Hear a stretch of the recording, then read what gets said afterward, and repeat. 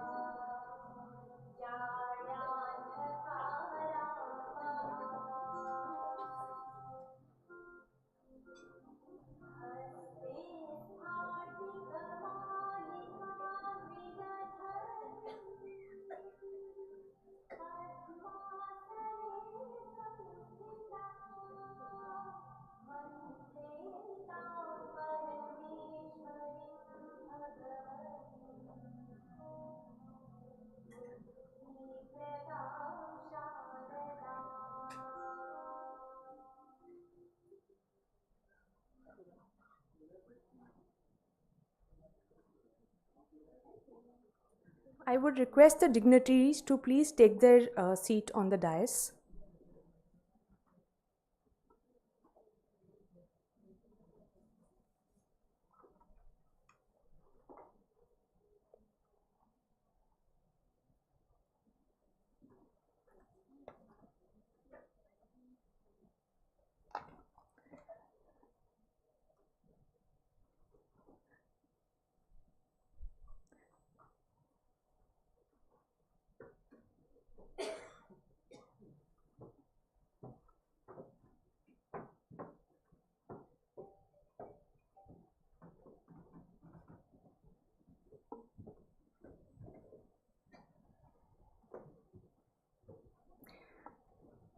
I would like to invite Professor Dr. Meenakshi Dhote, Dean Academic, School of Planning and Architecture, and SPA-EIACP PCRP Coordinator, to deliver the introductory address and set the context for today's conference.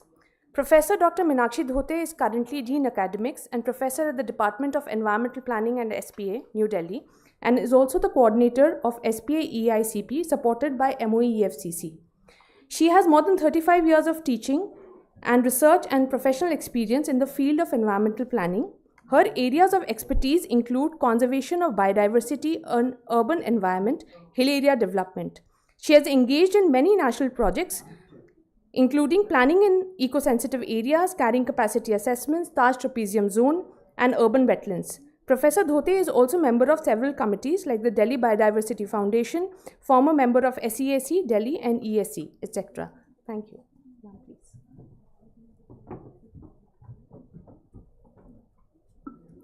Namaskar, good morning.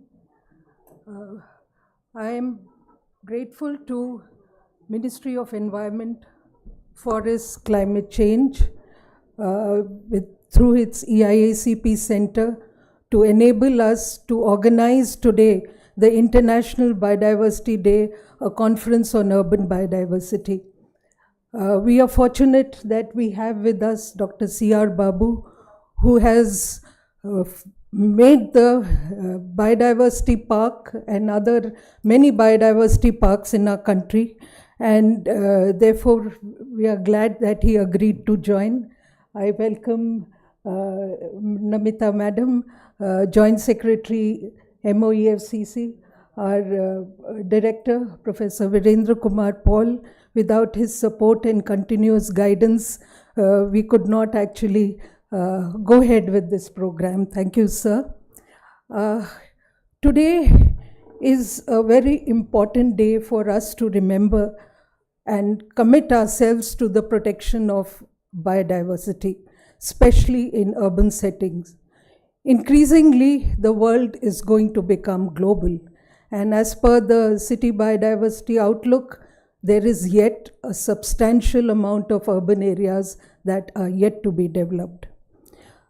Urban biodiversity conservation efforts in India date back to the efforts made by rulers in the ancient medieval periods, where location of groves, gardens were carefully planned so that the settlement's sustenance is ensured.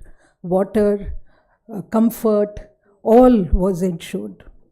Following that, our imperialists, the Mughals and the British, also propagated a variety of plants and trees for mainly comfort, because for the Mughals they came from an arid climate, so for them paradise as a garden, they say, so fruits and water were very important for them.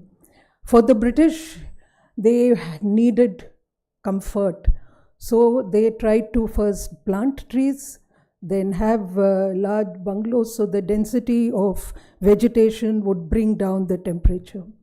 Modern town planning in independent India also has put down percentage of areas mandatory for open spaces and recreation. But is this enough? Where are we lacking? Because in order to sustain nature within urban settings, we have to follow the science. And the urban settings have ruined and degraded many areas. So now efforts have to be focused on what kind of planting, what kind of soil, what have we to propagate, so that not only the biodiversity is sustained, but the ecosystem services that is rendered is also ensured. And many a time, like the urban environments are thought to be removing the biodiversity, but they also create a biodiversity. But we have to understand them. It should no longer be ad hoc with air pollution, heat waves, and climate change. It has to be again carefully done. The Global Biodiversity Assessment Convention on Biological Diversity has brought forth the need to conserve biodiversity at global and local levels. The theme of today is local action for global impact. Therefore, we have to think carefully how do we address this, especially in urban settings. The land use pattern of a city, which we planners are very familiar with, is also a basis for recording the biodiversity. Institutional areas, Jawaharlal Nehru University, and the large campuses are also areas where there is biodiversity. We can call them green land uses. And therefore, it is very important, the regional areas, if we look at the biogeographic classification, the macro scales are regions, sub-regions, districts, major ecosystems. So when we are undertaking regional planning, the scale of habitats, these are macro habitats. Mesoregions, mesobiogeographical regions relate more closely to urban areas, notified planning area, urban area, planning zones. At this scale, protected areas, ecosystems can be identified, and within urban settings, the patch and matrix corridor can be. So we have to understand, while we are planning our land uses, that there is a biodiversity and there is a habitat that is either getting modified or getting developed. And is it relevant in terms of its ecosystem services? So with this, we have to put together a multi-scale strategy when we are planning urban settlements. Today's conference is organized with initially discussions or with panelists. The second half will be a hands-on exercise because we will have many students joining after their exams with us, and we will be giving them a layout plan, which today is Dwarka, and when it was being planned was Papankala. So we have the layout plan of the blue-green infrastructure of the sub-city, and we will give them a detail of tree species. IIC Delhi has come out with Trees of IIC, a document, and we have with us Pradeep Kishan's books of Trees of Delhi. So those who want to see the species which they can refer the IIC book and go out and see. So we are very fortunate that this conference is being held in this setting where a lot of species have been thoughtfully planned. So with this, I welcome all and hope the deliberations will take us forward to develop a strategy for conservation of urban biodiversity. Here I would like to mention one more. In August 2022, a conference was organized in Indore where a declaration was made for urban biodiversity, which emphasizes that we revisit the efforts that are being done and then take the conservation forward. The booklet, the file that is given, in that we have put the Biodiversity Declaration of August 22 for reference. Thank you, and Dr. Bidisha. Yeah.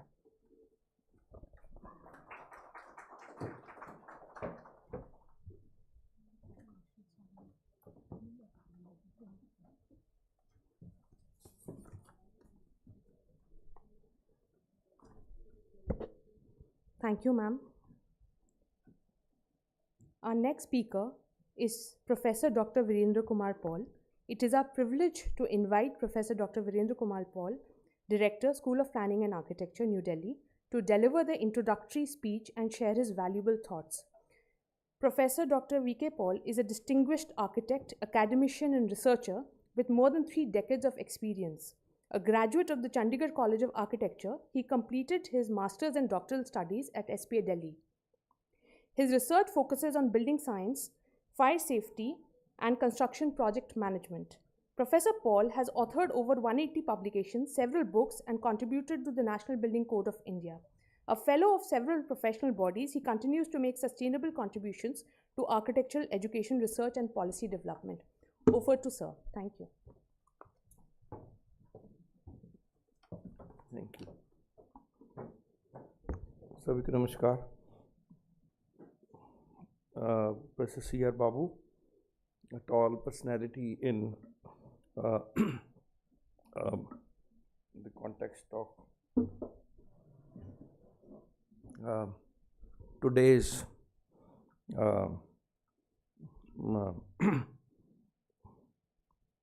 deliberations. Madam Namita Prasad, Joint Secretary in the Ministry, Madam Deepika Roy,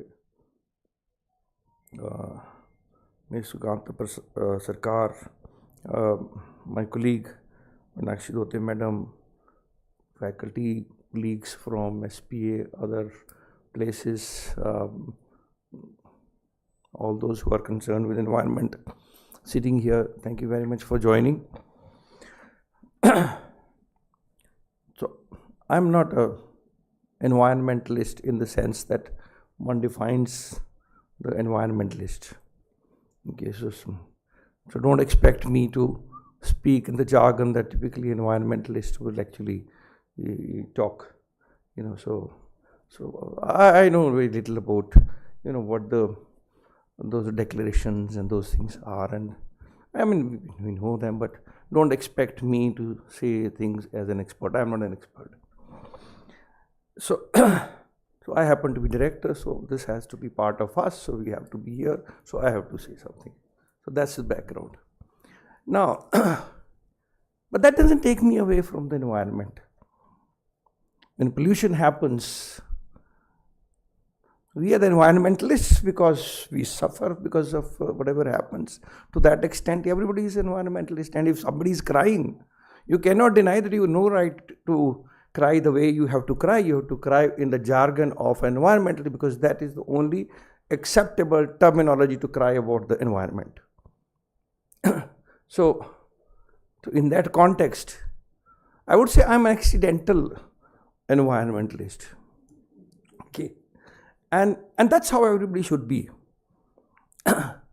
So, whether environmental concern can be with respect to your, ability to throw some jargon or a passion, that's the choice. The jargons have done what the jargons do, but what passion can do is far, far more effective than what anybody else can do. Talking about biodiversity. I happen to grow up in Himachal, and Himachal, the way Himachal has been known forever, for the centuries, abode of gods, devatas, and coming from schools where mat was a privilege, and there was more at the end of the day, there's more dirt on your pant than the dirt on the ground, and crossing a river would actually mean, what do we call it, a khatnao? I mean, it's like a buffalo, you fill in the blow air, and then you lie down like this, another person lies on the other, then you cross the river, etc. So that's the kind of environment I have grown up. So just the other day, I have a house there, and I told somebody about my house, and I said, yeah, this year actually the rains have come a little early, and in the month of May, June itself, there's a lot of rains, and locals were telling the winter is not going and we are still wearing and all that. So the leeches have come now. So joke hoti hai na, but the leeches have come much earlier than when they normally come. So another person sitting next to me, not an environmentalist, again in the term of the great environmental jargon, he says, sir, iska matlab aapke wahan pe environment bilkul theek thaak hai, वहाँ कोई contamination नहीं है, ये तो बहुत बढ़िया जगह है. तो अब मैं उसको एनवायरमेंटल की डिग्री तो दे नहीं सकता. उसको समझ आ गया कि it can only survive, there are no pesticides, there is no contamination, there is no pollution, year after year they come and they do their job. You don't have to worry about that. It's very irritating actually. It comes, people jump, but it's part of routine. Just pull it out, or they put a bit of a salt, and you can live comfortably. Nobody has died because of the leeches. But there's an ecosystem diversity we are talking about, and I think the problem is with the urbanization, and the urbanization is a problem. Then deal with that, biodiversity will happen. So maybe we have a lot of snakes there. I haven't seen any. Because we work where we work. We don't go where the snakes are. The snakes don't come where we work. Simple. So after sunset, so if I say I want to go for a walk, somebody will tell you, अरे कहाँ जा रहे हो भाई? अभी बाहर घूमने का नहीं, अंदर बैठो, ये दिल्ली नहीं है. इस टाइम पे ये सर्प का काम है बाहर घूमना. ये बाहर सर्प घूमेंगे, तुम चलो अपने घर में बैठो. So you go out only when it is necessary. Because now after that they will go around and not be surprised that they are out and be comfortable. और वहाँ ऐसा माना जाता है कि आज तक किसी के काटा और उसको नहीं, क्योंकि वो हम उनके इलाके में नहीं जाते, वो हमारे यहाँ नहीं जाते, कोई इसको कुछ कहता नहीं है. मारना तो बहुत दूर की बात. तो इस वातावरण को जहाँ लोग ऐसे रह रहे हैं तो उसको क्या बोलेंगे? डाइवर्सिटी बोलिए या लोगों की अपनी जागरूकता बोलिए. That's how it is. So from my perspective, to connect with this kind of living where you live comfortably in your own local balance, I think that's the right way of doing things. बाकी charter में तो बहुत कुछ लिखा है, लेकिन ये main stream क्यों नहीं होता? These practices have to be mainstream. इसलिए नहीं होता क्योंकि narratives नहीं हैं. Why there are no narratives? अब बोलचाल में, भाषा में, हमारी local language में these narratives exist. Where are these narratives? So when we have these local songs, शादी वादी में जो गाए जाते हैं, अब वहाँ पे नेचर के साथ जीना एक रूटीन सिस्टम है. अब शादी होती है हमारे वहाँ, तो जो पहला कार्ड है वो गांव के जो बावली होती है ना, वहाँ दिया जाता है. तो सुबह 4 बजे उठ के जाते हैं, और तो बच्चे गा क्या रहते हैं, क्या आता है, मामा जो है वो कार्ड देने वहाँ बावली पे जाता है. तो फोक सॉन्ग क्या है, वो in Punjab Himachali something else, but it says is जागो पक्षियों पखेरुओ, मामा न्यूंदर देने आया, इनविटेशन देने आया. सो यू डिफरेंशिएट बिटवीन पक्षी कौन है, पखेरु कौन है. तो इनक्विजिनेट ना कि ये है, ये है. अब यहाँ किसी से पूछिए पक्षी कौन है, पखेरु कौन है, तो नैरेटिव्स नहीं है. सो माई conviction is that you cannot take the culture, the society, the local understanding away from understanding of environment, period. You cannot. The moment you try to do that, you have no understanding. You have no understanding. Nobody is going to tell you whether leeches are good or the snakes are bad. I haven't seen. And I go comfortably wherever. I know that wherever now I know, wherever I go, nobody is going to hurt me. So there is an ecosystem कि यहाँ जाओगे तो वहाँ बिच्छू निकलेगा, बिच्छू सांप खाएगा, सांप चूहा खाएगा, वो आपस में खेल खुल कर रहे हैं, हम अपने रह रहे हैं. तो वी डोंट डिस्टर्ब. अब ये हमारा नैरेटिव है. अब वहाँ पे ये प्रथाएं जो हैं ये बचाती हैं. I am sorry, I am taking some time because I am very sore because the 40-60 years of Himachal I have seen it being lost. अब गृह प्रवेश हुआ. अब गृह प्रवेश हमने कहा जी हमने भी करना, और सारा हुआ, सारा पंडित जी आए. वो अब थोड़ा शुरू हुए तो हम तो मैं तो घर ही नहीं बनाया, तो घर बनाया, तो गृह प्रवेश हो तो पंडित जी ने किया. So one of the rituals was to pray that all the insects, snakes, all the inhabitants who are here, please go away. Give me space to live here. You ask for it's part of the prayer. It's part of the prayer. So you respect that. Please give me this place. I have come here. Please let me. देख लेना वो उसकी जो पंडित जी सवेरे वो बोलते हैं. तो उस दिन आपने कमिट किया, वो पैशन है. कोई लेक्चर तो दिया नहीं एनवायरनमेंट प्लानिंग डिपार्टमेंट में, ठीक है ना. लेकिन ये बता दिया कि नक्शा आपका अप्रूव हुआ, ये कंप्लीशन सर्टिफिकेट हो गया, तो आपने अब उधर नहीं जाना, इसके बीच में रहना और उसके बाद आगे पीछे रहो, कोई दिक्कत नहीं है. So can people such practices actually take away the concerns for environment? So one day this boy, in a house, 2-3 houses away. I mean, the house is a little far off. So this boy is walking in a village रास्ता. So there is a temple of नाग मंदिर है. वो नाग को उसको अलग अलग type से देखे जाते हैं, वो अलग से देखेंगे. तो ये शोर मचाता हुआ है, आज मैंने तेरे को मंदिर में छोड़ के आ जाना है, तूने रोज़ मेरे को तंग किया हुआ है, रोज़ शाम में घर के अंदर परेशान करता है, आज तेरे को मंदिर में ही छोड़ के आना है. तो उसने पूछा क्या हुआ, तो उसने एक हाथ में एक सांप पकड़ा हुआ है, रोज़ मेरे पास यहाँ घर के अंदर आ जाता, आज मैं तेरे को मंदिर में छोड़ आना है, वहीं पे रह तू. So he is happy with that. He is not hurting him. So can we not live like that? अब वहाँ पे एक छोटा सा एग्जाम्पल देना चाहूँगा and then I will close my last 2 examples I'll give. The problem is with urbanization.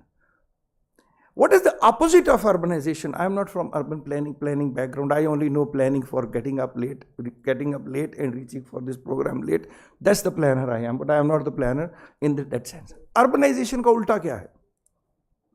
Rural. क्या rural urbanization का उल्टा है? तो उसमें जंगल कहाँ चला गया? तो आज तक मेरे को ये नहीं समझ आता कि इसका उल्टा भी क्या कुछ होगा. तो अगर एनवायरनमेंट की बात करनी है तो उसको बीच में रख के बोलो ना कि हम ये कराएं. तो हमेशा अर्बनाइजेशन के कॉन्टेक्स्ट में बात होगी तो अर्बनाइजेशन सबसे पहले आएगा. Not urbanisation. Is that not what we need today? जिसमें हम उसको रोकने की बात करें, उसको बढ़ाने की बात करें. आपका नैरेटिव ही जिसको बढ़ाना है रिकंसाइल्ड, ठीक है, बढ़ेगा, लेकिन रोकने की कोई परिभाषा तो होगी.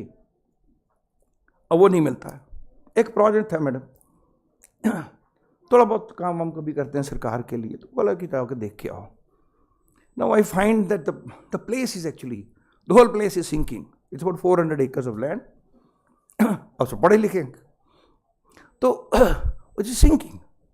समझ नहीं आ रहा क्यों सिंक किया जा रहा है. वो बनाते हैं सिंक हो जाए.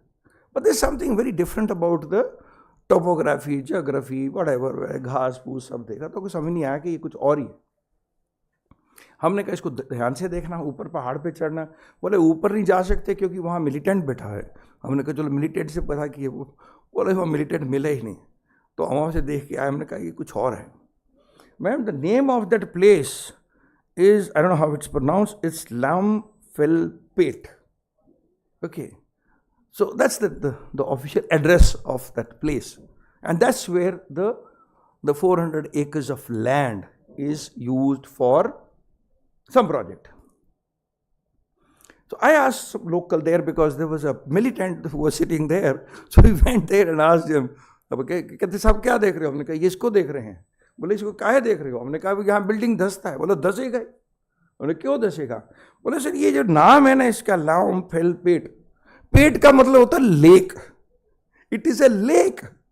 The name itself is a lake. And on lake you take 400 acres of some marshy area and you start building.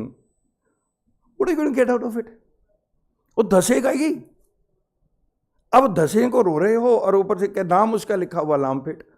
अब school of planning and architecture में मेडिसिन की दुकान ढूंढोगे तो नहीं मिलेगी ना. अब and when I went down there, what did I find?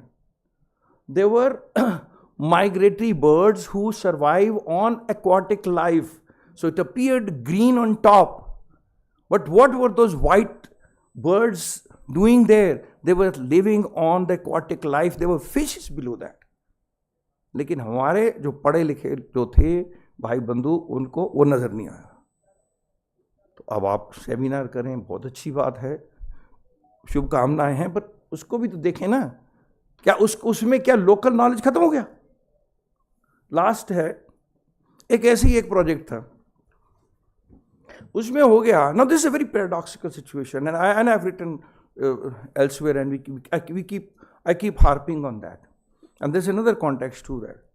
So what happened, there was a project, somebody was to get environment clearance, it was somebody else's responsibility, it was to be done, ये इधर नहीं हुआ, उसने नहीं किया, and that confusion in the district headquarters, not maybe, not even 5 kilometers away from where the deputy commissioner would sit, और सबके बीच में वो दिख रहा है एक 7-8 सर आप आगे sir,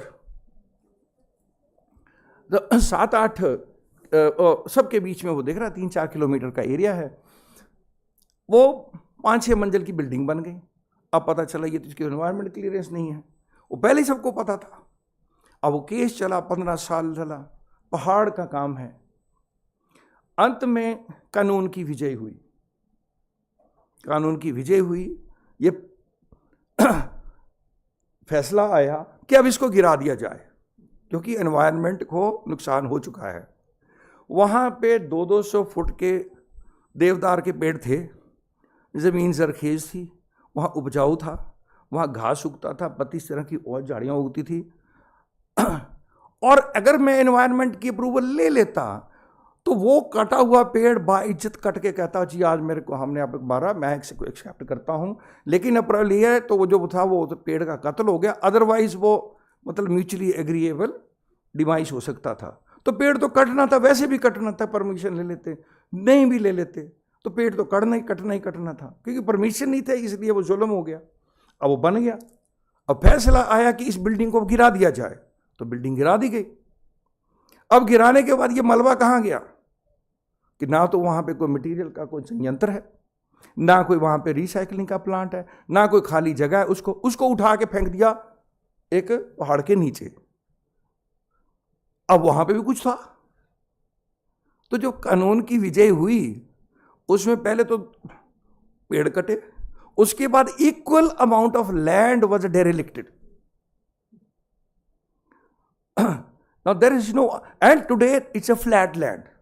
I can assure you, and my understanding, very simple understanding, tells me that for next 200 years, there'll be no Devdar trees there.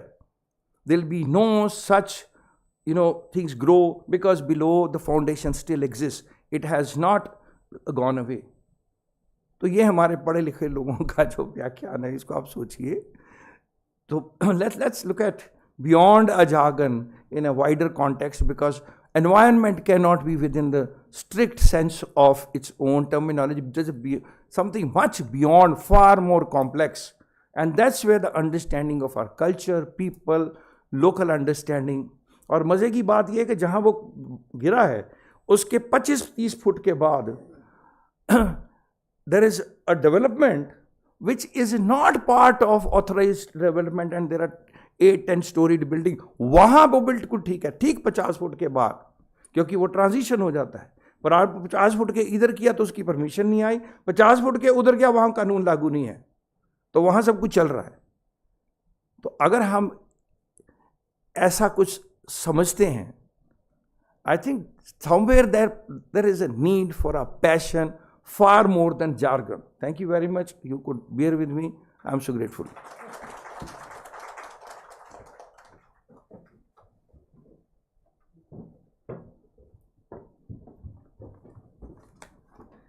Thank you, sir, for your valuable insights.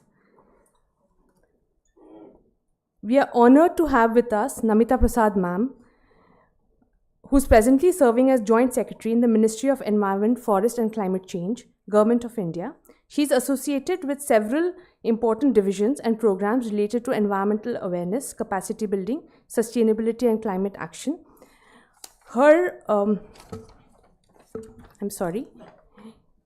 In her current role, she is steering key national initiatives related to environmental education, awareness, research, skilling and capacity building, sustainability, as well as projects having international collaboration, including projects aligned with Mission Life, UNDP projects, National Mission of Himalayan Studies, and the Green Credit Program.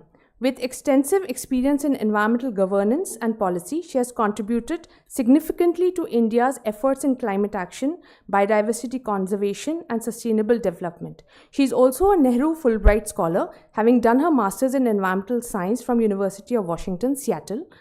She is widely recognized for her leadership in advancing environmental policy frameworks, strengthening institutional capacity, and fostering multi-stakeholder collaboration for sustainability and climate-resilient development in India. Ma'am, please.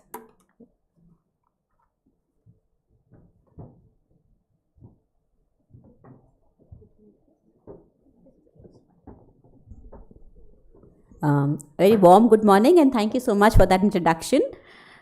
So, a very warm morning and welcome to all the distinguished dignitaries, especially Professor Babu and Professor Paul, and the experts, representatives from academic institutions, urban planners, architects, EIACP centers, students and participants.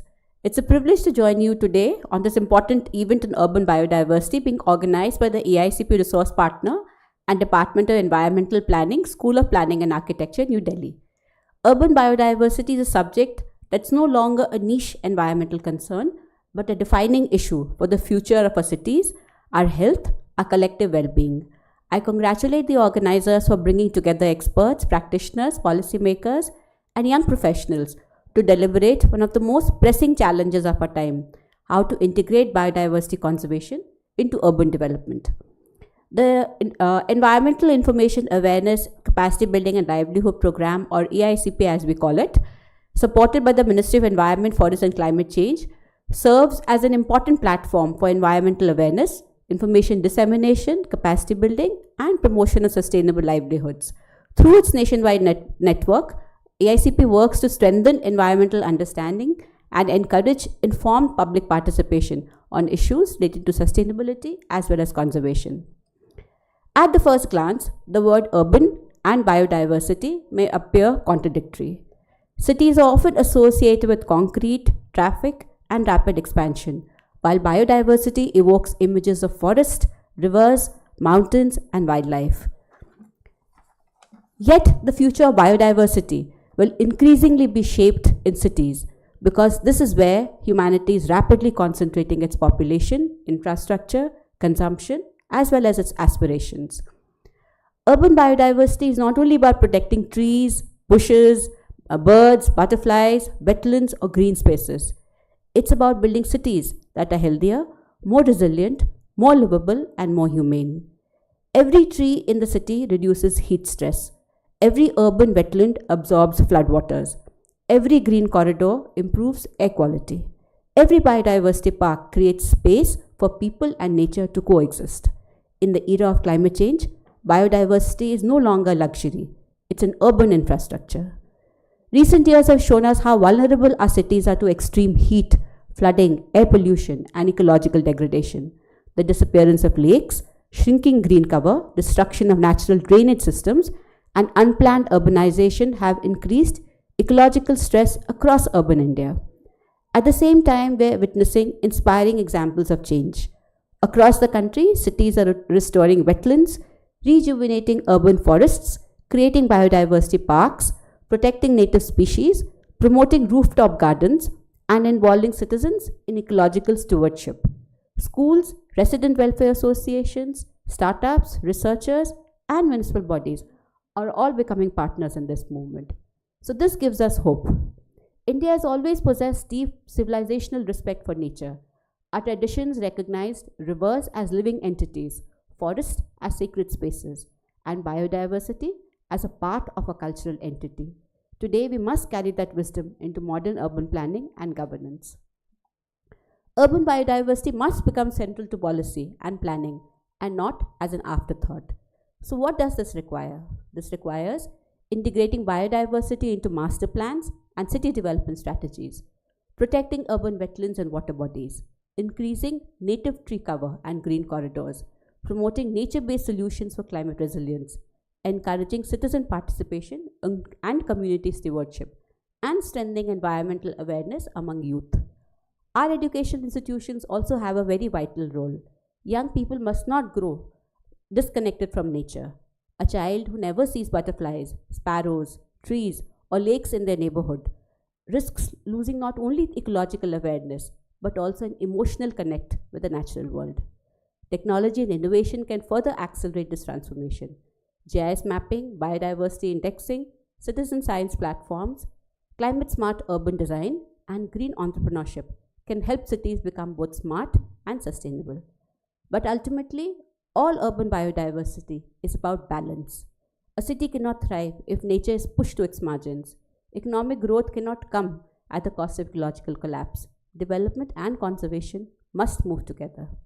As we deliberate today, let us remember biodiversity conservation is not solely the responsibility of government or environmental institutions. It's a shared responsibility of policymakers, urban planners, businesses, educators, communities, as well as citizens. These choices we make today will determine whether future generations inherit cities of heat, pollution, and ecological stress, or cities that are green, resilient, inclusive, and alive with nature. I congratulate the organizers for bringing together diverse voices on this crucial subject. I hope today's discussions will generate practical ideas, meaningful partnerships, and a renewed commitment towards building biodiversity-rich urban futures. This conference also strongly aligns with the vision of Mission Life, which promotes environmentally conscious lifestyles and community-driven environmental action. Conservation efforts can attain long-term success only when citizens, institutions, and local bodies work together with a shared sense of responsibility. I appreciate the efforts of EIACP Resource Partner and Department of Environmental Planning SPA for continuously promoting awareness and professional capacity building in the field of environmental planning and sustainable human settlements. Such initiatives play an important role in strengthening environmental governance and creating future-ready urban systems. So let us work together to ensure our cities do not become spaces where nature disappears, but places where nature and people flourish together. I wish the conference every success and extend my best wishes to all the participants. Thank you and Jai Hind.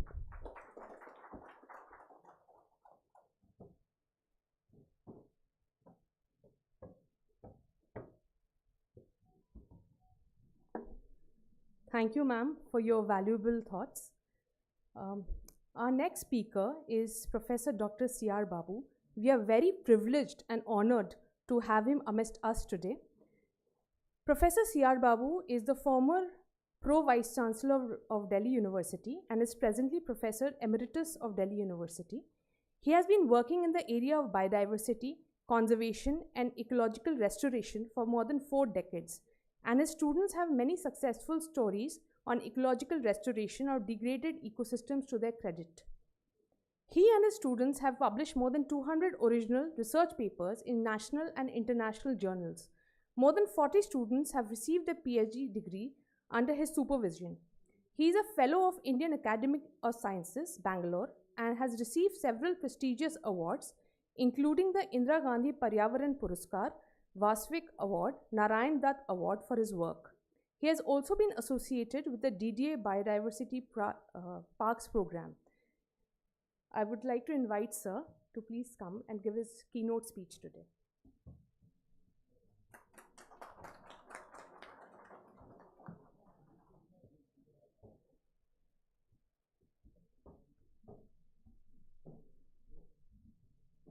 Thank you, madam, for passing a few good words about me, but I do not deserve that.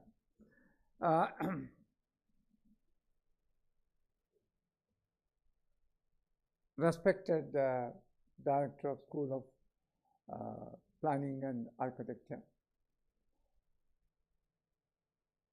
Professor Paul,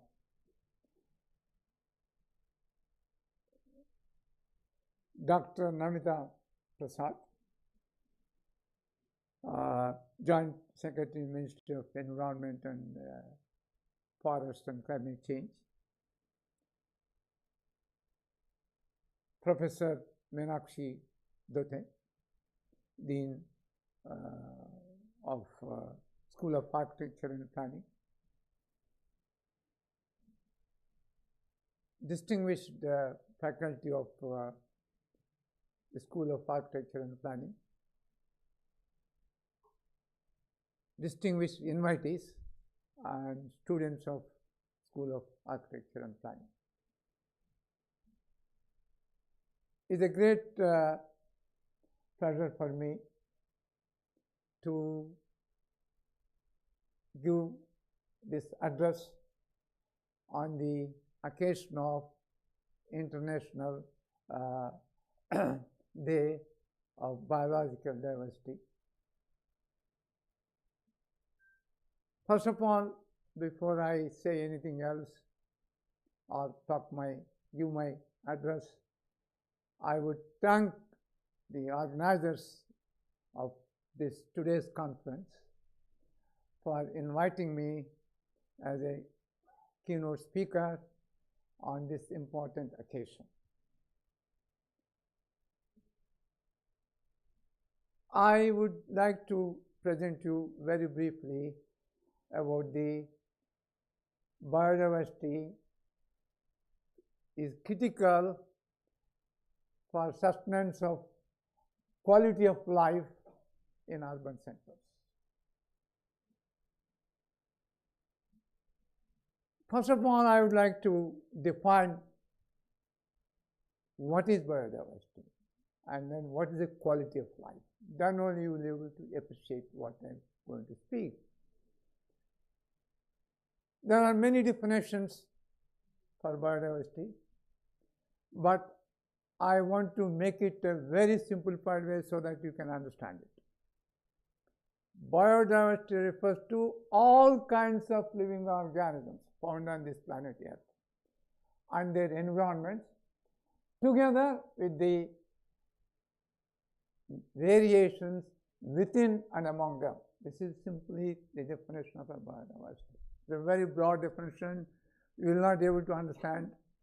But if I go a little bit further, the biodiversity has three important components or levels of biodiversity, which often called as the levels of biodiversity. That is, populations and their variability, and that represent what you call genetic diversity. The number and kinds of species, this is second level of or second component of biodiversity. That represent species diversity. And the third is the number and kinds of ecosystems, and that represents the ecosystem diversity. Now you may ask me, what is the importance of these three components of biodiversity? I must tell you, population variability is the key for endurance of biodiversity over a long periods of time to come. It is the population variability that is responsible for climate resilience. And then it is the population variability that determines the evolution of species. Evolution of species is a continuous process. It should not stop it. If it stops, then the planet, the biosphere disappears, and we will not be able to survive. So therefore, you can see how important is the populations of a species. Then you may ask me, what is the importance of species? The number and kinds of species will determine the function of the ecosystems. Let me tell you, if I do not have species diversity or a species richness, my ecosystem will not be able to provide the ecosystem services. Now you ask me, what is the function of ecosystems? Let me tell you, everything that happens in the nature happens at the ecosystem level. And in other words, in this planet is the ecosystem that actually, what you call, do everything that is needed for the humans to exist as a part of the nature. I'm speaking a little bit high, but I'm telling you that there are instances, if ecosystems do not exist, human beings cannot exist and the planet does not exist. In other words, the Earth is different from the rest of the planets in only one aspect. That is, life exists on this planet, whereas the rest of the planets, life does not exist. And if ecosystems do not exist, the life cannot exist on this planet. So therefore, the question is whether this planet would survive in the long run if we continue to, what you call, destroy the biodiversity the way that we are destroying it. This is all what I want to say. Okay, I will not go further on this. I want to tell you very briefly what is quality of life. If you read the books, you find thousands of definitions. What is the quality of life? But to me, quality of life is very simple. Clean air, clean water, productive agriculture ecosystems, productive orchards, and lush green forest ecosystems. This is what you call a quality of life. If I have all this, I have good quality of life. And that is every human being wants it. Right? Now, what is happening to this biodiversity? I must tell you, we are living in the era of species extinctions. In fact, sixth mass extinction has already started. You may ask me why? Look at the present rate of species extinctions. The present rate is 1,000 to 10,000 times higher than the background extinction rate. You may ask me, what is the background extinction rate? One species for every 10,000 species in 100 years is the background extinction rate. But today, the extinction rate is 1,000 to 10,000 times higher. I give an example to illustrate, just only illustrate, is a 2024 data published by IUCN. 75% decrease was seen in the population sizes of something more than 500 vertebrate species between 1970 and 2020. You can imagine what the scenario is. And this percentage was higher for the freshwater species, 85% decrease. In other words, what I want to say, if there are 100 individuals of a species, 85% have disappeared. Only the remaining 15% left out. What it means, all these species are threatened with extinction. In fact, according to some estimates, 98% of the global species are threatened with extinction. I have some data which I would like to tell you. Let me tell you that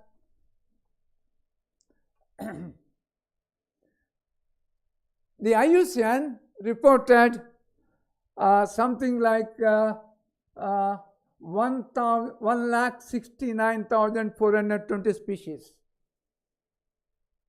facing the extinction. Out of this, 76,069 species are plants, and the remaining 93,351 species are animal species. You can see the number of species that are going to become extinct. All right, now I will not talk about this. I will now come down to urban biodiversity. Urbanization has wiped out the natural heritage in the developmental matrix of urban centers. This had happened in the past, which led to the disappearance of many great civilizations, and is happening present, and it will happen in the future.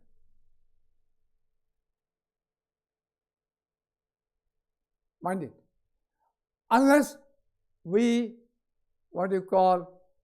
try to develop a sustainable human, societies. Now, I just want to tell you, it is the loss of natural heritage, particularly at the level of ecosystem, led to serious environmental crises. You may ask, what are these crises? Everyone knows. Air pollution, other. Formation of heat islands. Extreme heat load. Loss of buffering capacity to regulate our temperature, ambient temperature, as well as the local weather. Vulnerability to climate change, buildup of CO2, depletion of groundwater, and water scarcity. All these are outcome of the loss, due to loss of natural ecosystems, natural forest ecosystems, which have a defined structure and composition, having a high number of species and high species diversity. Now, the architects would curse me, but material you curse me or whatever you may do, but I must tell you, urbanization has no doubt led to the loss of natural forest ecosystems,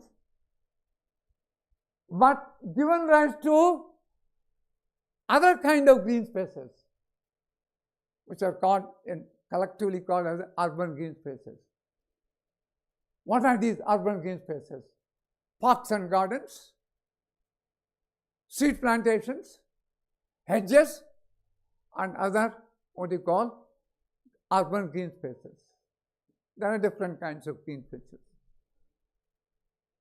These green spaces are represented by individual trees or shrubs or a group of 4 to 5 species. They do not represent the natural forest ecosystems with having a structure and a composition with a rich species diversity and number. That is called species richness. So what these urban, green spaces provide to you?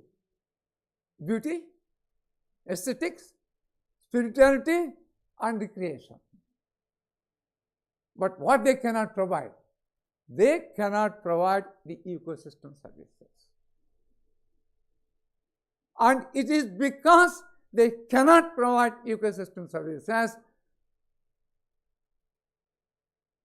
we have lost we are facing the present environmental crisis in the urban centers. Now, to fill this gap, we have evolved the concept of biodiversity park, essentially to bring back the lost natural heritage with a diverse forest ecosystems. For the first time, let me tell you.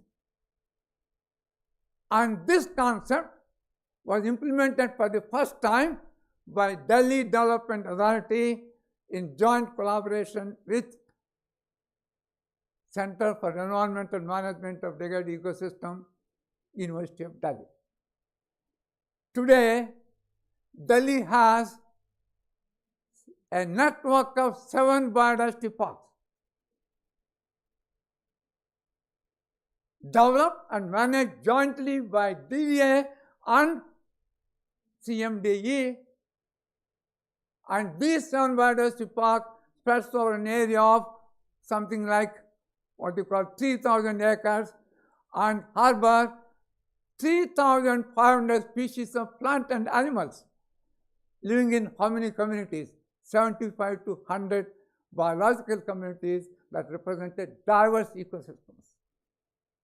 Now, these biodiversity parks provide ecosystem services worth of several million rupees every year. I just give you what you call just I'll take another 5 minutes, it's almost over. Now let me tell you, we have 7 biodiversity parks, and all 7 biodiversity parks receive rainwater, and this rainwater is harvested in surface water bodies. What is the tune? And that is about 1,100 million gallons annually. And what is the worth of this? It is worth of about 650 crores. You can see how much amount of water, rainwater, can be stored in the surface water bodies. Let me tell you, we have just only 3,000 acres. In that 3,000 acres, we have fairly large amount of surface water bodies. And these surface water bodies store this amount of water.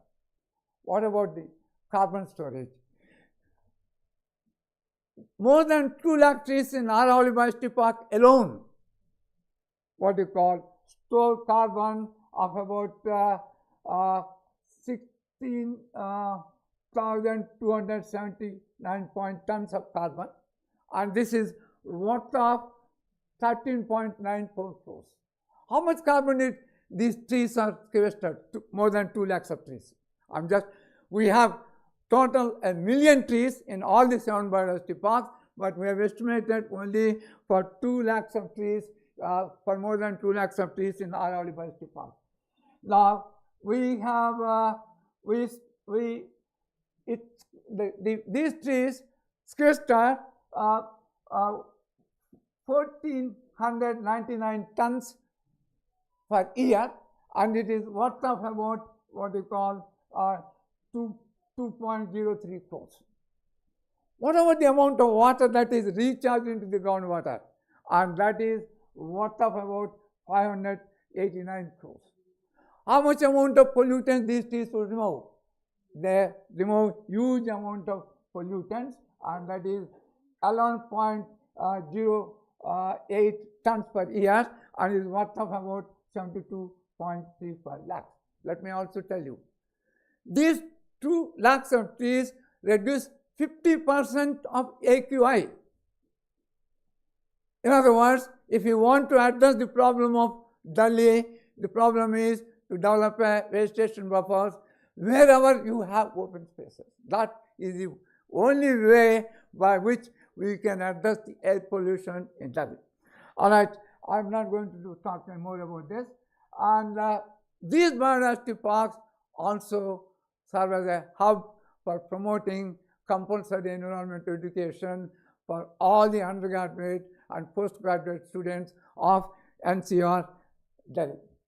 And I must also tell you, these biodiversity parks have a rich genetic resources, and in fact, based upon the plant resource and the knowledge provided, the Delhi Pharmaceutical Science and Research University has developed a drug which that is chlorophyll Jadan, which can be used for the treatment of particularly post-COVID disorders among the human beings.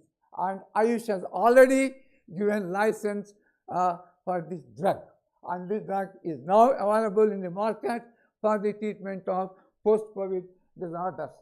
Now, what I want to say is, we need our urban centers need new blue-green infrastructure in order to what you call address the serious environmental crisis that these urban centers are facing. This is all what I want to say on this occasion of what you call on the International Day for Biological Diversity. Thank you very much for patient.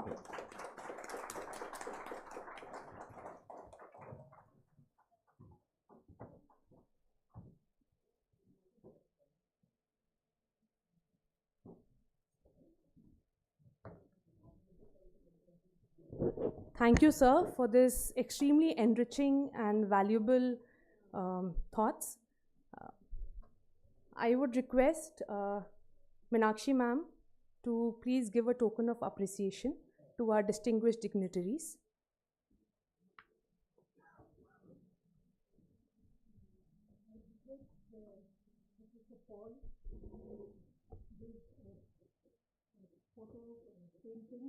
This is actually done.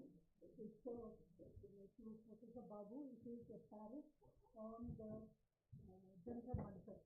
The paintings have been done by a chemical engineer turned naturalist, and she has gladly asked us to distribute amongst the panelists. So this Paris is Jantar Mantar. I would again request Professor Paul to give a painting of the forest. This is in Uttarakhand, near the urban area.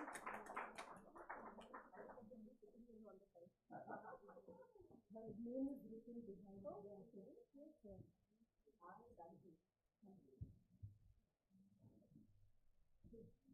Please allow me to also share one of the paintings made on whatever I want to tell you, you do not address the problem of Himachal Pradesh. If you start touching the mountain, surely we have a big problem. So, if you just say, what we do is that we have connected a lot of local NGOs. They work there, none of them are technical talent. These are the people who are artists and they work with local communities. And we talk in the local language and bring that, the cultural connect. So through the stories and these kind of the narratives, we create awareness for the people who are in the towns that this is what across the town we have. So that's how we connect, and we keep kind of pushing whoever is in the system, and we don't mind calling spade a spade to the bureaucrats. I'm sorry for using that word, because we derive a lot of strength from them, and believe you me, we do get a lot of support, and we're doing some work in Kashmir, and there again we got a lot of support from the administration, and we contextualize to the outcome. So we try to push it at that level, but we are very, very serious about especially the Kangat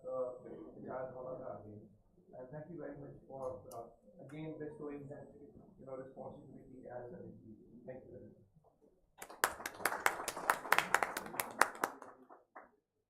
I would request a photograph to be taken. I must tell you that I invite all of you to visit our Biodiversity Park.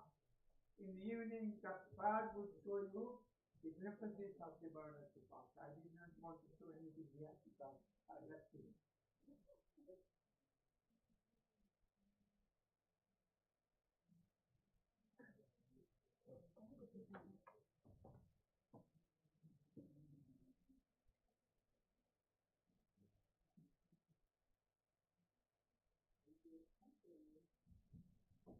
Can I share a small story?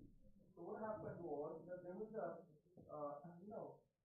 we have all these animal lovers and this and the other, and they carry their own status in the society. So one day, we found a lot of utterance of some snakes in our SPA campaign. So people were saying, why are these snakes? I think the dogs can be allowed, the snakes can also be allowed. Why not? So they said, oh, they can bite. I said, okay. So sir, we took the picture of the snake, sent it to Dr. Fayaz, and he reverted to us that it's like, you know, some blah blah blah snake.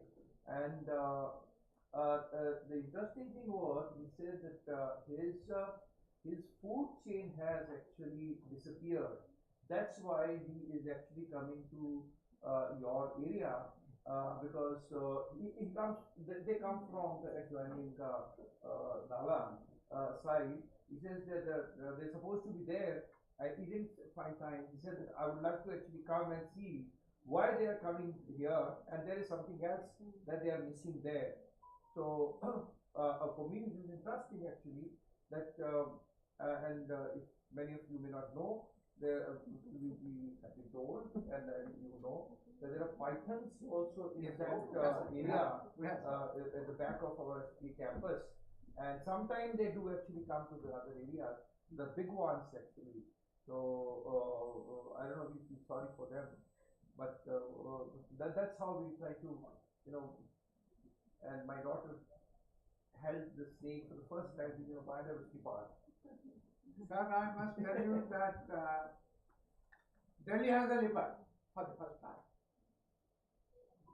You can see a leopard in Biodiversity Park.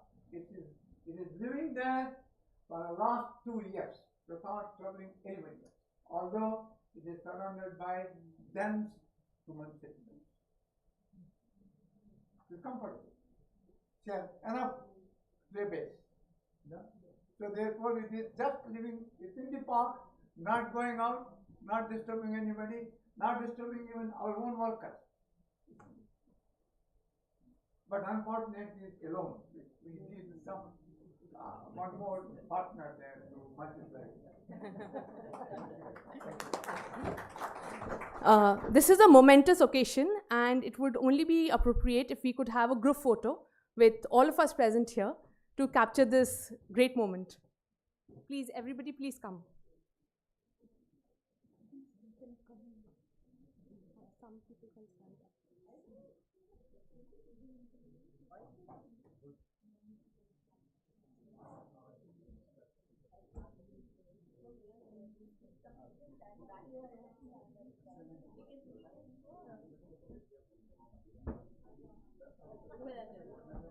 Some layers.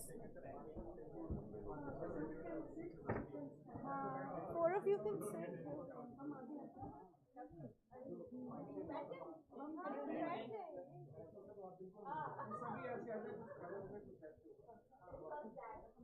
Some of us can come on the stage so that it's equally distributed.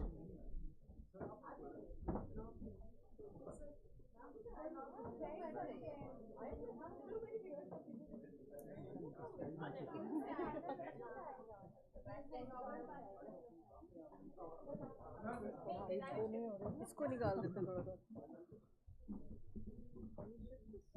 And some of us can be downstairs. I think.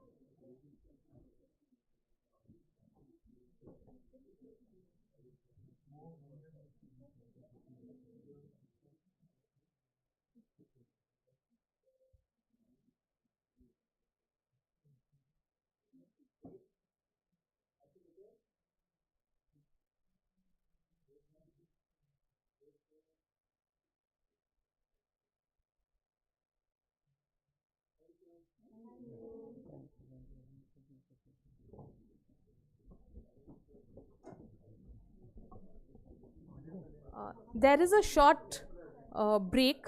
We'll take a short break and we'll come back in 10 minutes maximum. So cool drinks have been served outside. So please proceed to the foyer.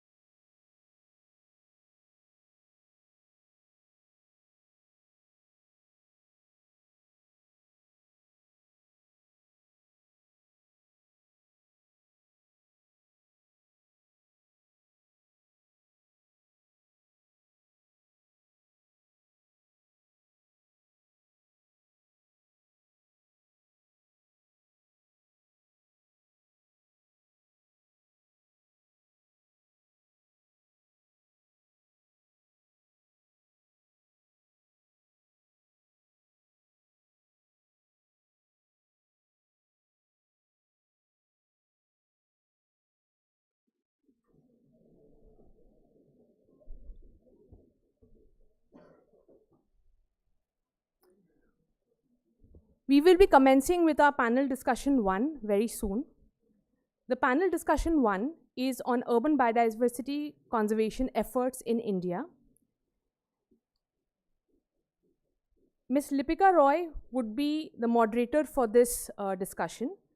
Ms. Lipika Roy is an officer of the Indian Economic Service 2016 batch and is currently serving as Joint Director in the Ministry of Environment, Forest and Climate Change, Government of India.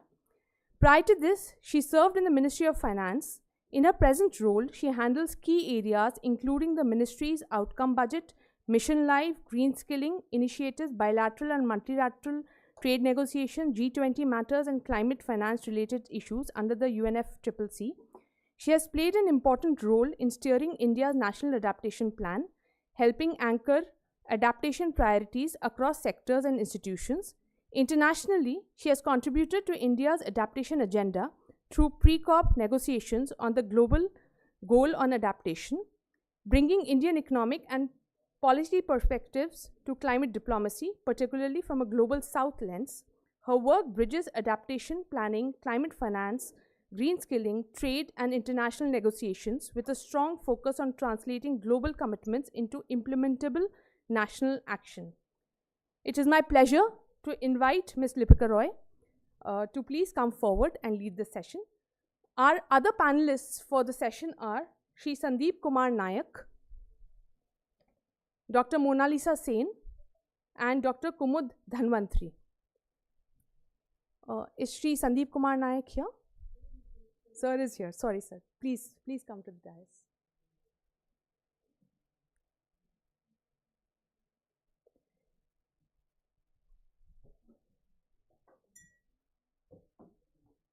Please come to the dais, the panelists and the moderator.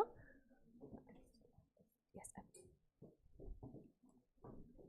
Shri Sandeep Kumar Nayak is a senior IS officer of the erstwhile Jammu and Kashmir cadre and an accomplished administrator with extensive experience in governance and rural development, productivity enhancement, sustainability and institutional management. He served as the Director General of the National Productivity Council, an autonomous organization under the Department for Promotion of Industry and Internal Trade, Ministry of Commerce and Industry, Government of India. During his distinguished administrative career, he held several important positions in the Government of Jammu and Kashmir, including Principal Secretary in departments such as Agriculture, Production and Power Development. At NPC, Shri Nayak actively promoted initiatives related to productivity improvement, sustainable development, green growth, ESG practices, energy and water management, innovation and capacity building. He has also been the recipient of Prime Minister's First Prize, UNFPA Scholarship, J.N. Tata Fellowship, Ratan Tata Fellowship, and many others. Our next panelist is Dr. Mona Lisa Sen, Associate Director, ICLAIR South Asia. Dr. Mona Lisa Sen leads the biodiversity team at ICLAIR South Asia. She has over 25 years of experience working with the development sector on issues related to biodiversity conservation, mainstreaming biodiversity, climate change adaptation, nature-based solutions, ecological restoration, and enterprise-based conservation. Dr. Sen has worked on mainstreaming national biodiversity policies in the local planning process in order to promote urban biodiversity and ecosystem restoration in India, as well as supporting local governments to contribute to the implementation of the NDCs and the NBSAPs. She has been instrumental in developing the state strategy for conservation and sustainable utilization of medicinal plants in states of India. She is actively working on issues related to urban biodiversity, ecosystem service assessment, development of city biodiversity index and local biodiversity strategy and action plan, and implementation of nature-based solutions for enhancing climate resilience in cities across India. Our other panelist, Dr. Kumud Dhanvantri, Assistant Professor, Amity School of Architecture and Planning, is an academician and researcher specializing in environmental governance, spatial planning, and ecosystem conservation. She is currently serving as an Assistant Professor and Program Coordinator at the Amity School of Architecture and Planning, Amity University, Haryana. With over a decade of teaching and research experience, her work focuses on the interface between environmental regulations, biodiversity conservation, and urban spatial planning. She completed her PhD in Environmental Policy and Governance on the theme Implementation of Environmental Regulations and Spatial Planning, examining conservation of Aravalli within planning and policy framework of Gurugram, India. Her research critically examines the governance mechanisms, ecological resilience, and planning challenges associated with the Aravalli landscape under conditions of rapid urbanization. Dr. Dhanvantri has presented and published research on ecosystem governance, environmental legislation, urban biodiversity, and sustainable planning in national and international forums such as TIS, Mumbai, Geospatial Forum, Hyderabad, and Eco Summit, Australia. Her broader research interests include ecosystem service appraisal, environment governance diagnostics, CSR-led environmental conservation, heritage landscapes, and Indian knowledge systems in built environments. I welcome you all to the panel, and over to Lipika ma'am for taking it forward. Thank you.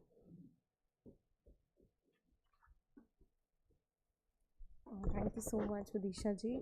And after hearing the introductions of all the panelists, I'm not really sure I would be the right person to moderate it as well, because just as our director SPA was saying that he is an accidental environmentalist, owing to the privilege of getting posted in the Ministry of Environment, Forest and Climate Change, we are all incidental environmentalists without, of course, the background in the same.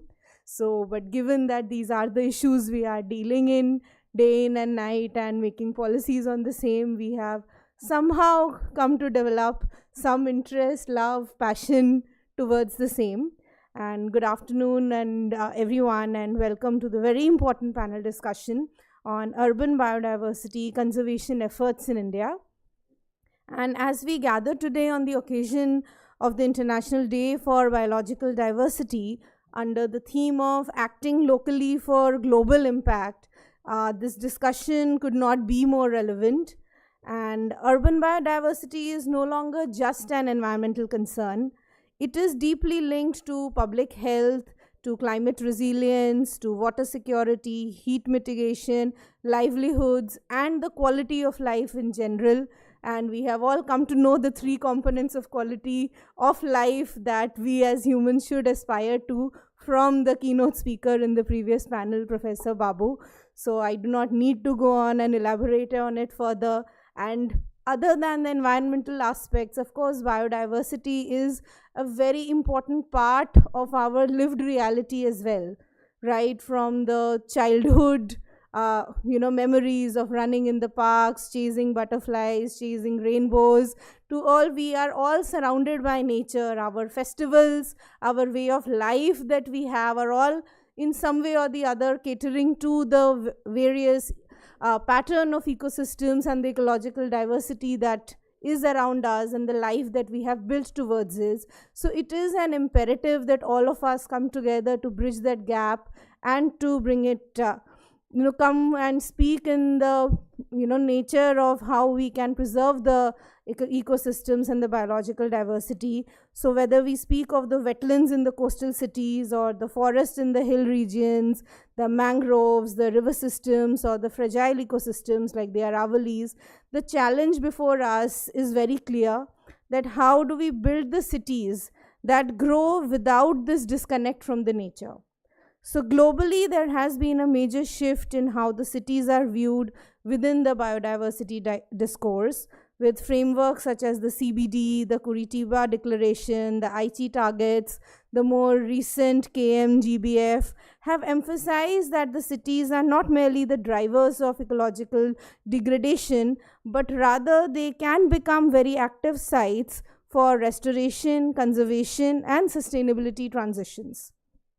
India too has made very significant strides in the same through the Biological Diversity Act 2002, the National Biodiversity Strategy and Action Plans, of which our panelists have also been a part of, and then the Biodiversity Management Committee, the PBRs, and various recent initiatives like the MISHTI, Mission Amrit Sarovar, then the Mission Amrit Dharohar, have important institutional foundations have been laid. We are also witnessing encouraging examples from the urban ecological conservation, from the DDA's biodiversity parks in Delhi to the East Kolkata wetlands, the Deepor Beel in Assam, in Guwahati, the Aravalis, the Mumbai's mangrove ecosystems that support the flamingo habitats there every year. So India, as one of the very diverse countries with different biogeographic zones, 15 different agroclimatic zones, it's a mega diverse country, and it presents to us an extraordinary opportunity and a complex governance challenge at the same time. We have progressive environmental frameworks, the emerging city-level biodiversity initiatives, and increasing awareness about the ecological planning. Yet there are implementation gaps. There is misalignment in the various tiers of governance, and there are competing development pressures that continue to threaten the ecosystem and the urbanization and the very fragile, intricate network that we have. So today we are fortunate to have with us the distinguished experts who will bring perspectives from the governance, ecology, planning, policy, and urban systems. And through this discussion, we hope to explore not only the challenges, but also what can be the actionable pathways from the biodiversity mainstreaming and local government sensitization to policy reform, spatial planning, and city-level innovation. So the goal is not merely to have this discourse in isolation, but to understand that how biodiversity can become foundational to the future of Indian urbanization itself. So I was thinking that we could have like maybe 3 rounds of questions, one by one, and we can limit the answers to 2 to 3 minutes. Then for the last 10 minutes, we'll open up to the audience for questions each. You can listen to them, and then 3 of you can start. Can we start with that? So starting with Shri Nayak, sir, given your extensive administrative experience across the governance, agriculture, infrastructure, and your work in promoting the green growth and ESG practices, so you have closely witnessed that how development and sustainability priorities intersect within the policy and planning systems.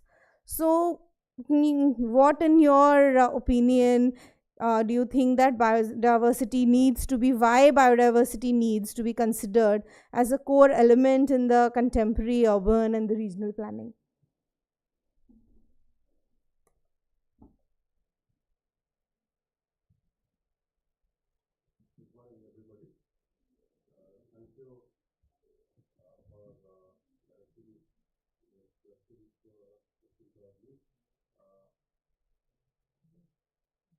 In fact, when I speak to this august audience and among the distinguished panelists, I have to go back to the SPA where all these things are in organized. The School of Planning and Architecture is a different department where involved in a big initiative which is more aligned with the whole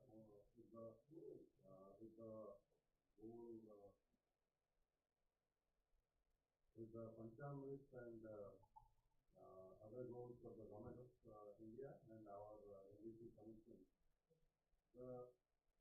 Particularly in an urban setup, the Department of Waste Environment Management and School of Planning and Architecture, they are involved in designing net zero buildings.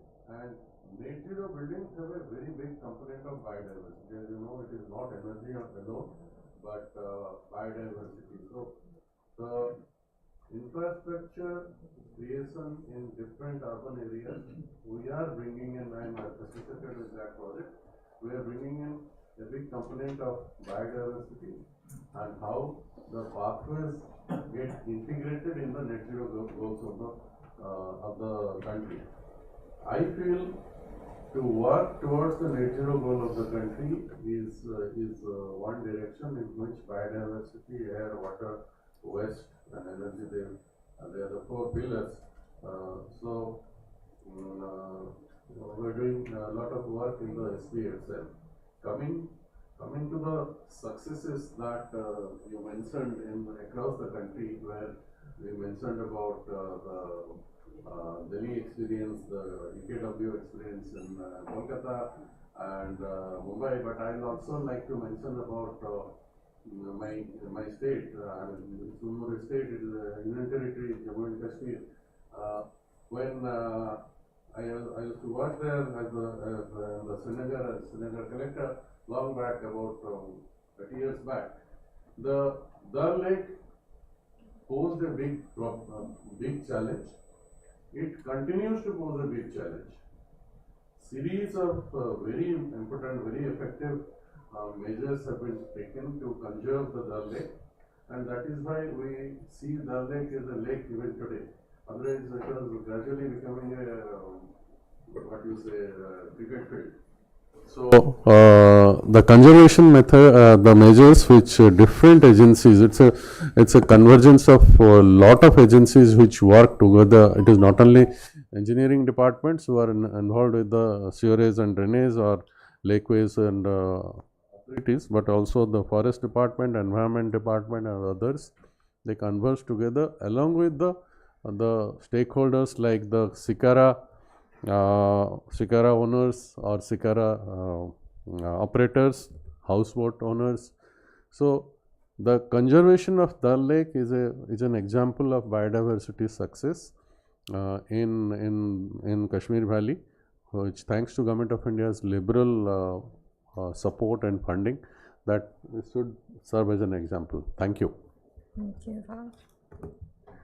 So that is in fact true. In my earlier posting, I was in Ministry of Finance, and we gave special assistance to a lot of projects, which also included the Dal Lake. So I'm so happy to know that there has been a contribution, and the work there has been, of course, astounding. So coming to Dr. Sen, you work at ICLEI South Asia. You have been deeply involved with the urban biodiversity, ecosystem restoration and nature-based solutions. And you have also worked extensively on supporting cities in implementing the biodiversity-linked climate and sustainability agendas. So in your opinion, what are some of the important efforts towards biodiversity mainstreaming that are currently being undertaken in cities in India, and what can be some ways in which that we can promote the same? Cities in India and biodiversity, this is like two parallel things which just run parallelly, they don't meet. The biggest issue is cities report to Ministry of Urban Development, and biodiversity is with the Ministry of Environment and Forests. Cities are encouraged to promote biodiversity, they're not mandated. That's biggest lacuna that we have with regards to biodiversity conservation in urban areas, even in rural, in our setup.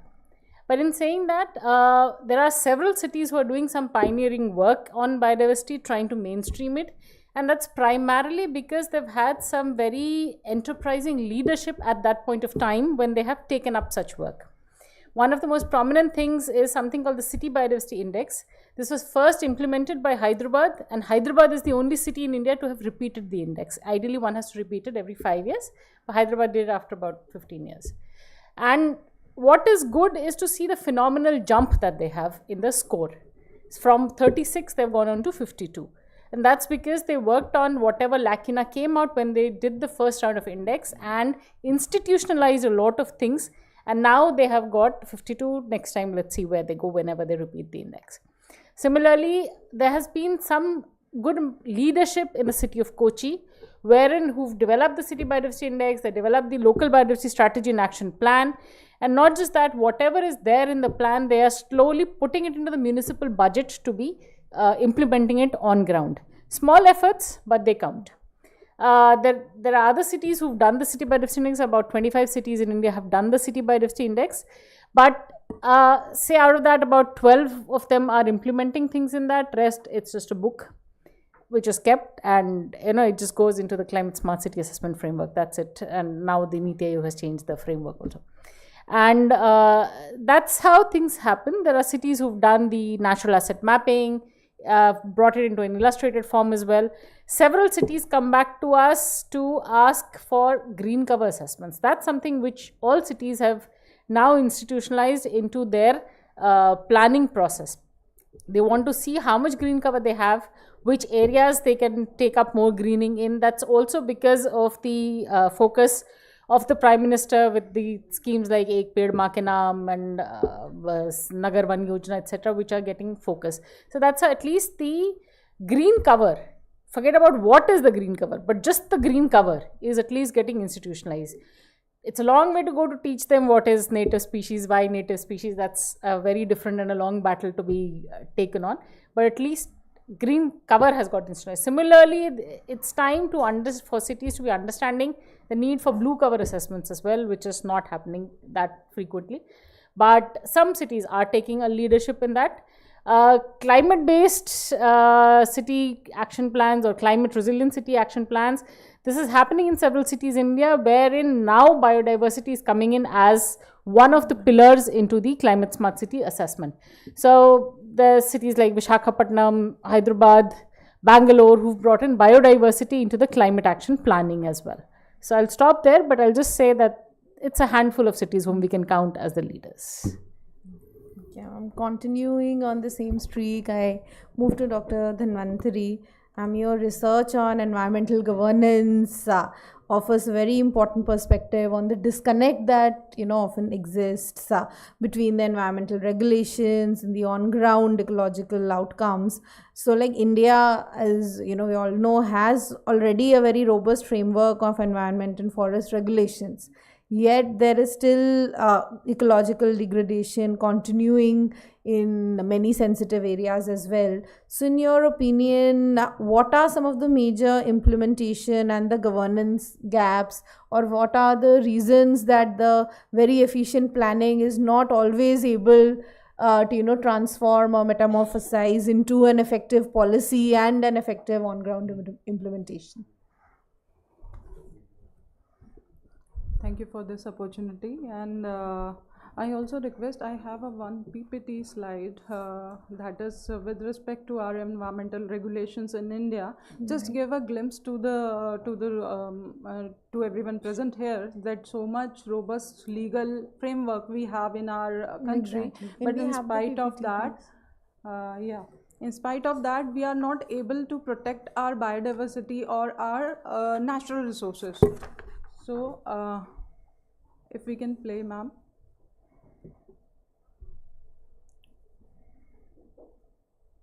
Second slide, please.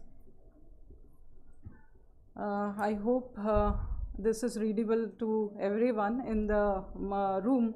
So this slide, I try to put it all together, and I try to frame into three phases. First phase start with our ancient wisdom, which talks about our Vedas, Puranas and Upanishad, how they inculcated this environmental sensitivity into the generations. And as in the beginning session in the morning, Paul sir also emphasized on the emotional connect of our next generation to the nature. So that our ancient wisdom that projected emotional connect to our next generation. That is the, I think initially I was also not aware about all this intellectual wisdom with what we have in our country. But when I started researching this in 2019 during my PhD, I myself was amazed.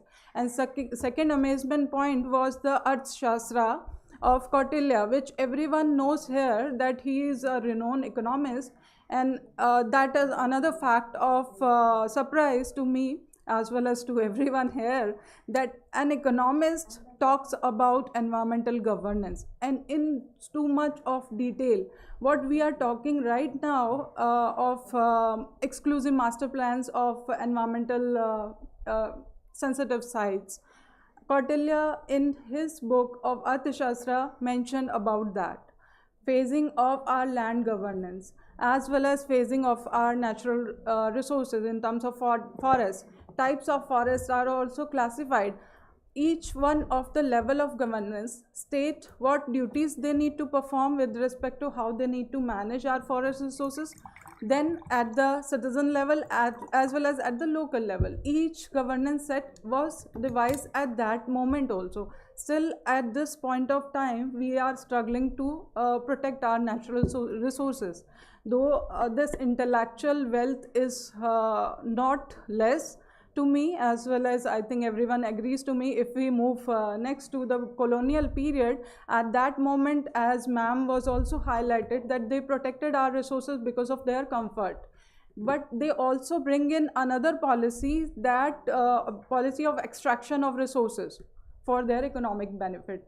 That at that moment, the shift of ideology or philosophy of environmental governance moved towards conservation, from conservation towards economic extraction for the economic purposes. Then coming to our post-independence period, if that all these upper side of this arrow, all the acts are mentioned with respect to our protecting our forest resources. So periodically government has been intervening with robust acts to protect our biodiversity as well as forest resources for the next generation, and each of this benchmark help towards that also. But the major points which I could figure out remained like on the compliances of these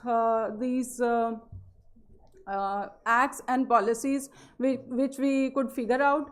Second point which appeals to me, the governance system, that is again fragmented. In the morning session also it was discussed briefly, and sir is also here, maybe he will also agree with me that how the entire system, we have so many government authorities who are taking care of our environmental resources at every level, but the coordination among those government agencies are not formally networked.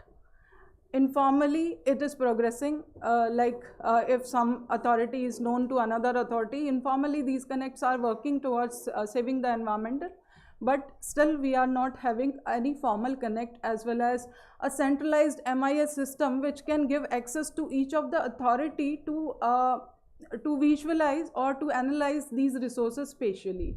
So that is, in my observation, remain the major loopholes which we can target if we want to further focus on how these acts can be implemented effectively on the ground.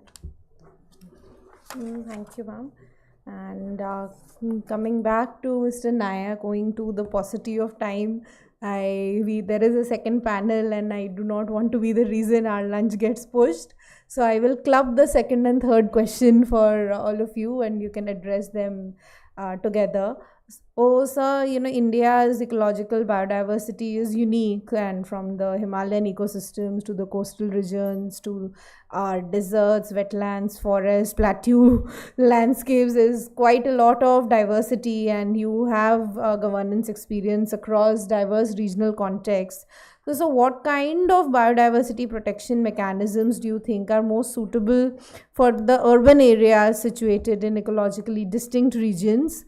And also, how should the local governance be sensitized towards the biodiversity conservation and its larger co-benefits that arise in the cities and communities? Thank you. I think both in the earlier response to the earlier question, both my distinguished colleagues on the panel, they spoke about the need for coordination, and you spoke about the MIS and all that.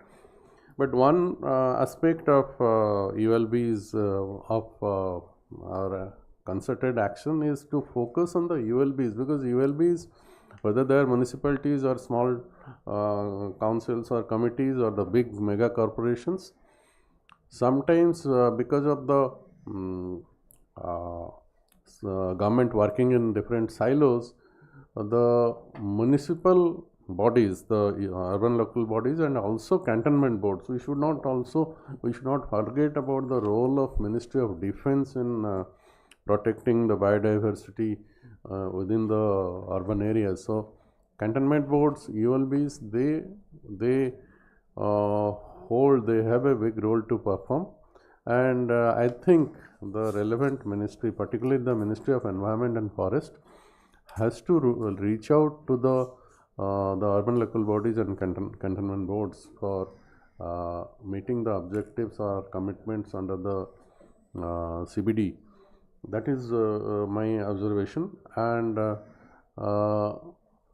and also for creating an awareness and roping in the funding parameters, funding pipelines from the different private sector. That is another important aspect which we have to look at for the biodiversity. Most of the CSR funding does not really come for the biodiversity focus. I think there is a need to reorient that. We have a very energetic entrepreneur from the environmental management. He is sitting on the last row. How it will be worthwhile to listen to him, how they are working in the environmental management sector. Thank you. Thank you, sir. Coming back to Dr. Singh, the previous time you mentioned about the City Biodiversity Index. So you have also worked extensively on the ecosystem service assessments and the local biodiversity strategy and action plans and development of the index as well, which is a tool that's increasingly becoming more and more popular across the globe. So could you please share that which Indian cities have adopted or implemented the City Biodiversity Index? How are they taking these efforts forward? And what are some of the major obstacles or hurdles that are there in the path of kind of mainstreaming these urban biodiversity challenges? City Biodiversity Index in India, about 25 cities have done it. Prominent ones include Hyderabad, Kochi, Bangalore, Chennai, Visakhapatnam, Vijayawada. Offhand, I can't get the others. So Delhi, it's happening now, and Delhi did once earlier. Now it's happening again, and so like I said earlier also, it's only Hyderabad who has repeated the index, though it's time for several of them to be repeating the index if I go by the rule of the index of every 5 years.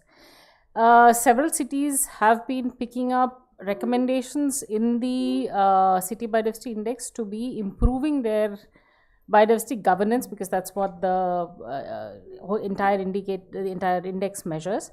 So Hyderabad I already gave as an example. Kochi is an example who's been picking up some of the recommendations and implementing it. In fact, the local biodiversity strategy and action plan that they developed was as a result of one of the recommendations in the City Biodiversity Index. Similar is the case of Gangtok. They also did the LBSAP only when it came up as a recommendation in the City Biodiversity Index. So several of them have been implementing this through small municipal funds or looking at some funding through external sources. Could be Indian external sources, could be external or foreign aided sources, which some of the cities do have access to. And of course there are cities who've not done anything. They've just kept it as a book and just kept it.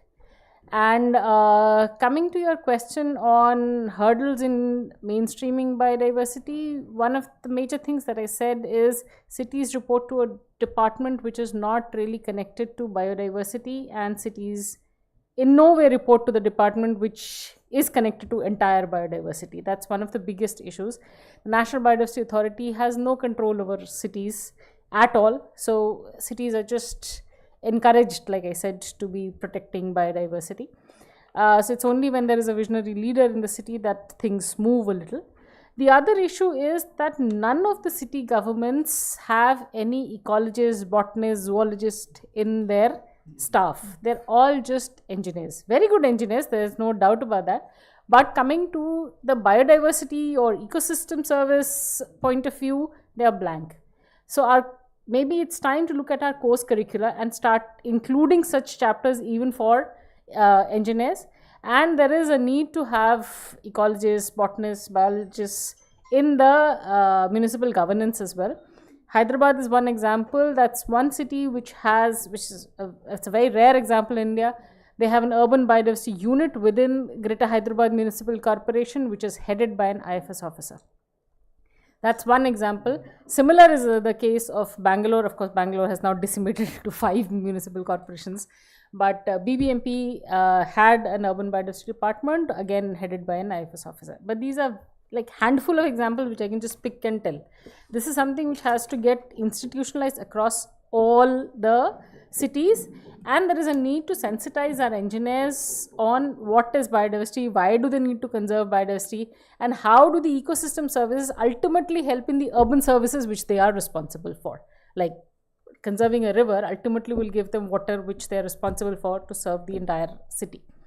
So these are the issues which we have, and of course a lot of capacity building even for the elected leaders whom we get at the corporation level is needed.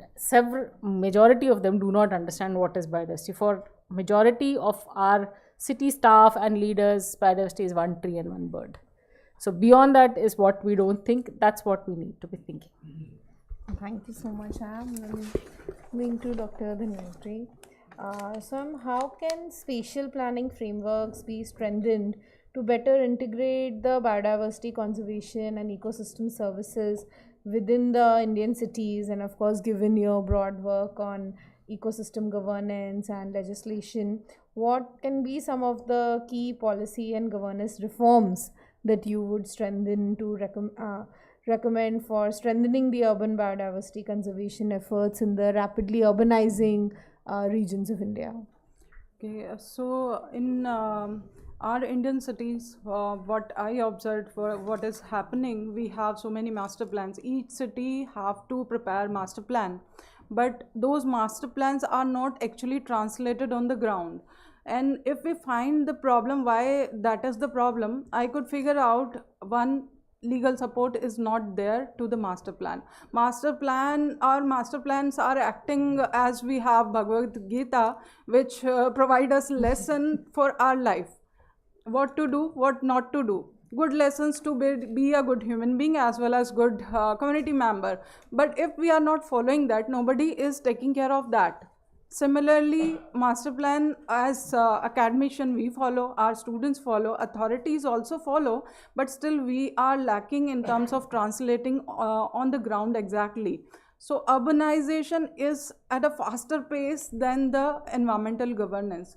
We are into behaving like a reactive governance system. Problem is arising.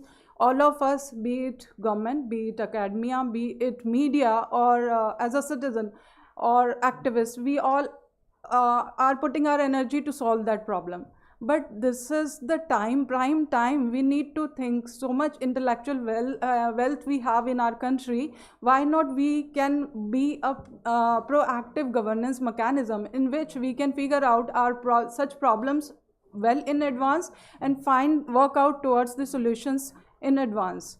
And moreover, I think environmental sensitization towards the next generation, which is very, very important and very basic. We start at the family level, but we miss out that.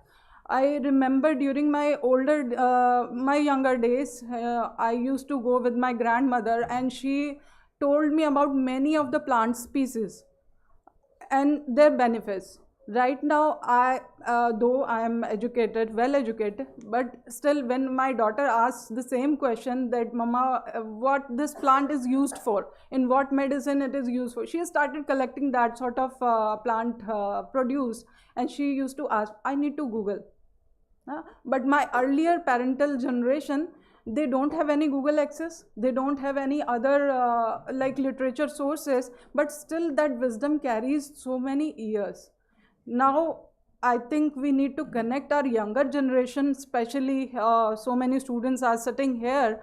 I will request each one of you to sensitize first yourself, inspire others also in your generation, your younger generation. Try to connect with that change so that we can help in protecting our biodiversity and environment. In the beginning, our joint director ma'am rightly said, it is our shared responsibility. Not only government as well as civil citizens, as well as authority, as well as academia. It is actually our shared responsibility, and we need to really look forward to connect our younger generation with respect to this target. Thank you very much. Thank you. So we have the floor open for questions. Please.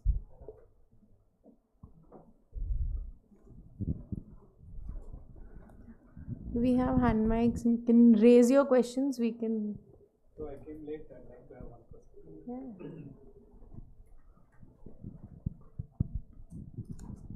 I am Anindran. I work in the environment field last 33 years. I'm still learning.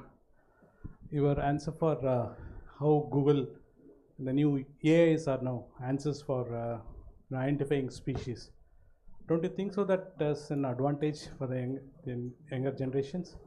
Of course, they have lost the touch with the actual environment, because half the research today is done on AI and Google and on the computers. They don't go to the field, unfortunately, because of development of technology also. So how do you see that this connect is going to happen? Because younger generation are 24 hours, their head are down with mobile, including me, to be honestly. But yeah, how do you think this link is going to So happen? same is the case I observed with my daughter and my relation, as you said. Though it is, I will say, AI, because of AI, I am saved. That she think that her mother knows about this, and this is an advantage for us as well as our younger generation. That is really beautiful.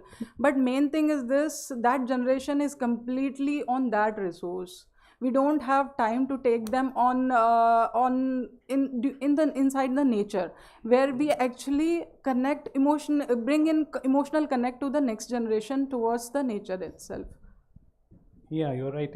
Like, if you see the generation changes of the last 30 years, where we used to go to zoo or natural parks when a younger age was different from what the kids today is doing. They just go to get a knowledge. Okay, they know it. They can Google down. Even inside a zoo, they know that this is tiger, this is so and so, and that's it. Their interest stops there. The actual connect with the nature is not that much until, like, of course they immediately sign petitions, Narmada Bachao, or anything to do with Bachao. Immediately they'll say yes without knowing what the depth of knowledge into that. But that connect is missing a lot. Being a botany student, being a wildlife biologist, I still try to remember names on the field when we visit. But today's kids, they don't. They have enough applications available. They have to just record the name, or they take a photograph, and immediately they get the thing.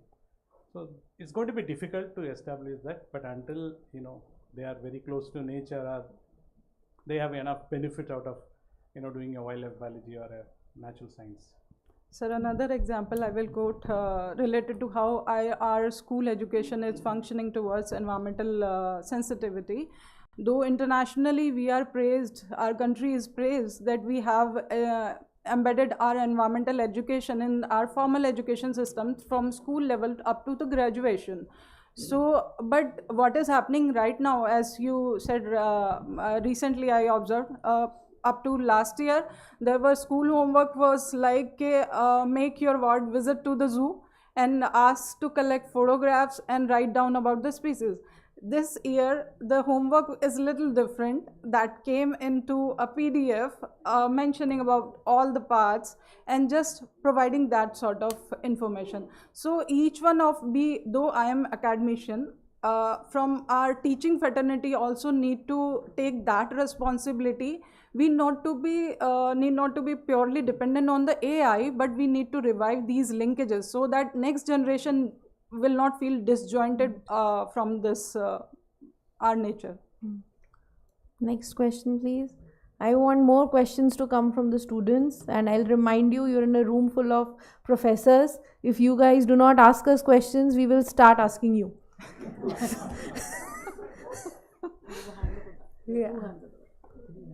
Yeah, good. We see 3 hands. These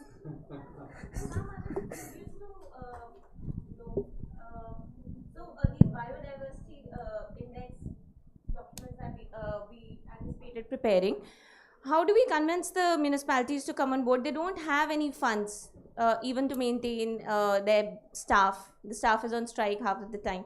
So how do we convince them to come on board and collect the biodiversity data and then educate others about it? Thank you.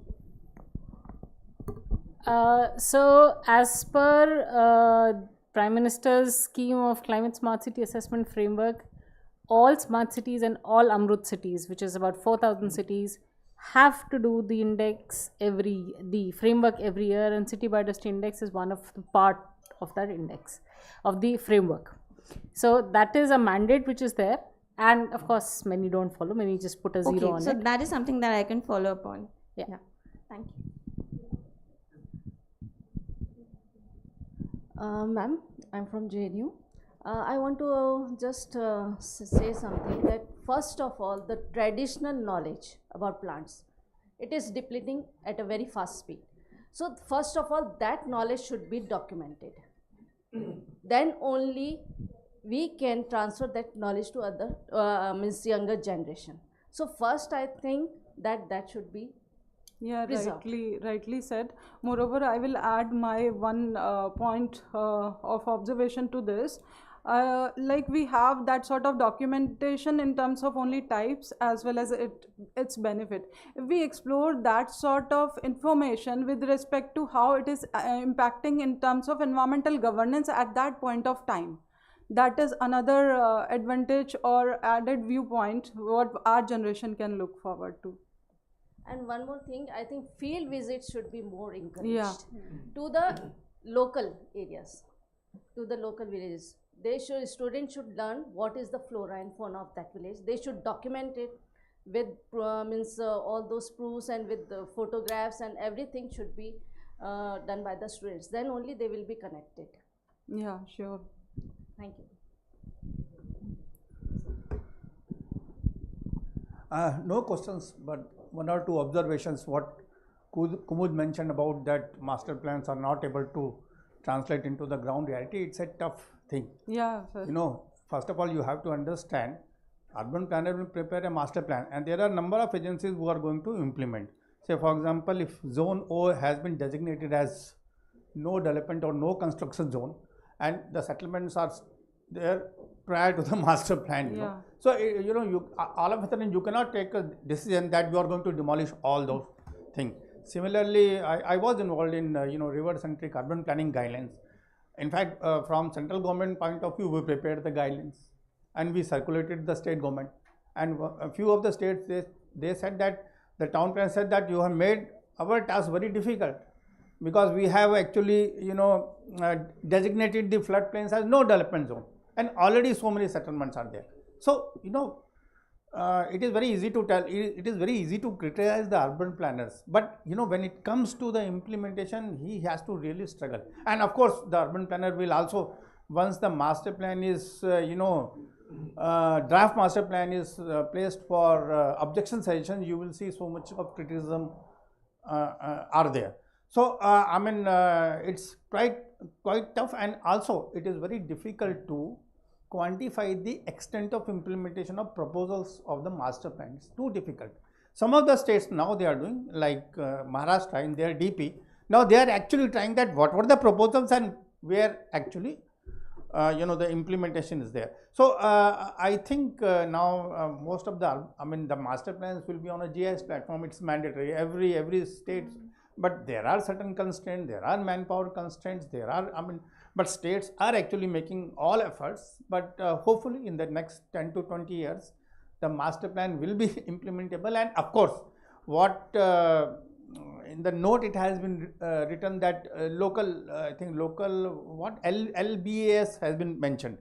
I think it can be integrated with local area plans, because now Ministry of Housing and Urban Affairs is advocating that you should have a bottom-up, you know, approach, especially with reference to the preparation of local area plan and town planning scheme. This gives an opportunity to implement, you know. Yeah, right, when you go for local area plan, you actually ascertain the ground realities, and it is much more easy to, you know, implement whatever the proposal, and you can always, you know, integrate the, you know, the, what we say, integration of blue and green infrastructure. So, the cities are getting sensitized, and hopefully, at least I am optimistic on that. Yes, sir, definitely things will change if each one of us takes our share of responsibility. And yeah, we had two more hands here, I think. Yes, I am a PhD research scholar from SCS JNU. I want to ask to Dr. Sain, like you are working on SPA-EIACP Biodiversity Index and lots of experiences of that. So basically, you know, it came from Singapore, and like the conditions of Singapore and all developed countries are different from what is there in cities in India. So I want to ask, do you feel like we have to modify this index, or we have to look for some different indicators, or how to choose the indicator so that we can apply for the cities in India? So the index is a global index, though it was led by Singapore National Parks. The technical assistance came from several of the developing countries, including India. There were several agencies involved who were the technical partners to it. So it's not really an index of the developed countries. The 23 indicators fit very well into Indian conditions as well. It's just that some of them are things which our cities are not following at all. Something like development of a list of invasive species in cities. None of our cities do, which is nothing very great. Everybody can do it. So these 23 indicators are very well applicable to even Indian conditions. The question is, it's not about developed and developing, it's about like different conditions. Like Singapore has already different types of, green planning and everything in it, but the Indian cities are facing some basic problems which are not yet have been solved. So accordingly, we have to prepare indicators like that, or we have to copy that. I said it's not a copying, it's a global index. The indicators are applicable to the entire world, no matter which country and city you go to. The three pillars of this are native biodiversity in the city, ecosystem services provided by the biodiversity in the city, and governance of biodiversity by the city. Under which there are 10, 4 and 9 indicators. That's how the 23 come up. So it's not that it is for Singapore conditions or anything like that. It was just led by Singapore National Parks, and it's a global index contributed to by agencies across the globe. Thank you. Okay, last 2 questions, please.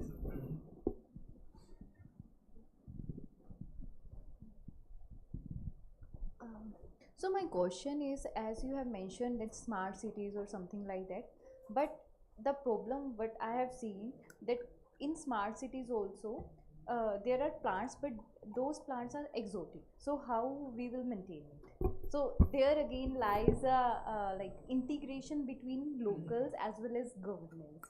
Yeah. So you make policies, but these are not implemented on ground. So I think it starts from household level or like as a person. Yes. So that's what I said, that green cover is now institutionalized, but what kind of green cover? We can question that. So our cities, like again it's engineers, they do not understand the significance of nativity just because they don't have a background.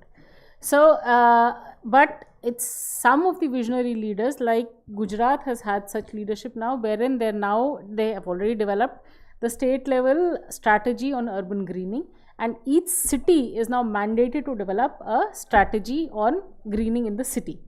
That's where slowly these concepts, Tamil Nadu is another state where such things are happening. So it's slowly, when you work with them, you have to build the capacity, make them understand what is nativity. It's a long way to go, yes, but things are changing a little. Hyderabad is one city who have actually uprooted out their exotics and have planted native species there. Any more questions? I think we have time for just one more. I think here. Yeah. Sashi.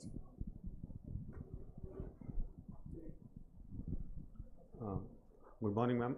Actually, I have a question to Mona Lisa ma'am only. So, as you were discussing, like in city master plans, we do not incorporate biodiversity or care towards nature. So this anthropocentric approach has been there since colonial times, because they thought that nature is the form of primitiveness and all. Over the period of time after independence, I think it's around 80 years, and why we are still not able to, it is not as if biodiversity is a new subject. So why we are still not able to incorporate these things into our master plan? Where is the lacuna and why the botanists or zoologists have not been able to come into the main city administrative structure, if to say? Like you said, biodiversity has not got its significance even now. Under no government will you see their second in charge becoming the environment minister. No party, no government.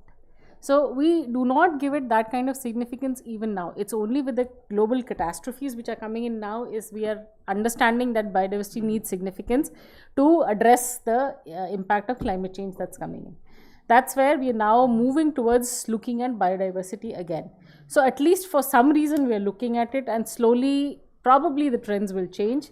And just because we've not given biodiversity its significance, we've never had positions of related to biodiversity in any government. Even in the state government, we don't have such positions. A minister is there, fine, but we don't have. Even in the local level, we don't have. So it's the full institutional level change that is required, for which extensive capacity building has to happen. Thank you so much. Thank you for the questions, and to all our esteemed panelists for such an insightful and thought-provoking questions. I'll take a minute to sum up our quick observations that happened in the panel. So firstly, what of course emerged today is that urban biodiversity conservation cannot remain a peripheral agenda, and I think our last question kind of summed it up. I think the reason why we are all here is because these issues have caused, because humans remain the only species to cause destruction on the planet. It is not just anthropocentric, it is anthropogenic. Everything is happening because of the way humans are behaving. So we are the ones to blame.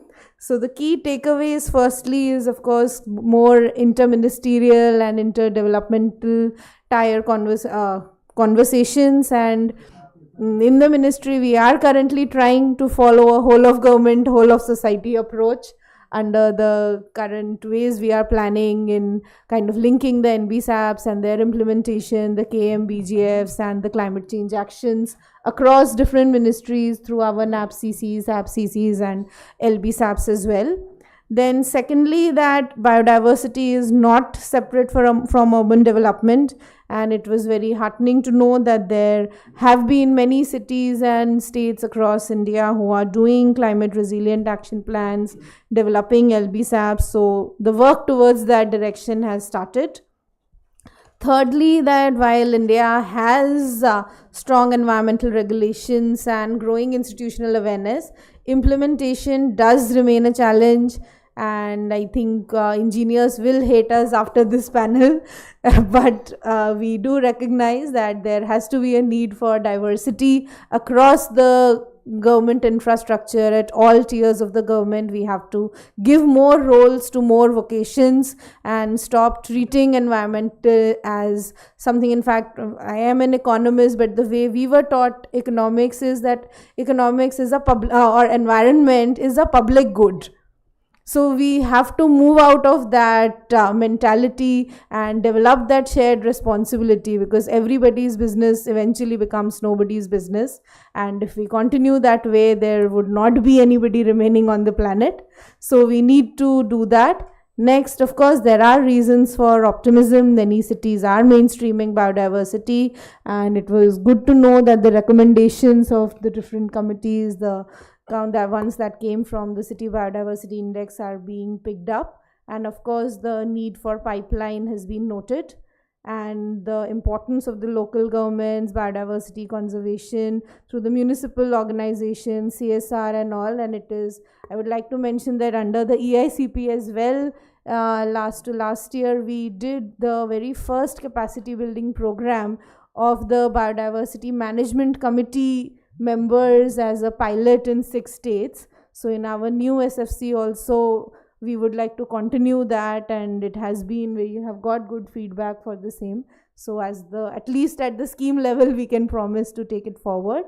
And lastly, of course, the need for capacity building, skilling at both the formal and informal level across schools, colleges, different stakeholder members is required, and we will continue to do that. So the most powerful idea emerging is, of course, that the future of India is dependent on how, not just how fast our cities grow, but how intelligently we learn to coexist with nature. And we will carry this discussion forward in the next panel, where we hope we'll learn newer things. Thank you so much for your attention. And please ask more questions. Do not let the lunch prevent you from doing that. Thank you.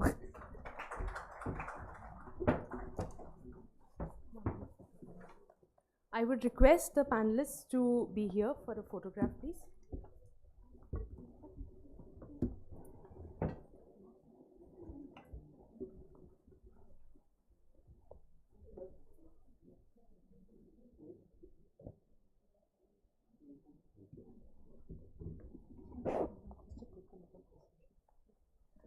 I would request Meenakshi ma'am to please come up on stage and give the token of appreciation.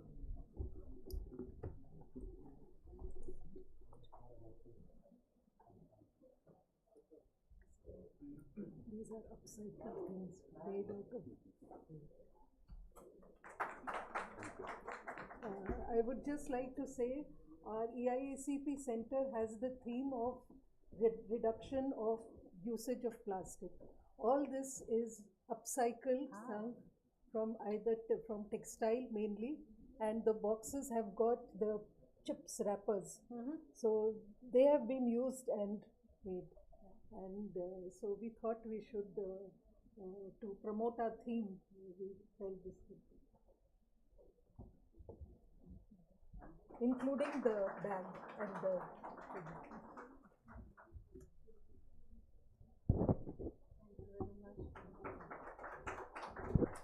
and one of the paintings again, the parrot.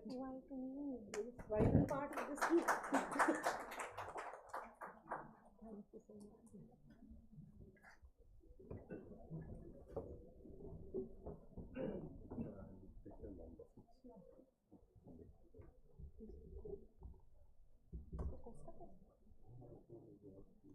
Thank you so much. Now moving on to our second panel discussion, which is on urban biodiversity conservation in ecosystem services, emerging frameworks in the Indian context. I would request Ms. Sutanuka Sarkar, Dr. Fayaz Khudsar, Shri Manu Bhatnagar, and Dr. Jaita Sen to please come up on the dais and take their seats.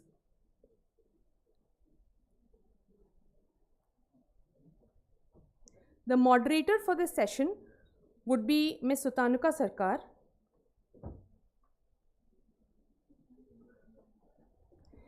Ms. Sutanuka Sarkar is serving as Deputy Director at the Ministry of Environment, Forest and Climate Change, Government of India. Her work lies at the intersection of climate policy, international trade and adaptation strategy, where environmental priorities converge with economic and geopolitical realities.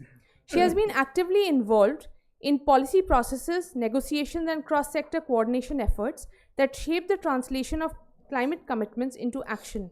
Her work includes engagement with multilateral frameworks, contribution to trade-related sustainability discussions, and collaboration with diverse stakeholders across government, industry, and international institutions. Her professional experience reflects a strong focus on strengthening adaptation systems, improving policy coherence, and enabling practical and implementable climate solutions, particularly in the context of developing economies.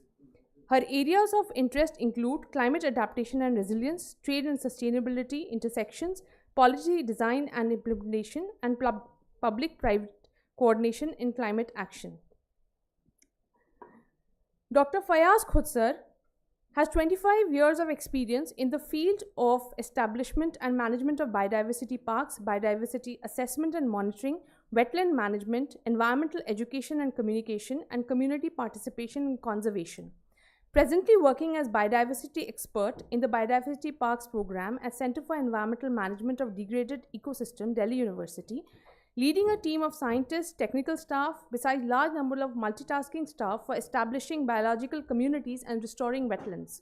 He has been one of the members of the team from Madhya Pradesh Forest Department on Gharial and Gangetic dolphin population estimation in Chambal for 3 years, and also worked on tiger, its habitat and neighborhood communities in Panna, Kanha and Bandhavgarh tiger reserves. He has published scientific papers in the national and international peer-reviewed journal on various contemporary issues ranging from prey-based estimation, biofinancing, floodplain restoration, aquatic diversity, microplastic in our rivers, constructed wetland systems, impact of invasive species on birds and its social impact, etc., beside a book titled Kuno Wildlife Sanctuary, Preparing Second Home for Asiatic Lions. He has been involved in the preparation of restoration and rejuvenation plan for the rivers Varun and Asi, Shipra, Kukrel, etc., and providing technical support for the establishment of 7 biodiversity parks in the Ganga floodplain of Uttar Pradesh by the UP Forest Department, supported by the National Mission for Clean Ganga, Ministry of Jal Shakti, Government of India. He also received Carl Zeiss Award 2008 for Excellence in Wildlife, besides Certificate for Excellence 2021 in Teaching by Dainik Jagran. Shri Manu Bhatnagar is an architect, urban and environmental planner with nearly 3 decades of experience in the environment sector. He currently heads the National Heritage Division of INTAC as Principal Director. He has worked in India and in Southeast Asia on diverse projects ranging from urban regional environmental planning to river conservation, water policy, sustainable agriculture, urban biodiversity, lake conservation, and management and cultural documentation. He has worked on Ramsar sites, saltwater lakes, oxbow lakes and marshes, heritage water bodies and water policy, river island policy and geoheritage. He has published books, Understanding Rivers, a guidebook to river basin management for medium and minor rivers, Naturalizing the Riverfront, among many others. Dr. Jaita Sen is a faculty with the School of Planning and Architecture, New Delhi. She has been in the profession of teaching for almost 15 years in the domain of environment and biodiversity conservation within urban and regional planning, climate resilience, urban sustainability, and industrial and environmental planning. In addition to her academic experience, she further possesses more than 13 years of professional experience in government and non-government organizations. During her career span, she has worked extensively on urban and environmental issues and has done rigorous research and advocacy on siting of industries, air quality governance, mobility management strategies, and has worked for the rights of socially excluded and marginalized communities. She has also worked on biodiversity and land use planning issues. She has written book chapters with publishers like Springer and Bentham and has also authored technical reports, research papers on urban infrastructure and development, technical proposals, monographs, and contributed to books like Mobility Crisis, Agenda Action for 2010. She has been actively involved in stakeholder consultations, conducting training and awareness programs, collaborating with government departments and think tanks. She is currently involved as a consultant in the master plan of towns and cities in the Himalayan ecosystem. It is my pleasure to invite Ms. Tanuka Sarkar, who will be moderating today's panel discussion, to please lead the session. Thank you.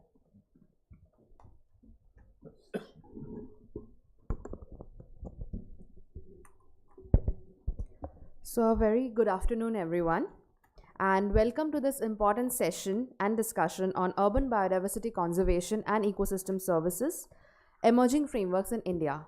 So, before delving deeper into this, I would just like to share some reflections we had from the previous insightful panel discussion, because this will kind of set the context for our upcoming discussion.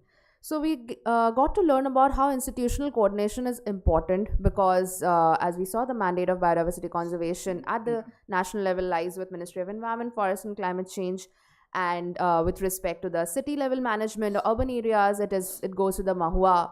So how proper and institutionalized coordination becomes very crucial at this juncture was highlighted. Then on a lighter note, we got to see some cities are taking good initiatives.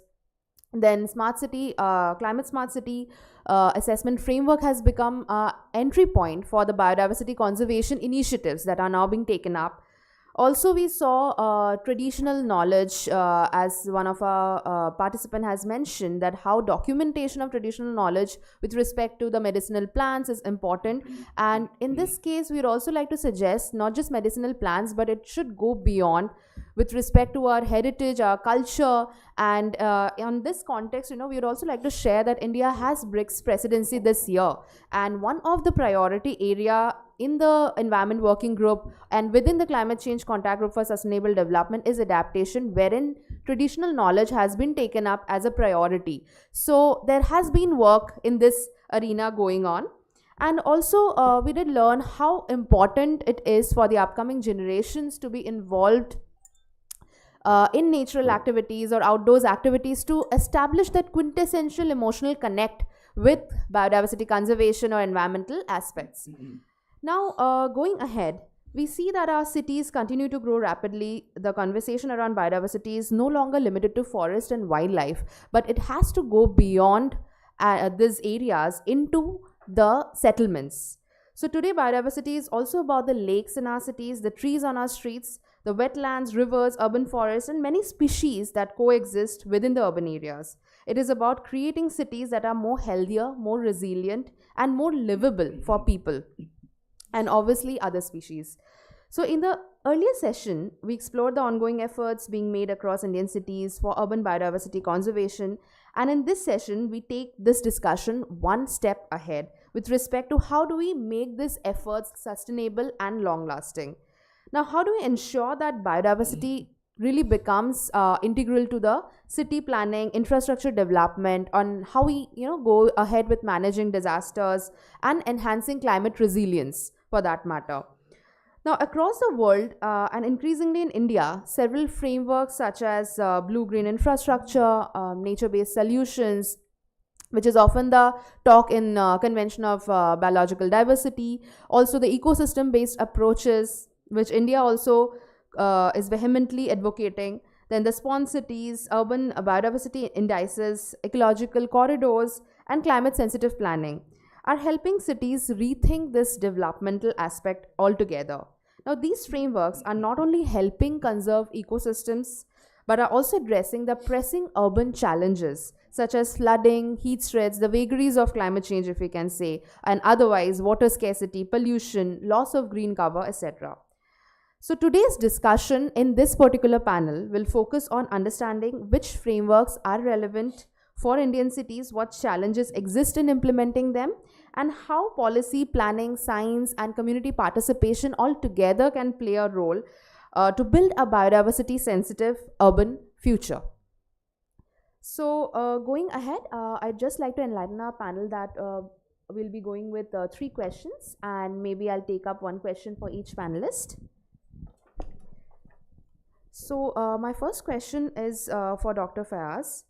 We know that Delhi's biodiversity parks are often seen as successful examples of ecological restoration. Now, what has been some of the biggest challenges in developing these spaces and within a dense urban environment, and what challenges you foresee that other cities like this would also be facing, the metro cities otherwise? So that is the question.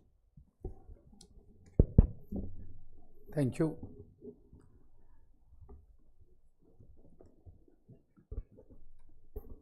There is no doubt that establishing biodiversity park in urban center is a Herculean task. For example, the first biodiversity park of the country has been Yamuna Biodiversity Park, and the mentor is sitting here, Professor C.R. Babu. When we got a piece of land initially, securing that piece of land itself was a big challenge, because the measurement of the land, etc., encroachment has started so much that quickly we asked DDA that whatever available, please fence it so that we can secure it. So the first and foremost challenge which we faced was the encroachment of land itself, and followed by the sewage discharge. The wetland we have restored beautifully of 1.5 kilometer long, which has become functional wetland over a period of time. Just 5 years ago, the neighborhood communities, which was earlier agriculture field, converted into multi-story building, and suddenly started discharging sewage into it. Fishes died, dissolved oxygen gone down. There were a lot of hue and cry. It took almost a week time to control, manage the wetland again. So that was the challenge. And then we brought irrigation department in, requested irrigation department that look at the sewage, facilities, and slowly irrigation department brought the sewage facility and it was protected. Initially, when we had no fence, the local villagers, usually they are they keep a lot of cattle, especially buffaloes. So they keep coming in, and that restoration starts with grasses, because grasses are the pioneer species. They thought that grasses are being brought here for their cattle. Though they came inside to cut it. I said it is not the right time to do it. Wait for some time, then we'll spare. Now we are sparing grasses for them in phase 2 of Yamuna Biodiversity Park, which they utilize for many various purposes. So these are some of the challenges. But I think convincing community become very easy, because it took almost now it is 22 years to get it established. But making relationship is a slow process, and bringing them in, that the place where you are sitting, why it is important for you other than other places. People are away from this park, is not getting so much of benefit what you are receiving. So slowly now the same community started saying that the underground water recharge so much that earlier in every summer we were adding one pipe to our bore well. That is over. The white shirts were becoming yellow after washing. Now that problem is over. The quantity and quality of water increased over a period of time, and therefore now they are satisfied and they understand the importance of biodiversity park in the surrounding. So convincing community is very, very important. But the more problem we find from the very organized government system. Because for example, in our corridor, we have a corridor. It is huge area of 457 acres. Within the corridor, we have a space, and MCD brings garbage and dump it. So we are fighting for it. Recently, Honorable LG visited. He also shouted that why such thing happening. So engaging community is easier than mainstreaming the government system. So that is one challenge we find, and how to marry both the thing together. Still, it is a challenge for us.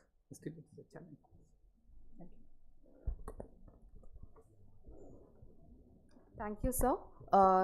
So I think it was quite an insightful answer. We got to know what the important role that communities play, in actually not just maintaining, developing parks is one aspect, but then sustainability of these parks is the major question at hand. So moving on to the next panelist, Shri Manu Bhatnagar.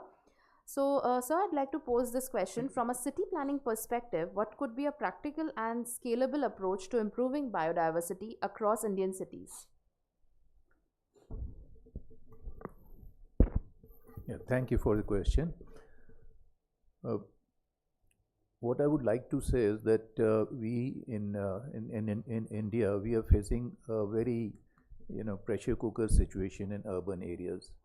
Migration is happening at a very rapid pace, and even before plans can cater to migrants, places are occupied and encroached upon. Another pressure factor is the real estate lobby. Now, the real estate lobby looks upon all natural features, particularly of the landscape, as places which, in terms of monetary value, their ecological value, their biodiversity value is completely overlooked. So this is, one part. The other part, as has been mentioned even in the earlier panel, is the lack of input from scientists, ecologists, biologists, botanists into the planning system. So many activities are undertaken without any input from the scientific side. You would, just see some examples. Very recently, the ridge of Delhi, we all know the ridge, and it has been proposed that, some theme ones should be, put into the, five of them should be created within the ridge forest. So, this is completely unscientific. Now, if in a city like Delhi, which is pioneer to biodiversity parks, such things can happen, then you can imagine what is happening elsewhere. So there are a lot of these challenges. We really find that, again, fortunately in Delhi, we have had a lot of space available for biodiversity parks. It was not that it had to be recovered. For example, the Aravali Biodiversity Park or Tilpat, these lands were available and available in the government, in the public domain. Okay, they did not have to be wrested back. But in many other cities, and for India, this is going to be a very serious problem. See, greenfield development, you can do anything. You can, plan it more scientifically in accordance with natural science principles. You can try and, have an ideal, city as an ecosystem. You can try that. But what do we do in our almost 10,000, urban settlements which are already built? Now, Delhi is a very unique kind of space where there are, lot of, lands within the government domain. But in many places, it's completely clustered. There's hardly any open space. Now, if you were to adopt a patch and corridor approach, many of the campuses can be made into patches. but joining them with corridors, that is actually a very great challenge. Again, you can do these kind of things in a planned manner in greenfield development. So what do we do in brownfield development? We have followed the NBSAP that has been mandated. We also have the state biodiversity action plans, but at the city level we have no such mandate. So this part is also completely missing, that you have to have urban biodiversity action plans. So if we consider these factors going forward, I'm sure things will improve, and we have already been given examples of positive changes which are taking place. But I think they need to be magnified and accelerated, because we do not, I think, have that kind of time horizon or the luxury of waiting a couple of decades. It has to happen almost immediately. Thank you. Thank you so much, sir. So moving to our next panelist, Dr. Jaitya Sen. We'd like to ask you, ma'am, what are the major challenges in integrating biodiversity concerns into urban planning and development process in India?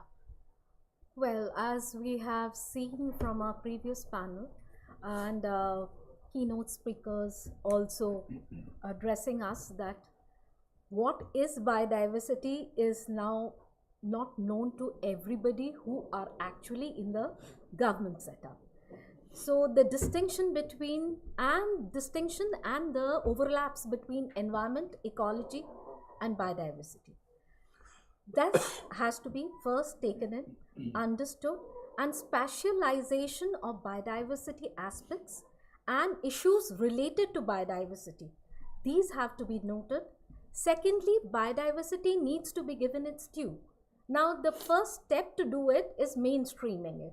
Means bringing biodiversity right from the back seat to the front seat, to the center point of our discussion that we can do. And for doing that, we need to give it its biodiversity value. Now, for giving its biodiversity value, at times, as we have seen, that the reins of governance lie with mostly people who are incapacitated to understand the issues. They usually undermine what is biodiversity, what is ecosystem service, the assessment things are not there. People give more weightage to valuation in monetary terms. So ecosystem service assessments, that is also a great challenge that we face in this field. And what can actually take us forward is gradually a structured approach through the frameworks that we have. And we have made a foray, India has made a foray in this direction. And we have our pioneer, Dr. Monalisa Sen, sitting here, who's been doing a lot of city biodiversity index everywhere. And our own URDPFI guidelines, I come from the spatial planning background, so our own URDPFI guidelines of 2015, as well as if I look at SAP 2024, they mentioned about city biodiversity index, and every city should be doing a city biodiversity index. But what next? Frameworks do give you a pre-built, if I say, structure or design. How it has arrived within the discourse of urban planning and regional planning. But how do you get to build a biodiversity sensitive master plan or a biodiversity sensitive regional plan? In this regard, I would like to show one slide just, wherein I have made an attempt in my PhD to actually integrate biodiversity into the planning process. Sure. I'll just come. Last.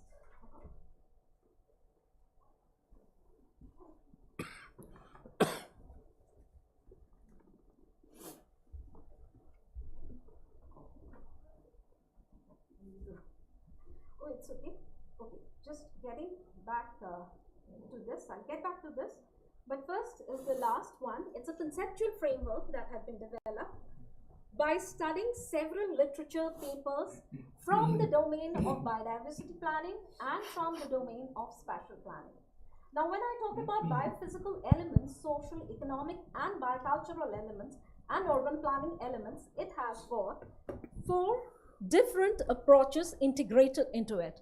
It has the ecosystems approach and the ecosystem services approach, wherein we are exploring the biophysical elements within the jurisdiction of urban, as we call it. We are talking about biocultural diversity approach when we are talking about biocultural elements and the culture part of it. And we are integrating not only ecosystem services, we are talking about nature's contribution to people, which has been advocated by IPVS recently. And we are talking about a spatial planning approach. Now, all these interacts with the different elements that we have got, that I had got from different case studies, like urban biodiversity and urban nature, urban ecosystem services and culture, and urban biodiversity governance, which happens to be an integral aspect of the Singapore City Biodiversity Index, as well as, if I say now, it has been revived by Dr. Lena Chan and Singapore National Park. We have now 112 points to cater to, and 28 indicators are there. And gradually we overlap that with the components that of spatial planning approach, which are available in our URDPFI guidelines, and find out, in case of Delhi, this was applied, hence the word zones, because we have zones in spatial planning. We find out the potential zones for biodiversity and how does biodiversity stand as a part of it, in the sense what you want to manage, what you want to enhance, what you want to restore needs to be first measured. And City Biodiversity Index framework provides you with such a facility, and it provides you with indicators that are mappable and can be integrated into the master planning process, which has a legal sanctity when notified. And then you can have multi-scale instruments based on the cultural values which we are getting to the people, to the native people and the community, and design planning, policy, process, and management instruments accordingly, and integrate it with the multi-scale urban planning. Now, I had said I'd get back to one of the slides. Now, realizing this conceptual framework didn't emerge just like that, this diagram talks to you about the city region. The city biodiversity is not a standalone element. It is moreover sometimes a spill effect of the region. So here we are talking about human ecosystem interaction, where we are taking in governance instruments as well as biodiversity across scales. And we are trying to understand the socio-cultural, the socio-ecological, socio-political, and the socio-economic value that they are there. Thank you. Thank you, ma'am.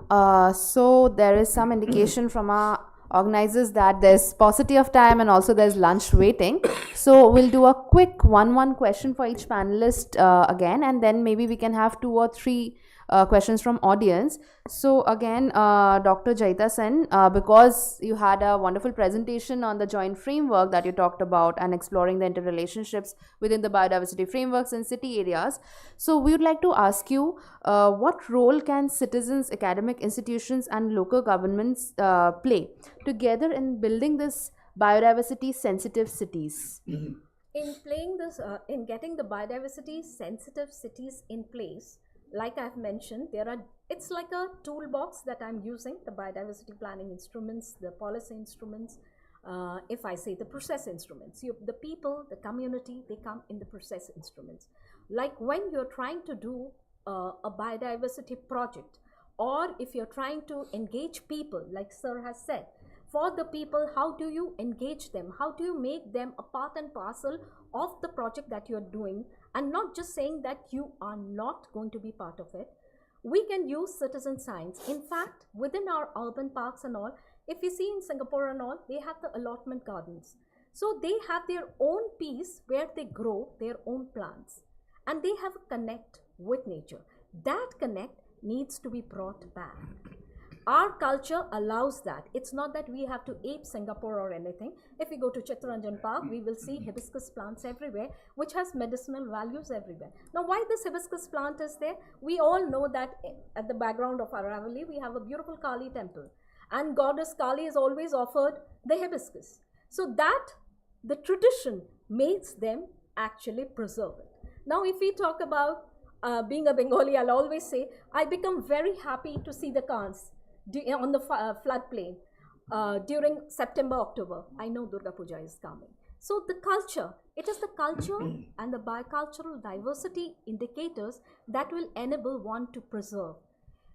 We talk about traditional wisdoms. Here I talk about in the urban milieu about cultural memories and ecological memories that will help us preserve the same. So we can have this citizen science updating of the same. We can have a database, a potent database that is required before we want to measure, and how do we want to integrate them in the planning. Planning cannot be just top-down, regimentary. It has to be a top-down and a bottom-up approach during the same time, and then only we can gradually plan a biodiversity-sensitive master plan. Thank you, ma'am. Our next question is for Shri Manu Bhatnagar. So, sir, learning from you regarding that national level framework is there for biodiversity conservation with respect to NBSAPs being there, or state are also being proactive on this area, but we lack with the city level frameworks for our country. So, what policy changes or institutional reforms do you think are urgently needed to make urban biodiversity a priority in city development? Yeah, that's a complicated one. Certainly, we have spoken about introduction of scientific personnel in the decision-making bodies. Now that I think should become mandatory, and also the second thing is that it should be mandated that local area biodiversity plans should be the third-tier thing, which should also be now mandated all over the country. As I said, it would be difficult for brownfield developments to develop an approach for incorporating biodiversity in urban planning, but for greenfield areas, I think it would be simpler. Now, I would also like to suggest two things. One is that, like we have categories of protected areas, reserved forests, sanctuaries, this and that. We can also have a new category known as local nature reserve. Now, local nature reserve could be any campus. I can give an example like JNU, with which we are all familiar. It is a very large area. It's a campus which has a lot of wilderness in it. Now, which is providing many ecosystem services beyond its boundaries. You can think of the cantonment as a local nature reserve. You can think even of a, say, School of Planning campus as a local nature reserve, and try and enhance its wilderness elements. For example, many times you have cultivated lawns, manicured lawns, but there is also a concept known as forgetting the word, wild something. The garden is supposed to be more of a microfauna friendly place. So, there are many such concepts. There's one more concept I would like to remind our planners of, and that is the Makhargian approach. The Makhargian approach was you build a series of data-based plans. It could be groundwater, soils, topography, even real estate value, and so on. And these are on transparent sheets which are put one above the other. And then with that, you are able to make an index on a grid whereby you can put values to every grid as to which has a higher, say, aquifer recharge value, which may have a higher biodiversity value, and you build between those spaces rather than occupy those spaces. So these are some of the things which could be done by the institutions and governments. Thank you. Thank you, sir. Moving on to Dr. Fayaz. So, sir, we heard from you about the issues or barriers we face while developing or sustaining ecological parks in metros like Delhi. But we'd also like to hear from you what are the key factors or enabling mechanisms that make urban biodiversity projects successful, going beyond the element of community participation. Thank you.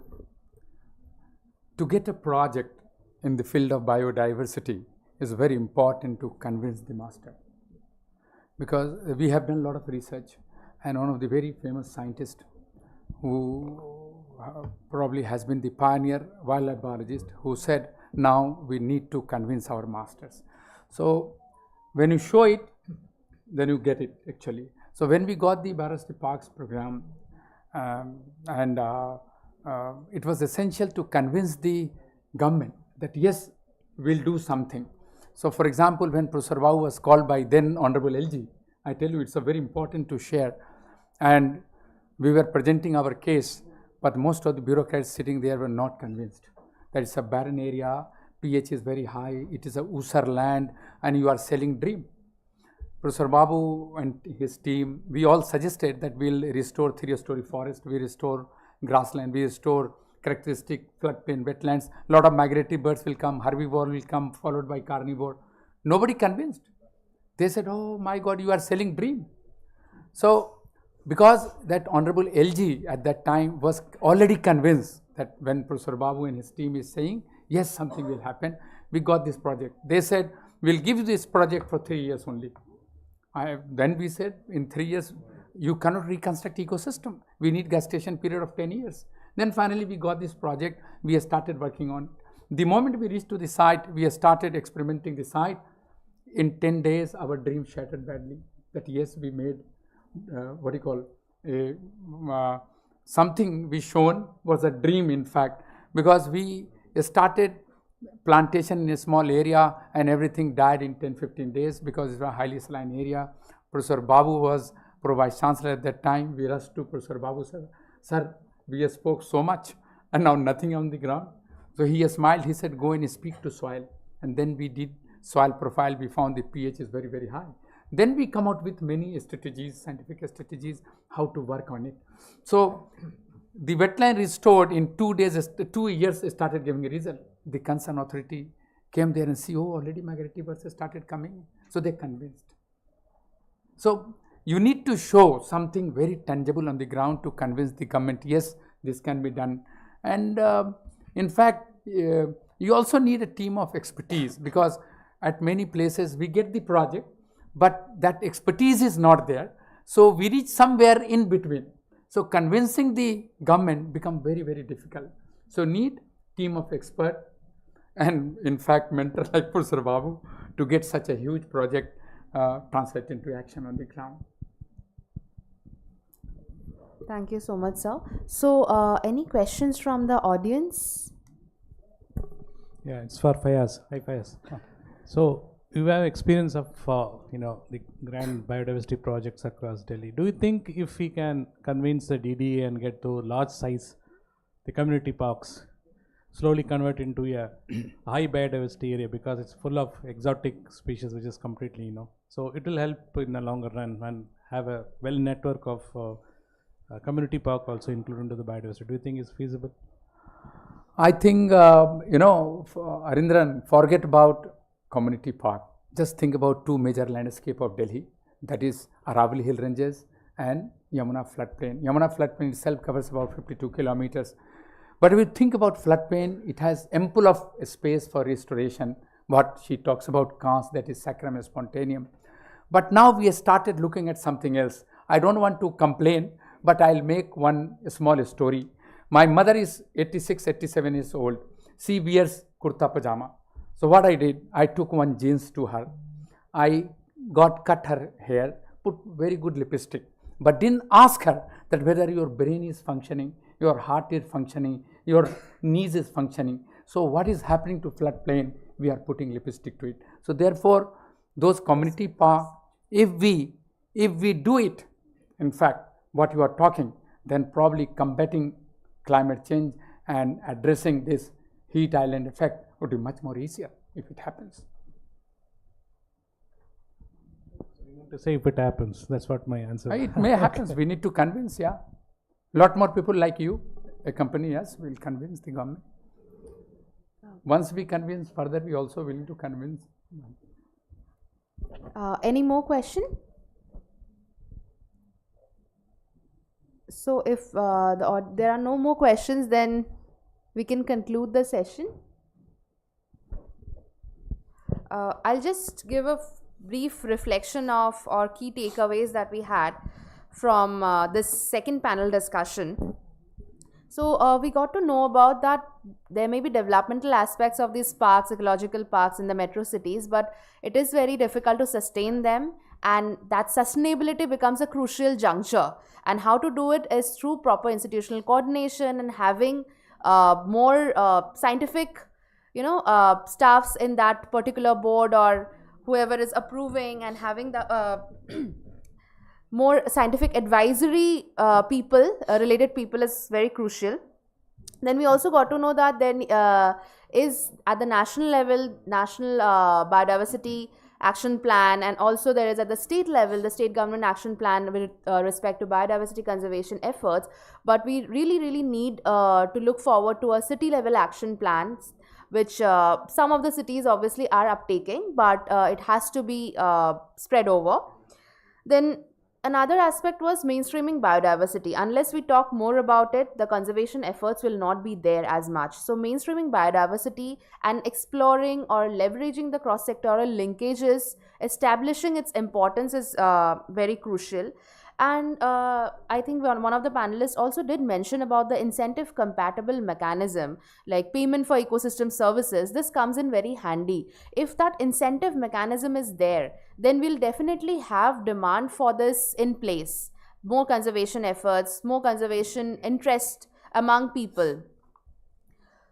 So another second last of the point is that tradition, I think Professor Jayati Sen mentioned that tradition is very important, when it is particularly linked with the cultural aspects. People have that emotional connect and they try to link and preserve more, have that preservation tendency or conservation tendency coming in then. So how can that be explored to actually nudge people towards more conservation efforts is also have a crucial role to play. And last but not the least, the idea of local nature reserve, which maybe unknowingly also is already there in the cantonment area, or that JNU is there. How can we explore or enhance that particular wilderness elements in other spaces in and around city areas would be very crucial going ahead. So thank you so much to the panelists. Thank you.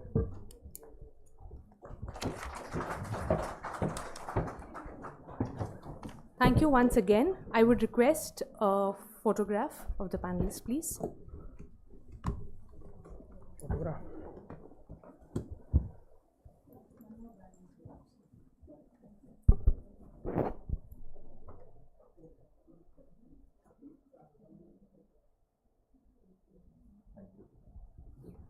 I would request Meenakshi ma'am to please felicitate the panelists and Ms. Sarkar. This is our effort to reduce use of plastic.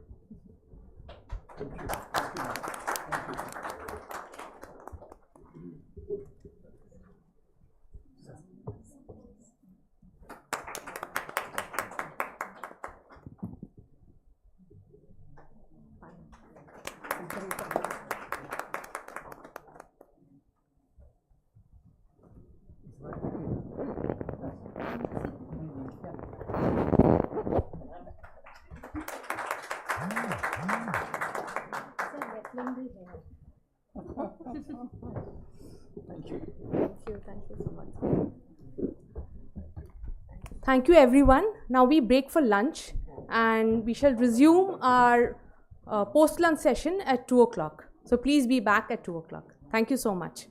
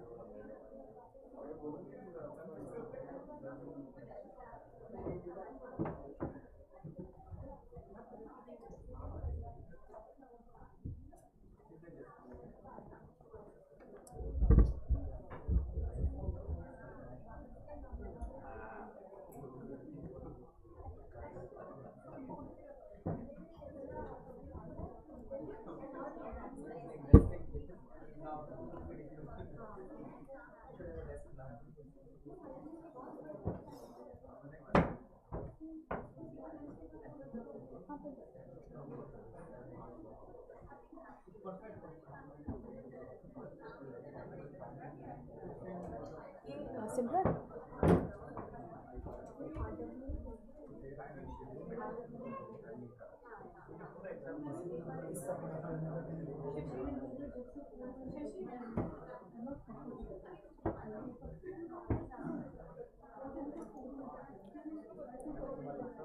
अच्छा.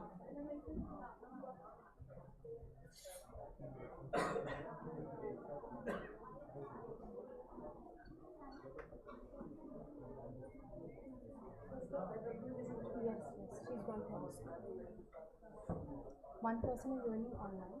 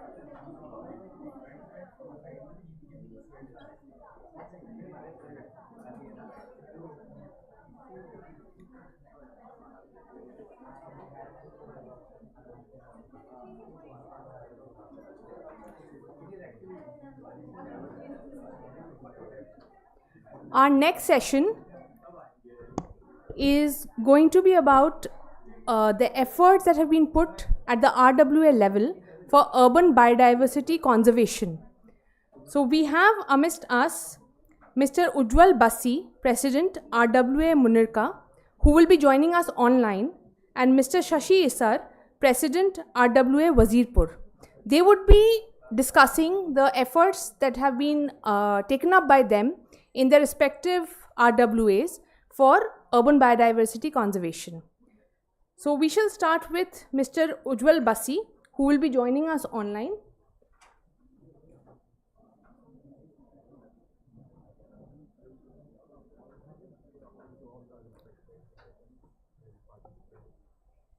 Mr. Basi, can you hear us?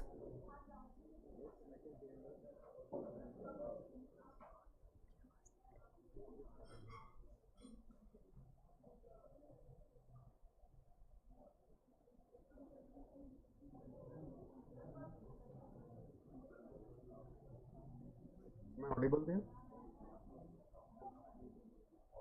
Your voice is very faint right now. उनकी तरफ से जोर से करें. How is it now? I think there's some issue at your end.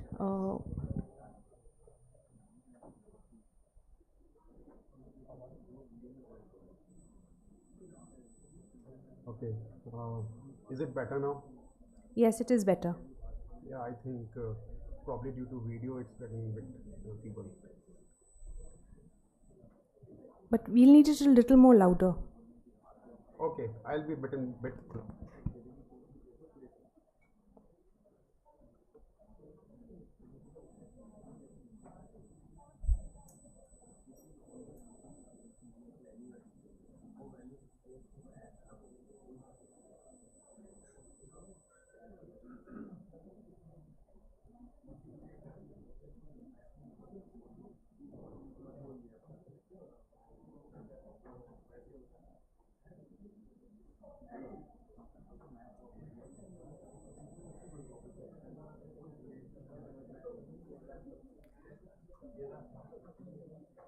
Can you connect for the audio through another device? Maybe a phone.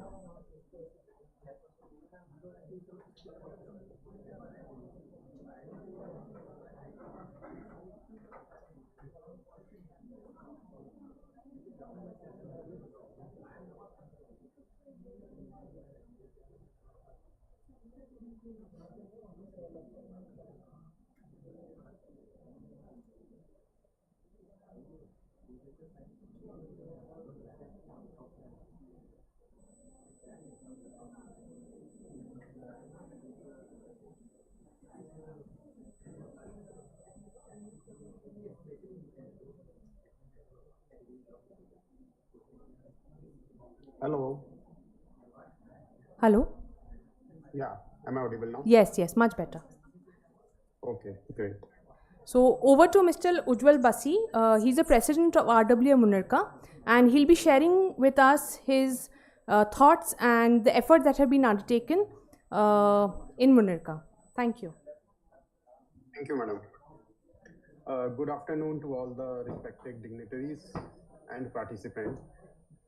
It is a privilege to represent our RWA at this conference on urban biodiversity and ecosystem services.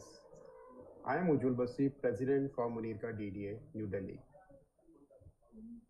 I am proud to share that our RWA Munirka received Best HUI Award last year, which reflects the collective efforts of residents towards maintaining cleaner air, green spaces, and healthier environment in our colony.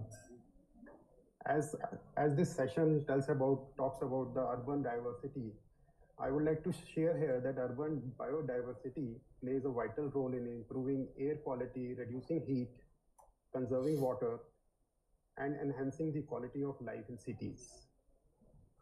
Trees and green area in residential colonies are not just beautification elements, they are essential for urban assets. But at the same time, I would like to highlight that these green areas in urban colonies, and especially the dense cities like Delhi, Mumbai, or Bangalore, the proper and timely maintenance of trees is equally important. Activities such as pruning are necessary for public safety, healthy tree growth, protection of electric lines, infrastructure. However, RWA and residents remain largely dependent on government authorities for approvals and execution, which often leads to delays. We request stronger coordination and more responsive mechanism to support RWA in maintaining urban greenery effectively. Our experience so far shows that when citizens, RWAs, and authorities work together, a meaningful environmental improvement is very much possible. That's the experience or kind of observation we have always noticed. That is all from my side. That is what I wanted to share. Any questions so far? I'm ready to take up.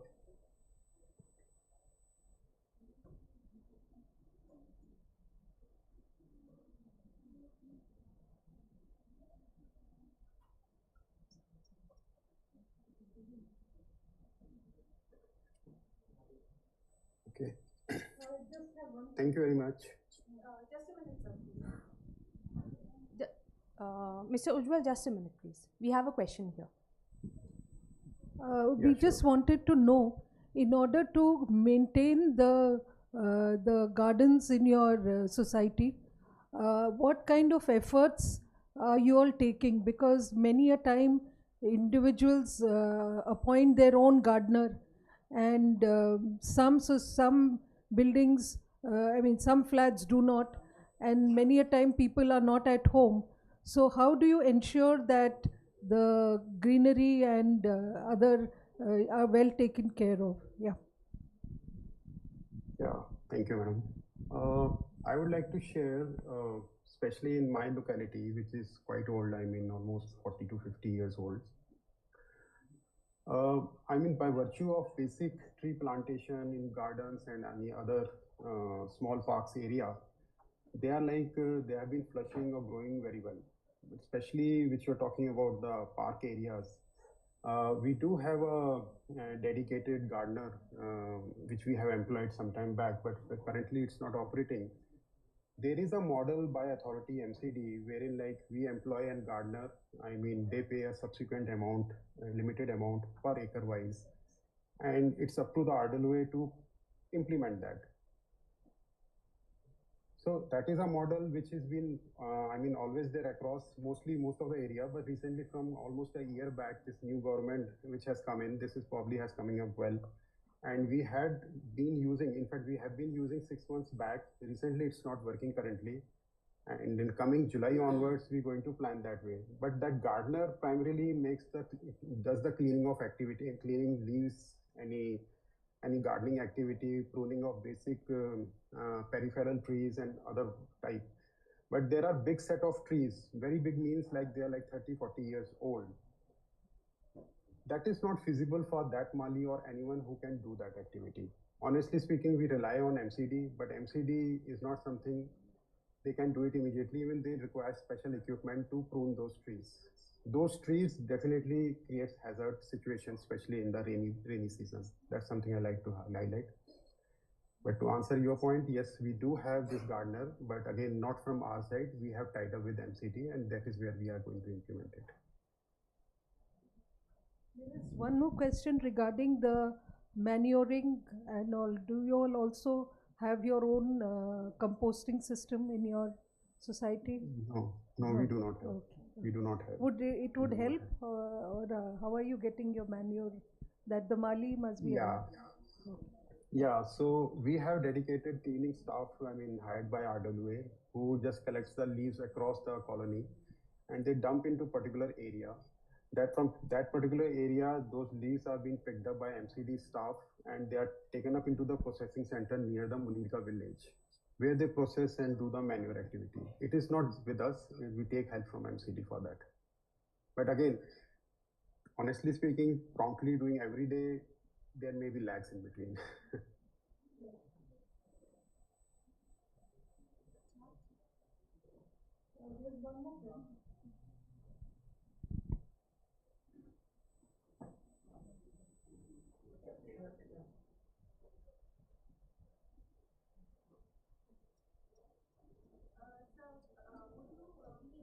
You're not audible. Hello. So am I Hello. audible?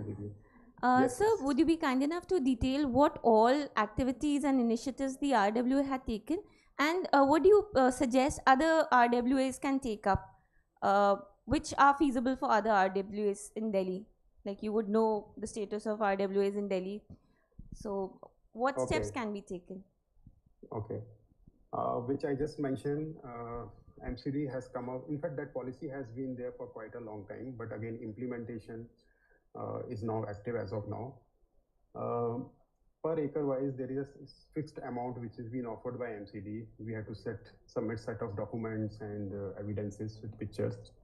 Let's say if you have total garden area of almost 5 acres, so you will get some fixed amount. Basis that amount, you can hire a gardener on your own roles, and you can pay from that amount, and we can even RWA can share it. That is one kind of model. Second, which I mentioned, that we have a cleaning staff which does cleaning or wiping of all the colony daily wise, collecting the leaves or any kind of wastage. I mean, hardware wastage, we dump it at one common place wherein we tie up with MCD civil department. They come once in a month and picks up that. Otherwise, daily waste leaves and all, again, that is being done at common place, and MCD staff picks up in the evening time and take up to the processing center. So these are the two activities I would like that can be easily implemented, condition that RWA has enough funds to operate and implement additional activities. Okay. So sir, was there any collection of funds at the RWA level, or yeah, collection of funds, I mean that collection is coming from residents who are in the colony. There is a yearly fixed amount they pay, basis that we plan the activities for year long. Okay. Okay. Yeah. Thank you, sir.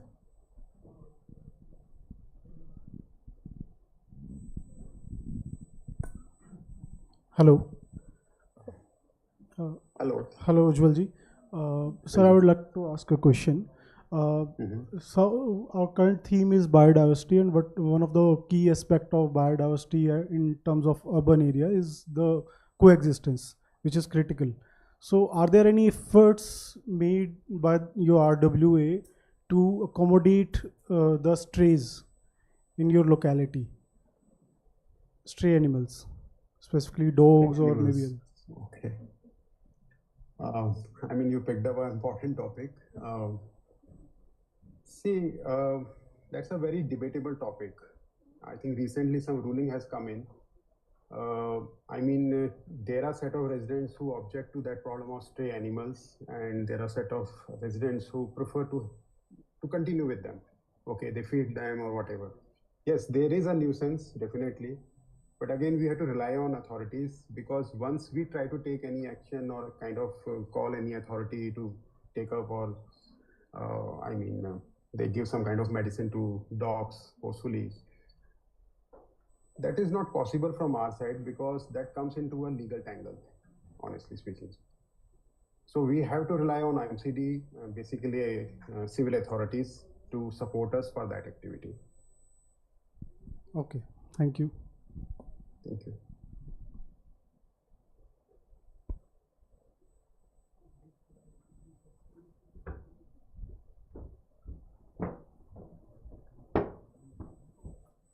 Thank you, sir. Thank you, madam. Thank you very much. Now I would like to call upon Mr. Shashi Isar, President RWA Wazirpur, to please share his thoughts with us. Sir, please.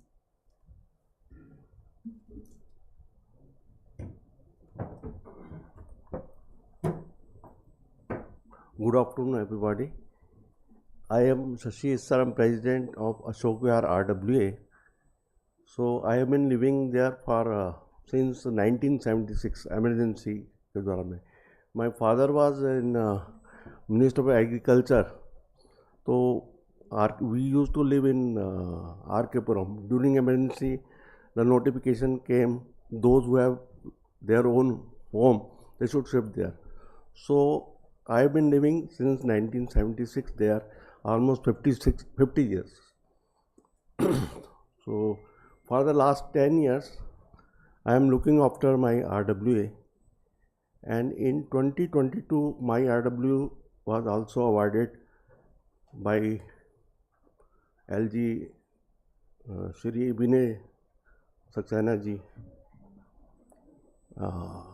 Although in 28 RWS, mine was awarded for cleanness and clean and green society. So number of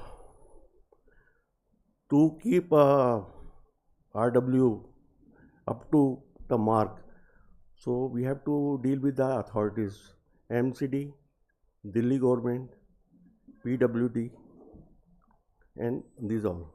And really a very tough job to get the work done from them.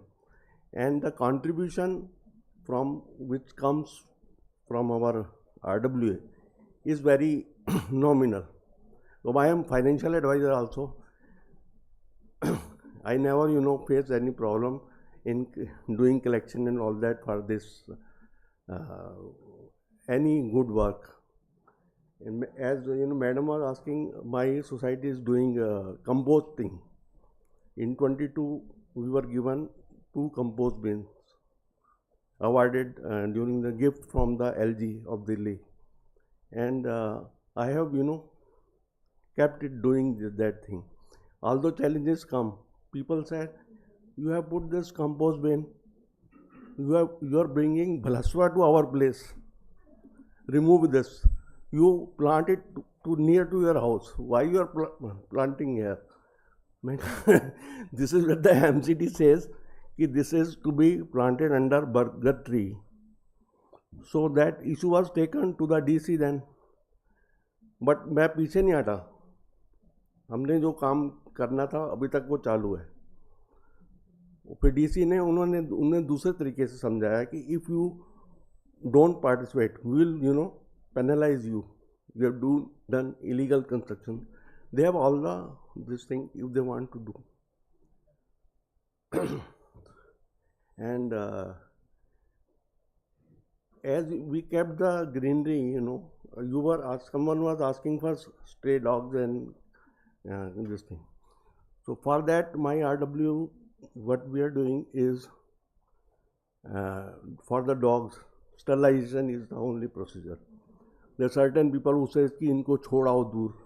I go, no, it's not possible. Whatever is the government rule, we will follow that.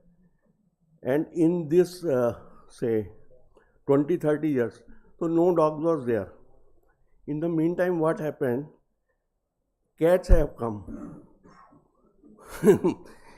तो cats आ गई, nature के साथ तो आप नहीं कर सकते. तो in MCD there is no provision for, cats sterilization. I am telling you, in Delhi, although in Bombay they provide 2,000 per cat for sterilization, all that. I have done that research and I have written to the MLA and to the councillor as well, but nothing has came out. In the meantime, my wife, so she's very, animal lover, आप बोल रहे थे तो so we kept 70 cats in 2 years. उनका breeding period बड़ा कम होता है. एक दिन तो पड़ोसी आ गया, कहता जी ये cats तो ना न्यूसेंस हो गया है, आप इतने बोरी में डाल दो, मैं इसे छोड़ आऊँगा. मैंने कहा भाई हम इसमें कुछ नहीं कर सकते. अगर आपने छोड़ना है, इसलिए कहते हैं हम तो केयर कर रहे हैं, दूध पिला रहे हैं, जो भी है. अगर आपने कुछ करना है तो you do it on your own. I am not going to do anything. फिर मैं उस पर काम कर रहा था, एडॉप्शन पे काम किया हमने, कैट एडॉप्शन पे. तो ऑलमोस्ट आप बिलीव नहीं करोगे, हमने 40 कैट्स एडॉप्ट कराई, जो इंस्टाग्राम में जाके. और वो इन द मीन टाइम वो बंदा नजर नहीं आया. So RW has to do a lot. अगर आपको रिजल्ट दिखाना है तो जैसे बोलते हैं आप मिनी फॉरेस्ट लगाओ, जैसे आप मिनी फॉरेस्ट लगाओगे एनिमल्स आने शुरू हो जाएंगे. फिर उनको मेंटेन भी करना पड़ेगा. But to sustain that's very good thing. अगर वहाँ पे तितली आ रही है, बर्ड्स आ रहे हैं, हमारे यहाँ पे तरह तरह कलरफुल बर्ड आते हैं. The moment you do adopt this thing, greenery. तो one has to do थोड़ा सा, और मेरी वाइफ को तो in fact she got award on women's day, women's international day 8 मार्च को, सशक्त नारी का, तो वो भी 28 को मिला, फोर्टिस हॉस्पिटल ने प्रोवाइड किया था। तो उन्होंने अपने एरिया में ढूंढा, तो I have printed her story, because अभी मैं उनको ला नहीं पाया एक्चुअली मेरे ग्रैंडसन विद ट्विंस, तो she is taking care of them, वरना she would be here also. Any question if you want to ask?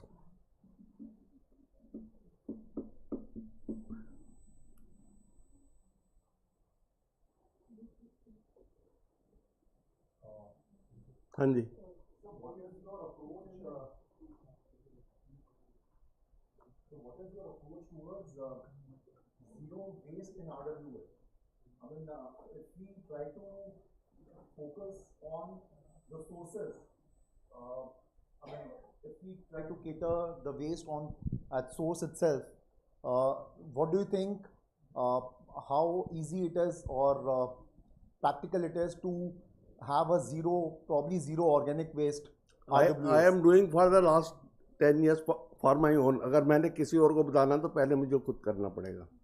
तो it won't, घड़ी देख के it won't take more than 5 minutes।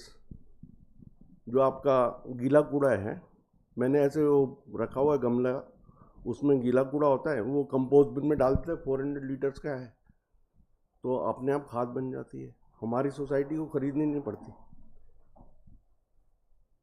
जो वेट वेस्ट आता है society से, वो उसमें डाल देते हैं। प्लस आपका जो ये पतझड़ में पत्ते आते हैं, दैट्स एमसीडी वालों के लिए भी हेडेक है, वो कैसे करें, कहाँ पे उसको फेंकें।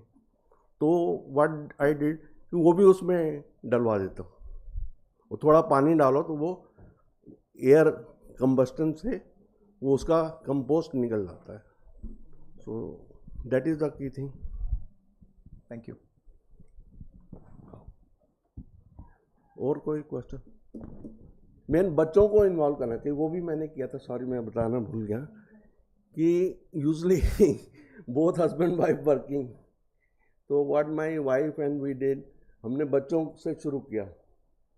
जब आईटीसी वाले आ रहे थे हमारे यहाँ पे सर्वे करने के लिए जीरो कंपोस्टिंग, तो हमें पता है कि पेरेंट्स तो हाथ में नहीं आने वाले, तो हमने बच्चों को पकड़ा कि आपने उनको सिखाया कि पेरेंट्स को बोलो भाई अलग करो, तो वो तब 100% तब होता है, वरना लोग जो है ना वो चैलेंजेस आते हैं, कोई भी नई चीज़ स्टार्ट करेंगे तो आते हैं, टीदिंग ट्रबल होती है, and that can be solved.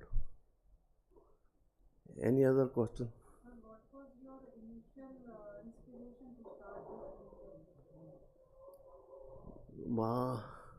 I have been doing since 2014 and RW in 1995. Since 1995, I was associated with RWA because I was from finance. तो मेरे प्रेसिडेंट ने बोला भैया कलेक्शन कर देना, तो मैंने कर दूंगा, मेरा तो काम है फाइनेंस का, तो तब मैं इसमें इन्वॉल्व हो गया। This is how I came into the picture. तो मैं प्रेसिडेंट हूँ, तो अगर आप फाइनेंसेस ठीक कर लोगे किसी भी सिस्टम में, अरे गवर्नमेंट का जो है ना कंट्रीब्यूशन होना चाहिए। DPGS Delhi park and society garden society है, दे स्टार्टेड गिविंग पर एकड़ wise money, but in 2022 corona came, तो फिर उनके पैसे 2 साल 3 साल आए नहीं।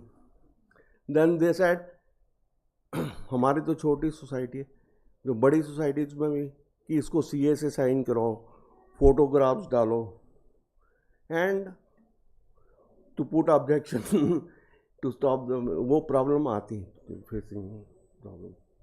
पर हम अपने on our own we are paying to the gardener and get our block. उसमें जब ग्रीनरी होती है बर्ड्स अपने आप आ जाते हैं, किसी को बोलने की ज़रूरत नहीं है, हाँ जी। वैसे हमारे वजीरपुर में वैष्णवी गार्डन भी एलजी साहब ने किया था उसका उद्घाटन, बहुत बड़ा पार्क बनाया है, वो उसमें जो प्रोजेक्ट लेवल का वो वजीरपुर में है, इंडस्ट्रियल एरिया में। और इंस्पिरेशन मेरी वाइफ ने भी इंस्पायर किया, मैं खुद भी बहुत, उनको भी शौक है पौधों का, प्लांटेशन का, क्लीननेस का। मोदी से भी इंस्पायर हुआ कि सफाई रखने में कुछ पैसा थोड़ी लगता है।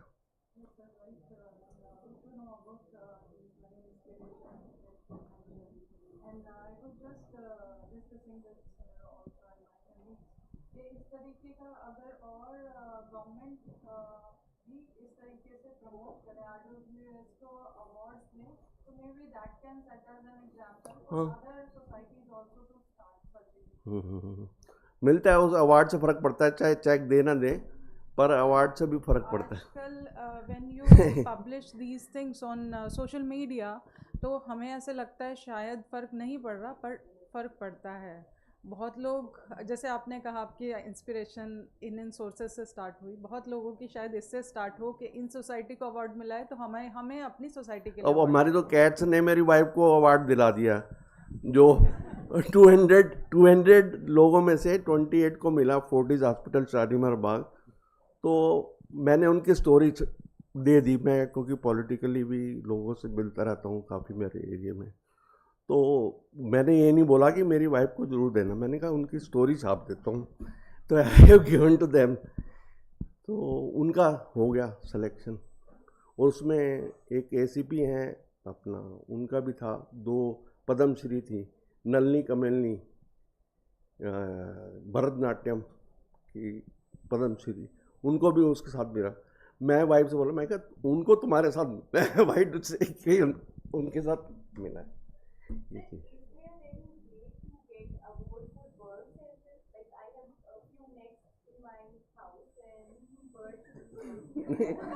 ये this only birds can tell you. You have to ask them.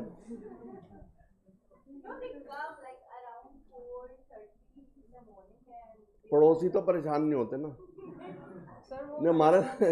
हाँ जी,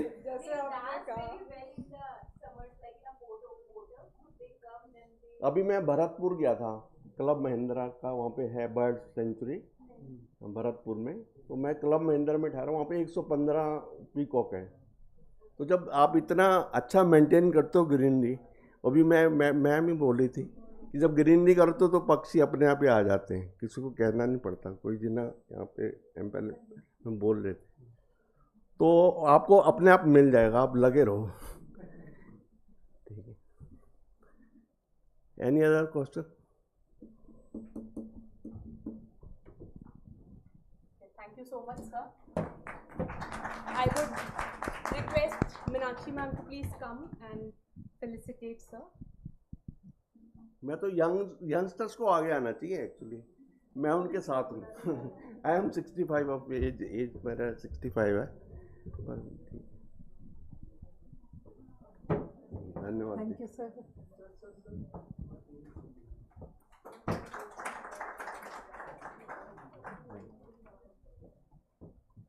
Thank you everybody.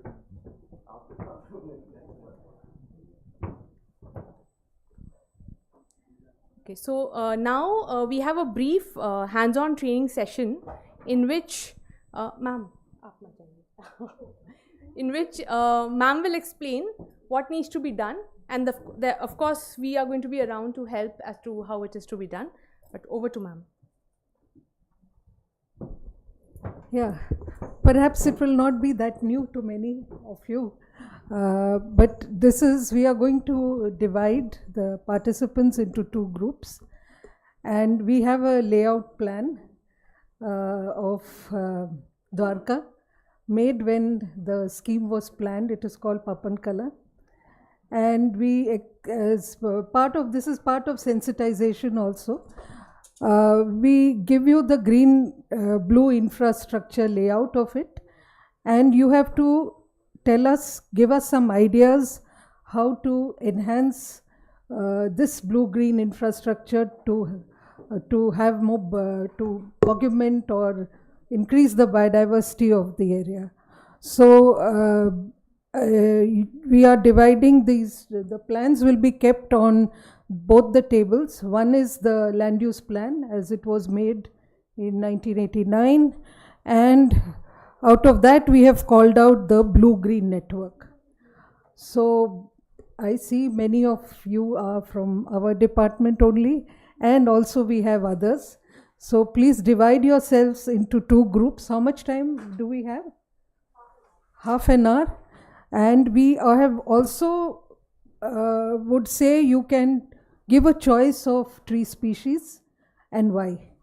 And to help you is 2 books. One is the Trees of India International Center, which last year the IIC prepared. I mean, must have been working on it for quite some time. And the Trees of Delhi by Pradeep Krishan. So if you all can refer to this, and you should be able to say where you have planted those trees and why. So please divide yourselves into 2 groups, and then at the end of the day we will see which group has performed better and will be awarded. So that is the incentive. So can we have very quickly 2 groups made?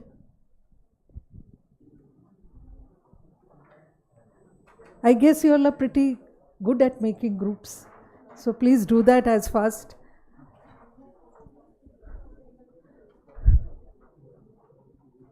We have half an hour's time to close the session. What we'll do is you can start. We have a speaker who has to join us from Lucknow on the vultures. So she is due to join at 3:15. So can you all very quickly, and also as you make your groups, share your names, and one person can take the leadership.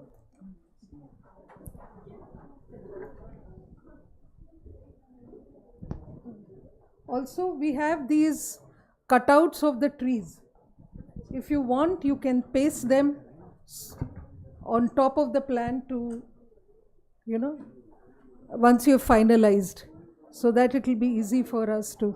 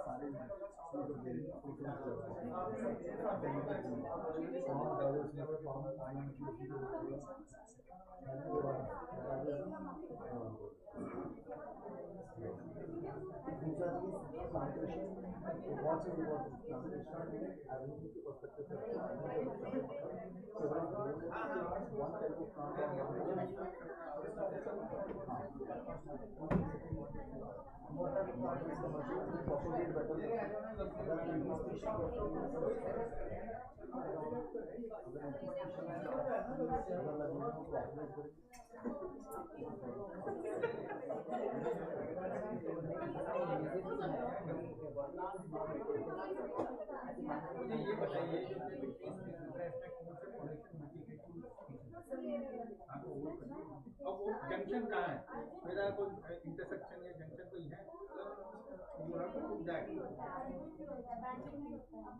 हाँ, तो जितने भी है ना, तो अगर द्वारका में round about है या इंटरसेक्शन पे you should put that.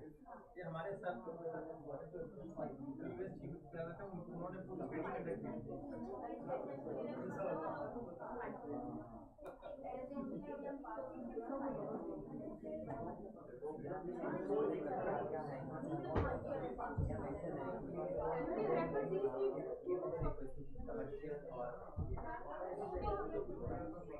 And besides that, what is integration of blue and green?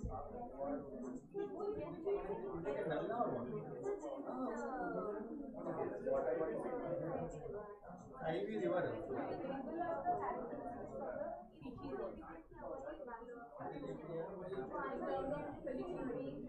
हाँ, ड्रेन है ना, तो जो हम इंटीग्रेटेड करते हैं ना, तो कंसीडर हाँ ठीक है,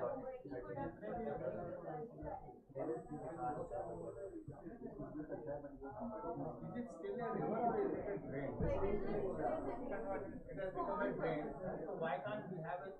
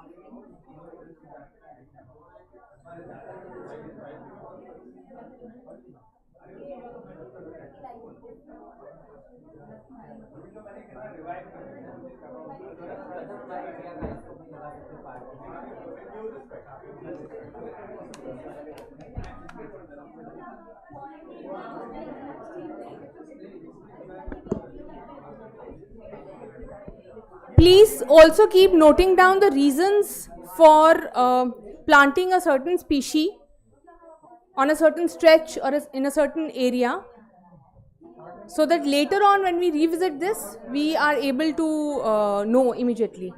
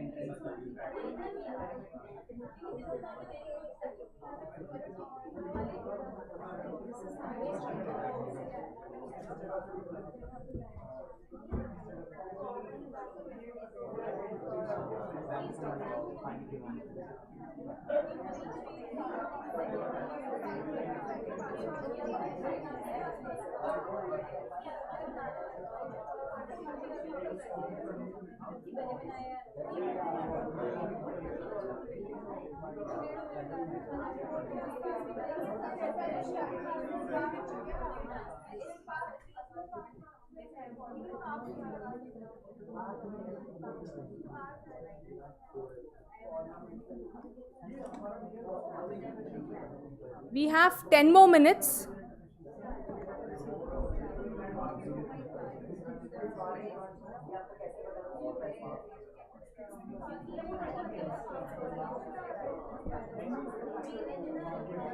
Please start putting in your thoughts and your reasoning for having a certain kind of species on paper.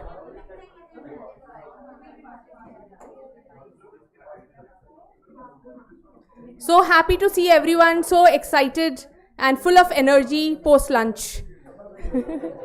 That is an achievement in itself.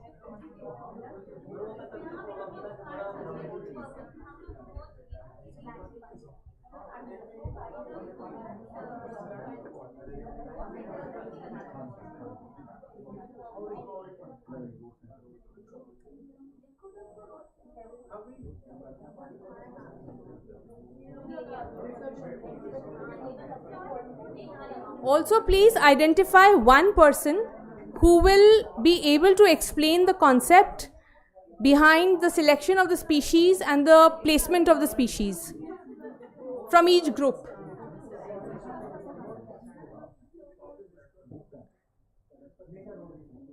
So around 4:45, we will have a brief discussion on that.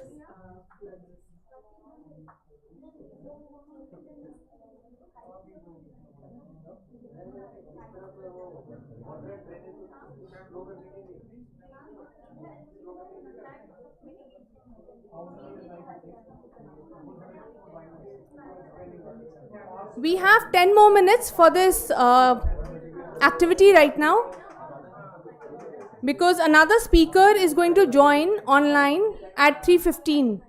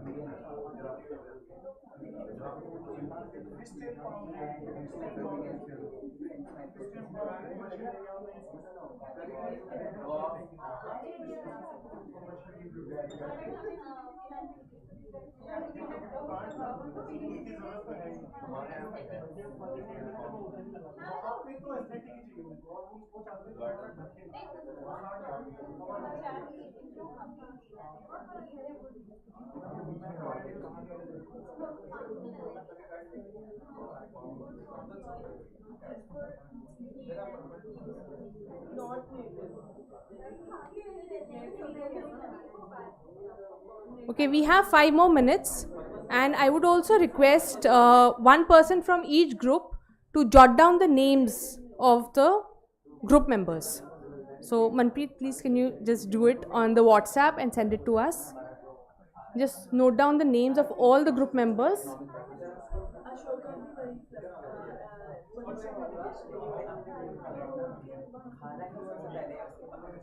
Arya, please can you note down the names of all your group members and send it to us?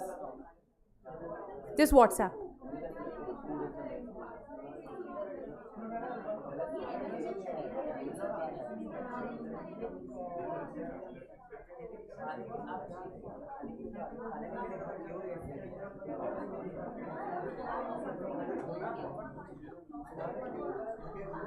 We have 5 minutes more, so please start winding up. I know there's a lot of fun, but unfortunately, all good things come to an end also.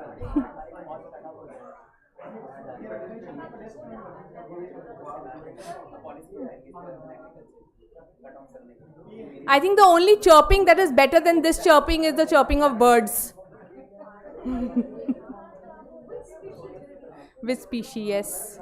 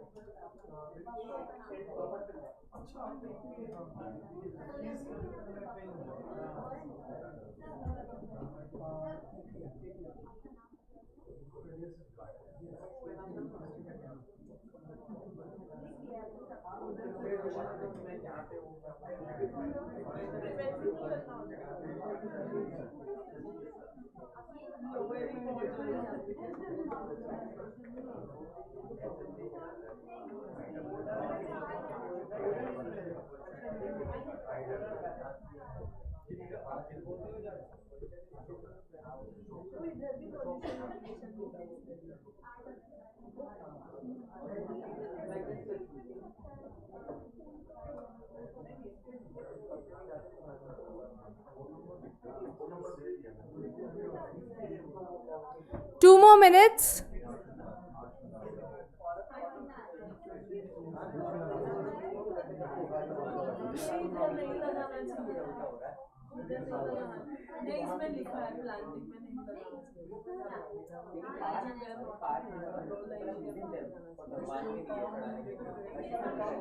I think there's also a very good real life example of how difficult it is to agree with each other.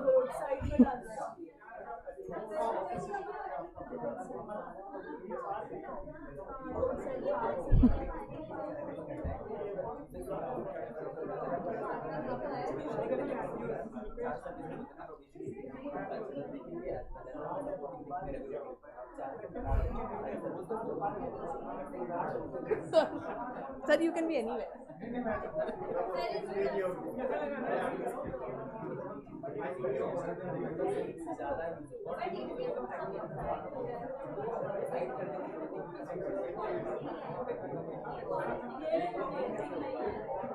I see that the group on the left is really agitated right now, but we have to control our agitation and complete this work.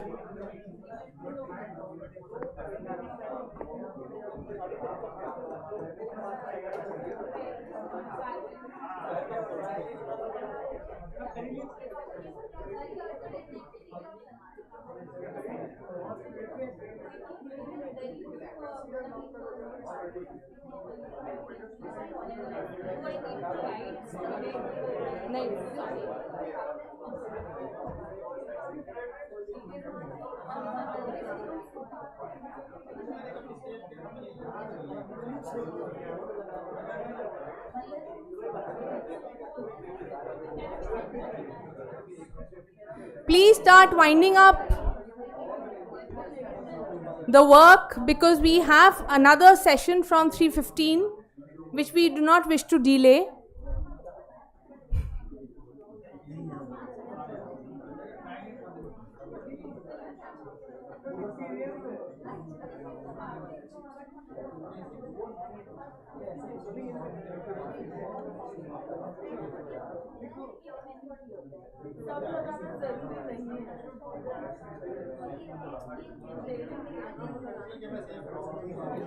You have 1 minute to come to an agreement.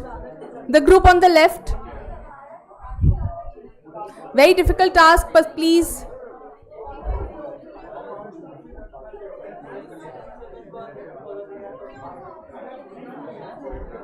You all are doing a brilliant job, but we have to do the job fast.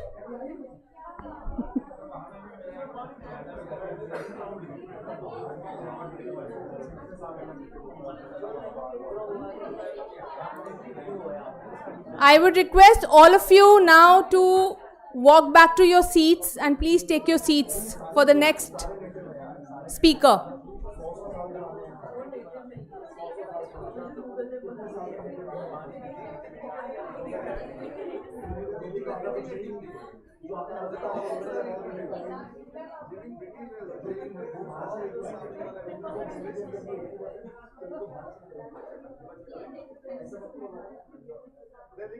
Our esteemed participants of the hands-on exercise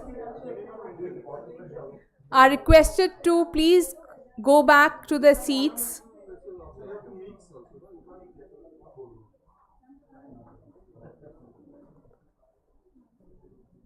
Also, please identify one person from each group who would be able to convey to us your thoughts and your reasons for the species identification and the placement of the species. Thank you so much. That was very fast. Yeah.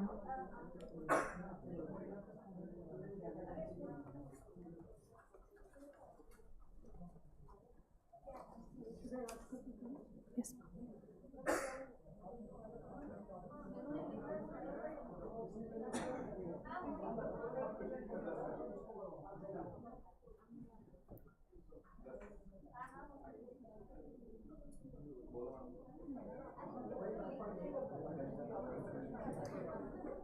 Please maintain silence. Our next speaker has joined online.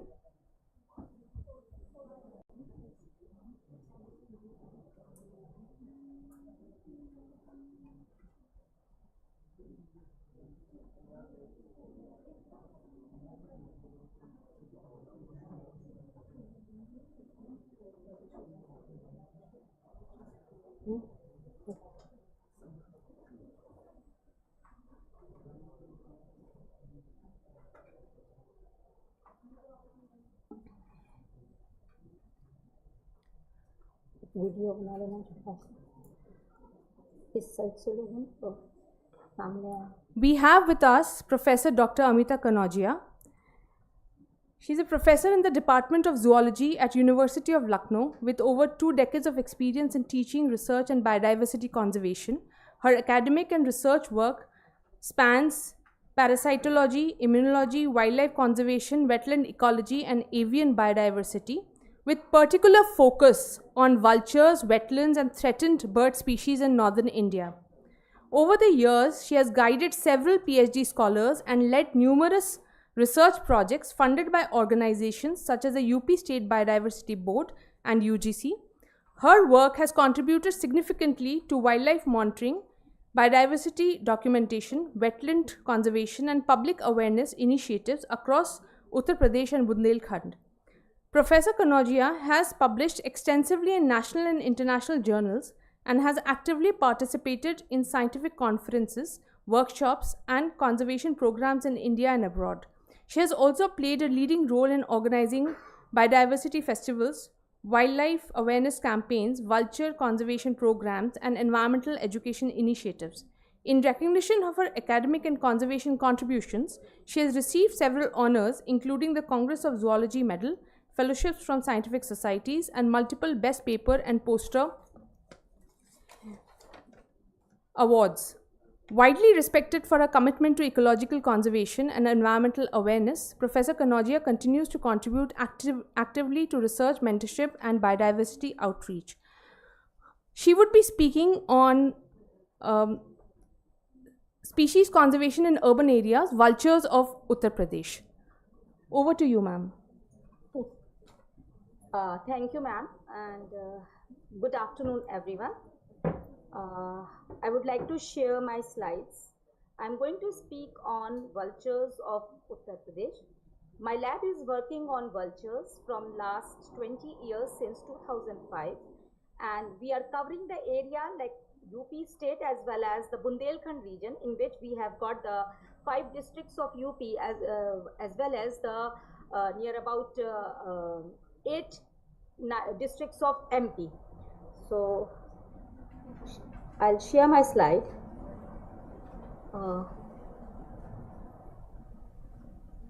Yes, so kahan pe put it? Yes.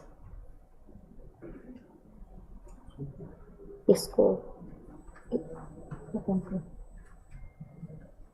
yes, slide show. तो इसको side करो.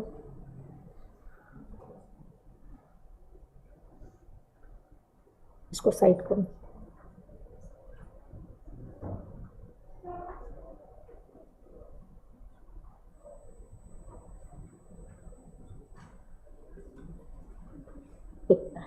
So, vultures of Uttar Pradesh and Bundelkhand region, and as you all know that vultures are nothing but the raptors, and they are raptors, but raptors mostly they contain the birds which are predator, but this raptor is not a predator but a scavenger, and nature has given them very important things, that is the keen eyesight, strong feet to tear the carcass, and the curved beak to take out the meat.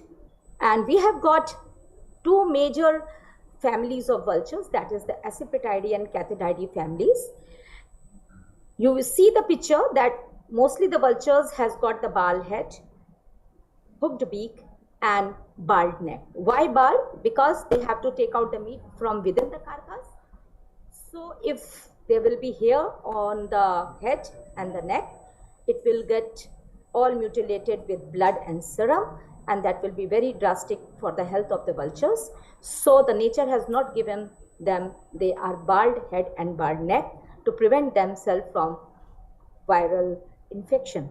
Then apart from that, they have got the talons. You see the talons, they are so sharp so that they can tear off the meat, or they can just open the carcass and take out the meat with the help of the hooked beak. Now this is the slide which how to identify a flying vulture. That is, from the Accipitidae family which belong to Asian countries, you have got various types of raptors, and in which you will find at the gyps vulture at the top. So you just look at the size of the vulture, gyps vulture, and you look at the tail of the vulture which is fan shaped, as well as the wing span which is very large, and the coverts are just like a fan. While the other birds, you will see the size as well as the shape of the tail, and apart from that, you will just concentrate on the wing span, you will find very much different.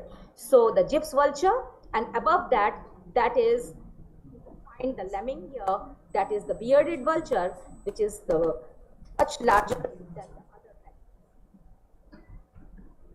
Now, distribution of waste.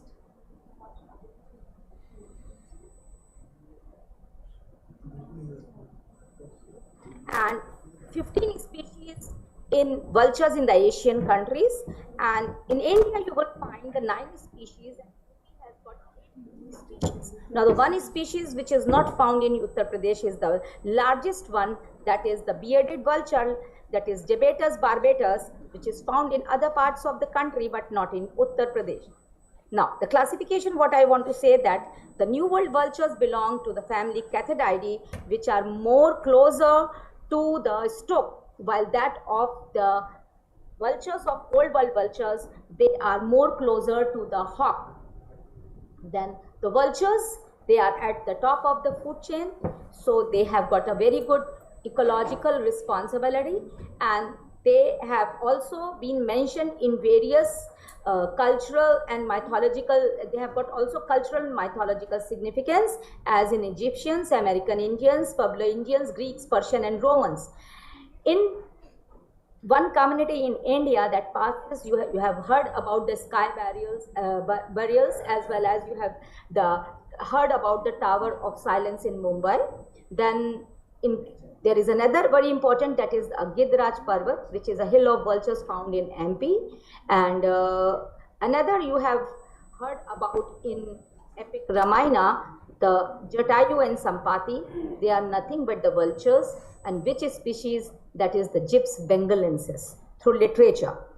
Now, this is the photo of that epic showing the Jatayu. And from the last 18 years informations, as we have come up with that 8 vultures in UP, we have got 80 species, in which the 5 are residential. Residential means breeding over here successfully, and the 3 other species are not breeding but the migratory. So the long-billed vulture, Gyps indicus, white-rumped vulture, Gyps bengalensis, slender-billed vulture, Gyps tenuirostris, Sarcogyps calvus, that is the king vulture, and the Neophron pernopterus, that is the Egyptian vulture, which is very much present in UP in different parts of the state, not only in the wild but in the urban area, and they are successfully breeding over here. Apart from that, there are other vultures like Aegypus monaicus, Gyps fulvus and Gyps himalayensis, which are not the residential species. They are the migratory one, coming to India, to our UP from other parts of the country as well as from the Himalayan region, and they are coming during the summer season for food, in the search of food. Now, I'm going now. This is the these are the slides which will be showing you the different species of vulture, and we have marked the next slide with identifying features so that you can easily identify the species. The Gyps indicus, it is easily identified, that is dark brown skin is there on the neck, light brown body covers are on the upper region, while that of the dark brown wings are on the lower region. Then you have got the Gyps himalayensis, bengalensis, which is totally opposite to Gyps indicus. They have got the dark covered on the upper part, covered on the lower side on the wing, and they have got the beak, which is silver in color. It is a shiny type, so you can easily identify. And all the residential vultures, not pink, but the vultures which are not residential, the skin is pink on the toe area or on the leg side. Now, this is the king vulture, easily identified with the help of a red head with lappets on the margin.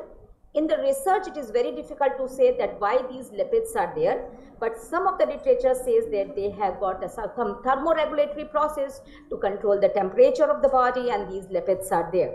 And it can be easily identified with the help of red color, the cere and the head, as well as a heart-shaped white patch on the breast. Then this is the Egyptian vulture, which is a most common and most opportunistic vulture in every aspect of behavior in the life cycle. And they have got a yellow beak and cere, while the other parts of the body are white. But the juvenile you will find different, that the cere part, the yellow color, is not at all developed, or it is slightly developed, and rest part of the body is black. I'll show you in another slide. Then this is the Gyps himalayensis, which is not a residential vulture to UP. It is a migratory one, and it is to identify it, that is, it has got a big and heavy body. They have got a long tail and light pink color. As I told you, the skin of all the non-residential vulture is pink in color, as well as they have got the beak, which is dark in color. Then another vulture, that is the Eurasian griffon, it can be easily identified with the help of the color of the body, which is, you can say in Hindi, a kathai color, light pink color legs, reddish brown feather on neck, and they have got a black beak. Another vulture, which is a cinereous vulture, that is kala gid, it is commonly called black vulture. It can be easily identified with large eyes, and the cere is white and black head. Then another vulture, that is the Gyps generostis. It is called the slender-billed vulture, which is having a neck which is very dry, just like a snake. And they have got, because there is no hair on the neck and the head, so the ear opening are easily visible. It can be easily seen. So this type of vulture is known as Gyps generostis. Now, this slide I want to show that this is an Egyptian vulture, both the Egyptian vulture, because most of the people, they get confused and they say that this vulture, the black one, is a hawk. It is not a hawk, but it is a vulture, but it is a morph which is different. That is a juvenile when it is black in color, and the cere is little bit white, developing the yellow color, and the another one which is white with yellow cere is an adult. So now where you can find vultures, because people generally say that vultures got extinct, but it is not like that. They are still there. They are a very shy bird by a behavioral aspect, and they try to be away from the human population. Previously, when the urban areas were having enough areas like big trees of samal or certain areas which is having lot of means forest or like that, the vulture used to be within the city. But now, because most of the that green area has been removed, and we have developed lot of buildings, so now the vultures are confined to those isolated areas where there is a big jungle or having big trees, big enough to sustain their nest, big nest, because most of the vulture nests are very huge. They build this nest by using more than 1,000 sticks in a very meticulously manner, and they just lay one egg in a year, having a one juvenile within the nest. So most of the colonies, most important, are next to the water. As we know, the vultures are scavengers and they eat on dead animals. So doing that activity, they just have lot of that serum and blood on their body. So after every meal, they love to take bath to remove that blood and serum from their body. Another important aspect, that is after feeding, they like to roost also early in the morning or in the evening, and the roosting is a very important property within the birds. Maybe due to some reason, the most important reason is to dry them, to just get rid of parasites on their body like lice, or for other, that is cleaning the hair. And vultures, they are colonial breeders. You won't find vultures as a single pair. You will find a colony of 35 or 40 or 45. They generally build nest on the cliffs, and some of the vulture species, they build own nest only on trees. The source of food is generally in the protected area, that is the leftover of the tiger or the leopard. But in the unprotected area, they are getting food from the slaughterhouses or by the dumping sites. Now this is the pic which shows that how they are taking bath after meal. Then this is the cliff in Lalitpur in UP. This is a cliff of near about 10 kilometers, and wherever you see the whitening, that is the place where the vultures have built their nest. Now this you will see that the vultures are sitting on the cliff, and these are the areas that on which they collect the different type of a stick to make a nest. Now this type of a species which builds nest on the cliff, that is mainly the Gyps indicus. You will never find the vultures of Gyps indicus building nest on trees. But there is, recently we have received one paper, research paper from MP, which shows that the Gyps indicus has built nest on a tree. Now this is the just backside of the cliff. You will find there is Muchkun ki Gufa, and from this area you can see the vultures at your eye level on the back of the cliff. Then, hello, yes. Now this is mainly why the vultures are confined into the Bundelkhand region, because the Bundelkhand region, which is containing the southern part of UP as well as the MP, it has got a very good livestock data, and these livestock animals are the main food for these birds, because generally these cows and buffaloes are of very low breed, and once they are old, now the owners, they leave them like that only to roam about, and they die due to high temperature in the summer or in the winters, due to very cold, and they die and the vultures feed upon them. Now, this is Neophron pernoctrus from that area, king vulture in the Lalitpur area. Then most of the nesting sites are next to the river, where you will find the Betwa and the Dhasan river. And here in UP, you will find along the Tarai area, that is the Girva river. And in the Lalitpur, there is a Mahavir Swami sanctuary. The vultures are confined over there along the cliff.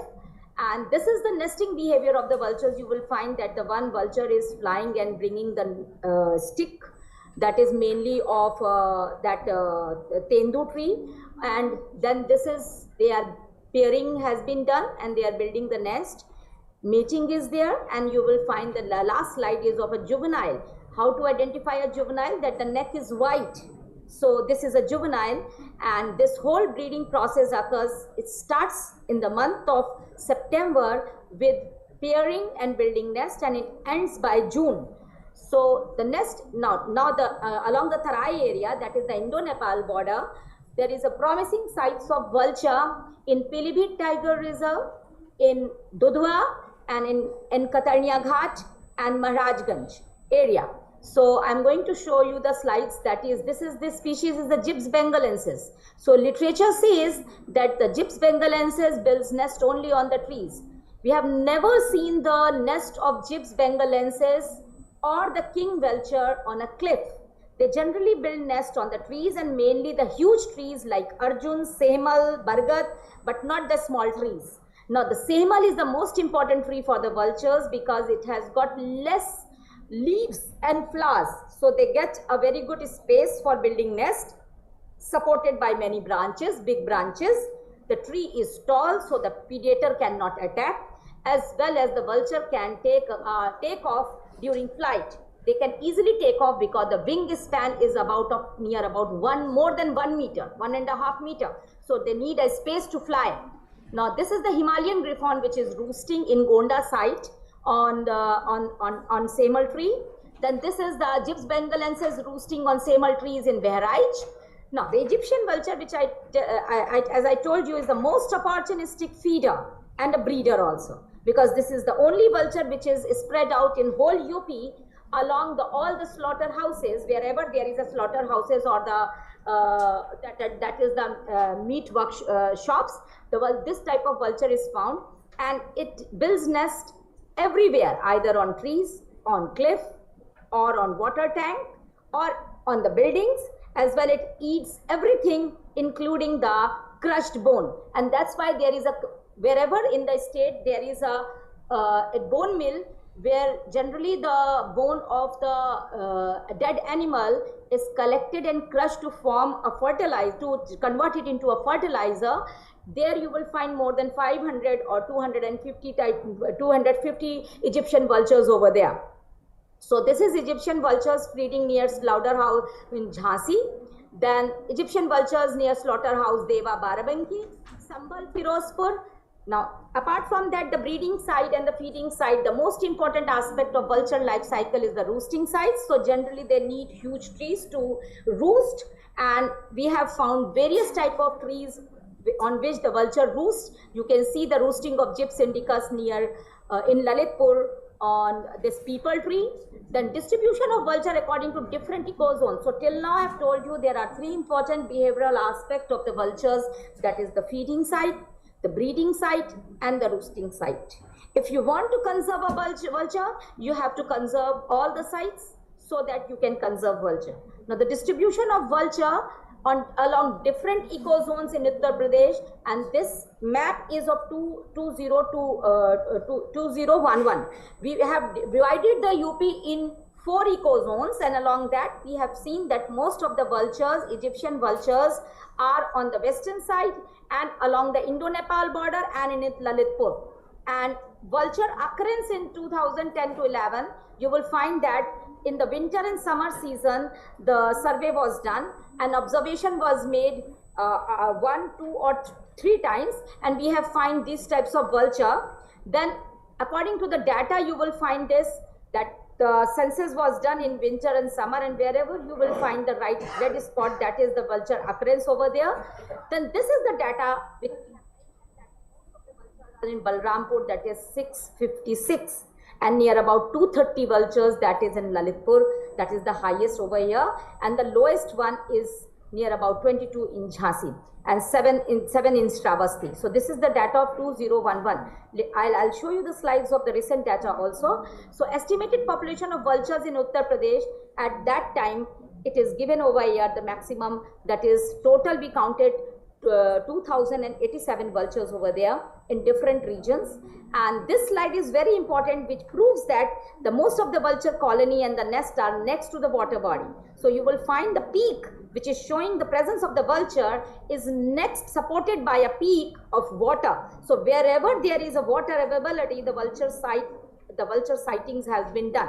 And also you will find the peak of the livestock data. So the region which is having a good livestock data, a good water availability, you will find the vulture colonies over there. Now this is the data of Egyptian vulture, and this has been done in UP, that is Aligarh, Bareilly, Chitrakoot, Devi, Patan, Faizabad, Jhansi, Kanpur, and we have reported a very good population of Egyptian vulture. This is the Bundelkhand region where we have studied the gypsum site, and wherever the red part is along the river, you will find the presence of the vulture. And in Bundelkhand region that we have reported near about 62 breeding sites, and it is a very good promising sites. That is like in Tikamgarh, Panna and Damo are the best site for vultures over there. When you go to Panna, you will find lot of vultures over there. So what we say that the vultures are extinct, they are not extinct, they are still there. And in the Tikamgarh also, you will find a very good site near Orcha. So Orcha is a temple, and behind the temple, Excuse me, ma'am, you will find good population over there. May I conclude? Yes, ma'am, that would be great. Thank you. So this is the different slides where the vulture sighting has been reported. I am just showing you the red-head vulture data also, which is good in Panna. And the Panna is a very good site for red-headed vulture, which lives only in one pair. Now I'll just come to the threats. Vulture census of 2022 has also shown a good data regarding vulture population in UP. Main threats you will see that wherever there is railway track, the vultures decline is not all of a sudden. It is in the past 50 years they were declining, and they just give one egg in a year. So it is total human negligence that we have not paid attention, and that's why the vulture population got declined. The reason behind is like these accidents that we have never given attention to these. Then there are a lot of cultural activities or like tourism. And vulture is a shy bird, so wherever they find the human interference, they just leave the sites. So mining, that is also a problem. Destruction of feeding sites, high temperature in Bundelkhand region, which leads to the death of the juveniles, and also competition with the dog, because vulture, they never go to the carcass to eat until and unless the predator don't go away like dogs and all. So competition is also there. There is a low breeding success at the site of Katarnia Ghat. And these are the main reasons, and the last is diclofenac, as you heard about it. That is the main, that is NSAIDs, that is because of that the vultures died because of diclofenac. But if you want to see that why the vulture decline, it is the low food availability, habitat destruction, human negligence, natural calamities, and diclofenac. So the vultures, the colony is supported by habitat, food and water, and all the three we have to conserve, then only we can conserve the vultures. So overall, we have to prevent the vultures by egg fall we have to take care of the egg fall and destruction of the eggs by having a rehabilitation center. Chick mortality we have to reduce, and we have to protect the area. We have to go for a vulture safe zone wherever the vulture sites are there. So for question is why the vultures gone? So it is not only that one reason, diclofenac. All over world there are different reasons. Every area has got local reasons. We need a lot of interaction with different departments like tourism, forest and agriculture and education and archaeological. Then only we can conserve the vulture. And so we have to protect the habitat, breeding sites, roosting sites, awareness and everything. And regular census, lot of research, monitoring of diclofenac, talking to the community, supporting the community, and establishing the vulture restaurants and lot of awareness programs. We can just conserve the vultures like this. So it is all, this is all pick and our efforts for conserving vultures. This is the vulture restaurant we have made at Lalitpur. It is not a new phenomenon. Nepal and Africa is already doing all this. This is awareness material for the forest department, for identifying key, for the forest guards to identify the vulture and go for a census. And thank you. Thank you so much.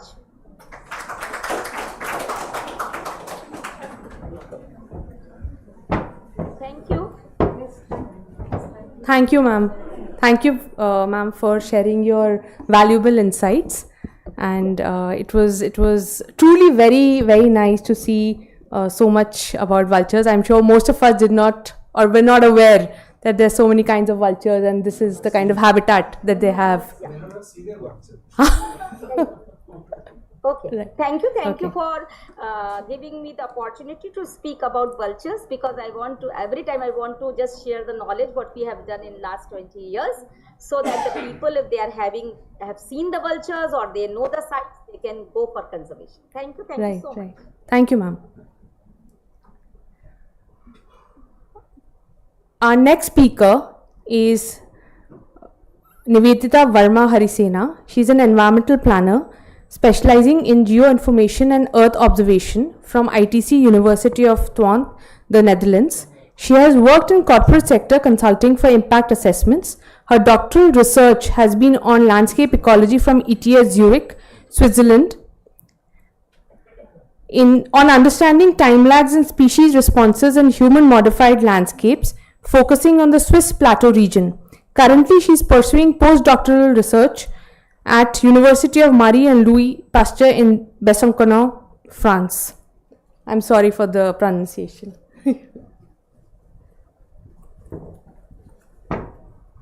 It's okay. Hello, am I audible? Yes.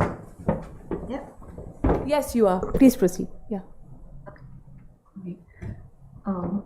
Just a second. I will try to share. I think the host doesn't allow sharing the screen. Okay, thank you. Yeah, it works. I hope you can all see my presentation. Okay, good afternoon everyone, and very nice to be here, at least virtually, back in SPA, Environmental Planning Department. I'm an alumni of this place, and I'm very happy to present here. Thank you, Meenakshi ma'am, for inviting me.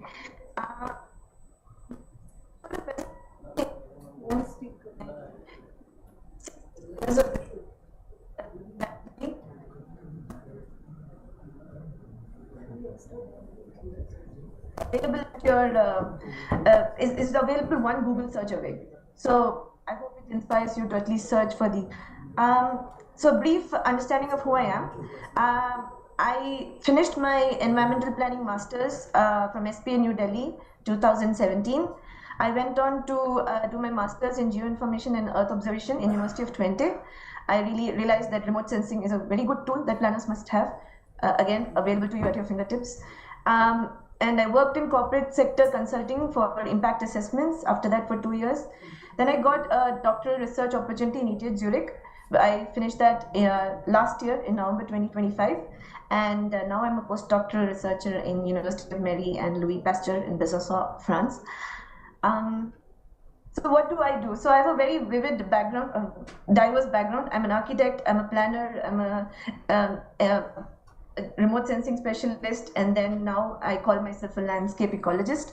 There are a lot of congresses on landscape ecologists. It's an upcoming interdisciplinary field, and I think environmental planners have a big part in this field. Please look it up.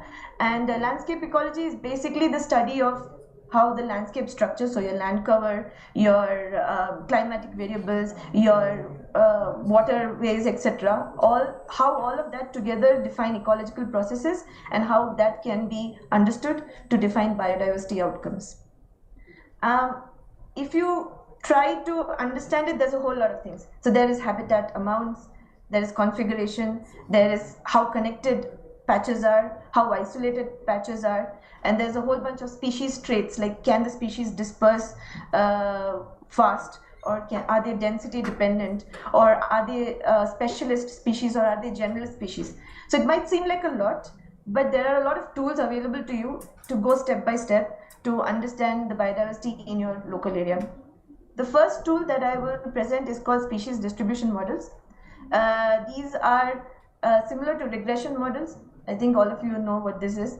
And there are different ways in which you can deduce the probability of a species in one location based on the land cover of that location, the climate of that location, the road layout, and of course you need species observations, which you get, which is also openly available quite a lot with the GBIF dataset, and also much better if it's locally observed by researchers and sampled.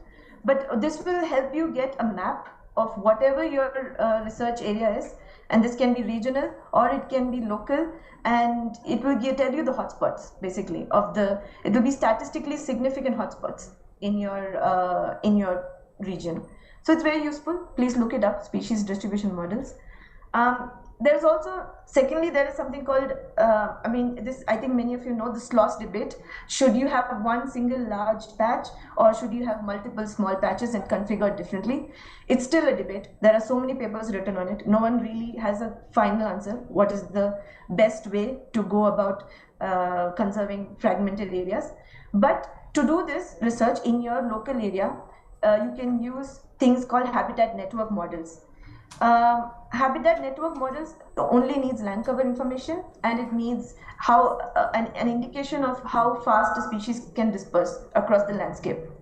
And what you get is these kinds of networks or corridors that you can estimate within the land, within the buildings, and whatever land cover data you have. You have to estimate how likely the species would move, if it's a building, if it's a road, etc. And you are able to calculate a lot of different metrics, like which patch is the most important to conserve, which patch is the most important for the network, what is the total connectivity of the system. It's called total flux.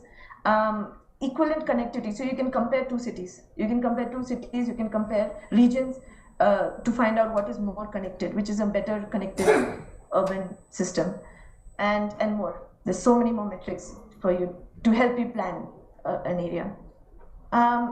This is one of my studies that I did for my PhD. So I had data on how Zurich evolved over the past 100 years. I know this is a very niche data set, but in fast changing areas like India, even 20 years of land cover change is good enough for you to have this kind of changes, and which is openly available to you with remote sensing platforms.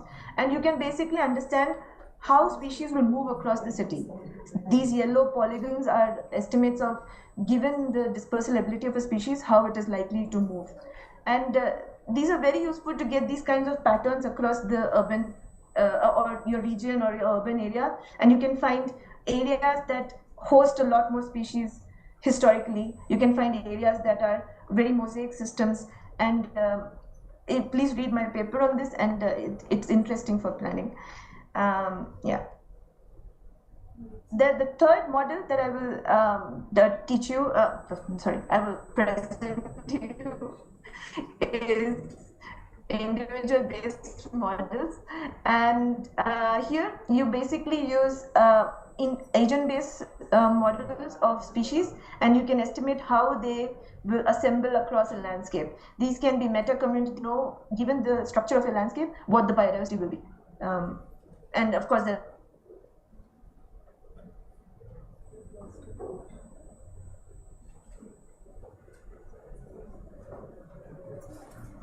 other metrics, you can put in competition, you can put in abundance, you can put in a lot of other species related estimates of their traits, and it will give you an estimate of the species diversity. So individual based simulations are highly useful, especially if you want to know how landscapes evolve and how the evolution of landscapes continue to impact species currently.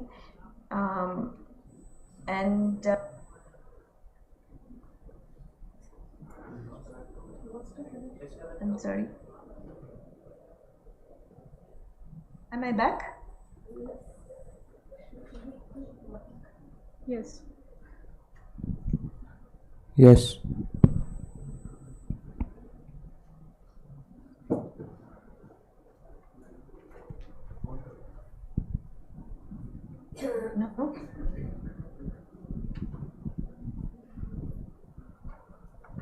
Can you hear me, Meenakshi ma'am?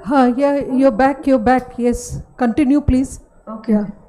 Okay, I hope it was. You have another 5-7 minutes. Yes, done, ma'am, almost. Just interesting is this individual-based models in urban systems. If it's if you have data sets like LiDAR, which gives you a point cloud of the urban areas, this is a very good data set to have. I think there is some connectivity issue.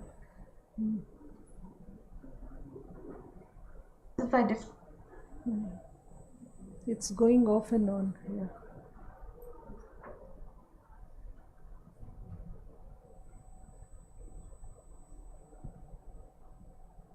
But anyways, yeah, there are LiDAR sets, please use them. And there are bioacoustics data sets, please use them. Okay, your voice is breaking. Yeah. I see, ma'am, I see. Okay, I hope the slides were good enough at least. Yeah, maybe you can share it with us also. Just to tell you that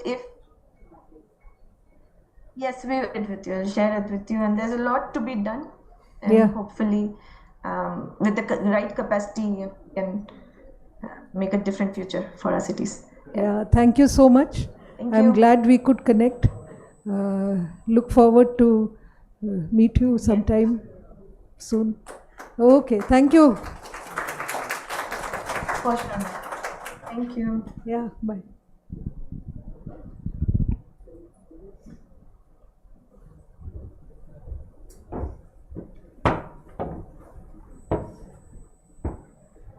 Please join us for tea outside, and we shall resume the next session at around 4:10. Yeah, so 15 minutes for tea. Thank you.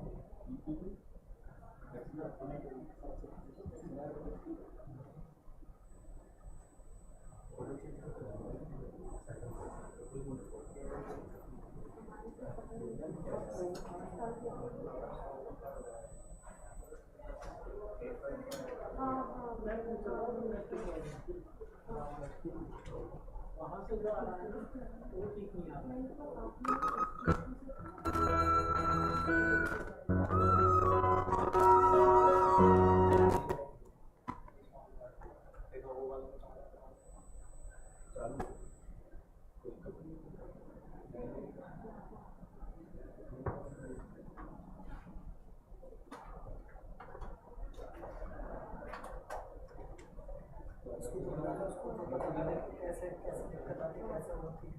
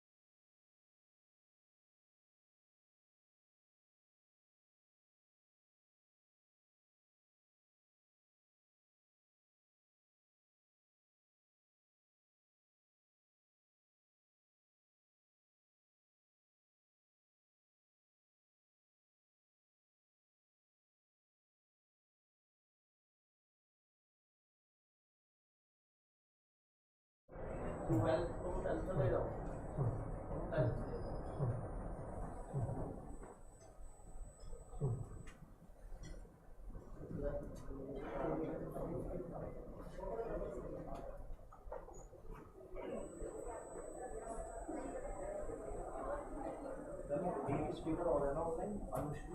हाँ Anushree.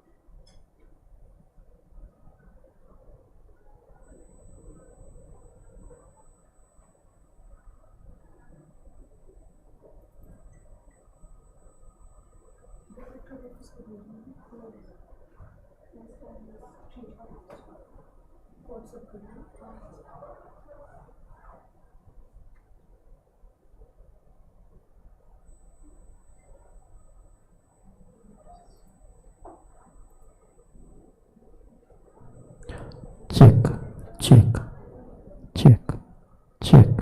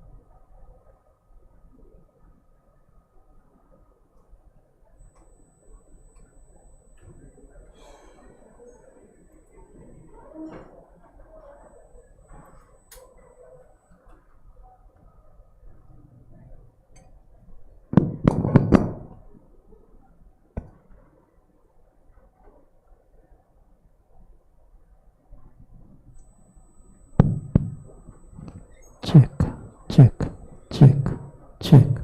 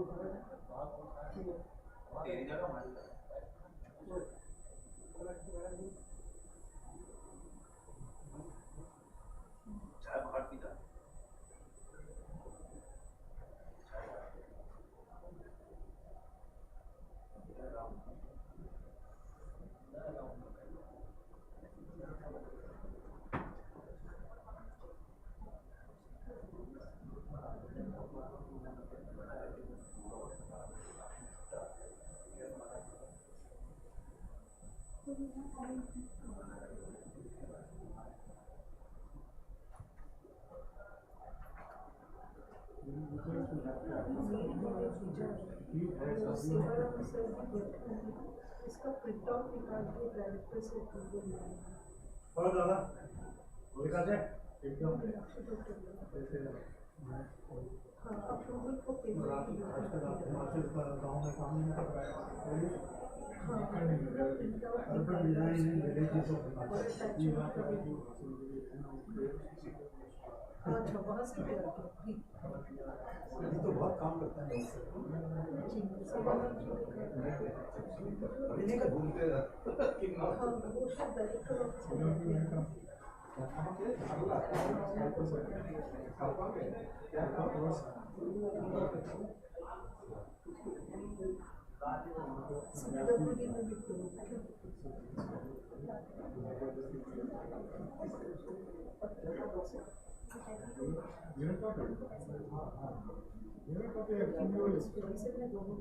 Architecture को change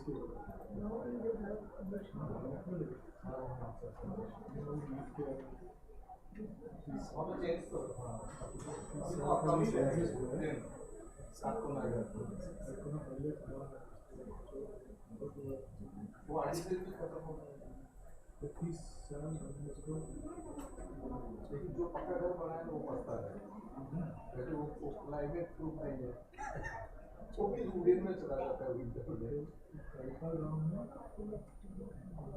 ज़्यादा investment पक्का घर बनाने से संभाला हुआ है तोड़ने के बाद मैं 2 घर में जाता हूँ, अल्फा में जो है ना लॉक कर सर्दी का है, उसके बगल में एक लंबा सा लकड़ी का है, तो उस पे और जाता हूँ चासू, आना तो चासू दी है, तो वहाँ पे पत्ता बनाया,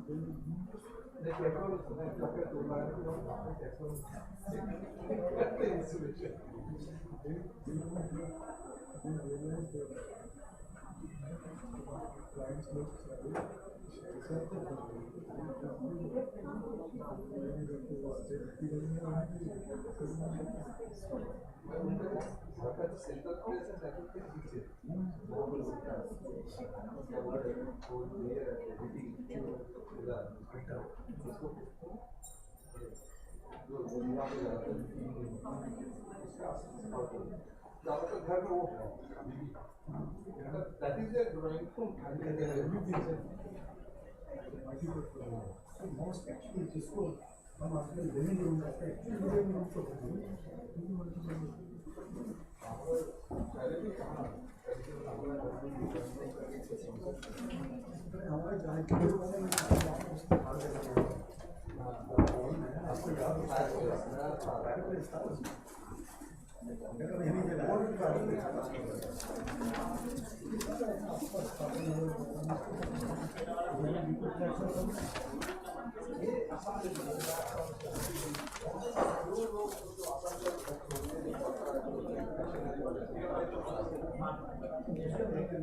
ये नेक्स्ट ऑनलाइन है,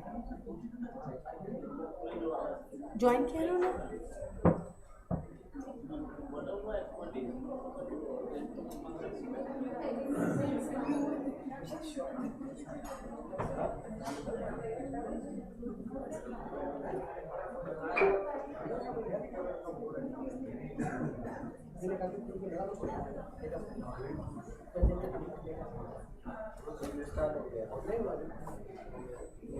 Welcome you all back to the post-tea session. I hope you are more rejuvenated and energetic after the tea and the coffee.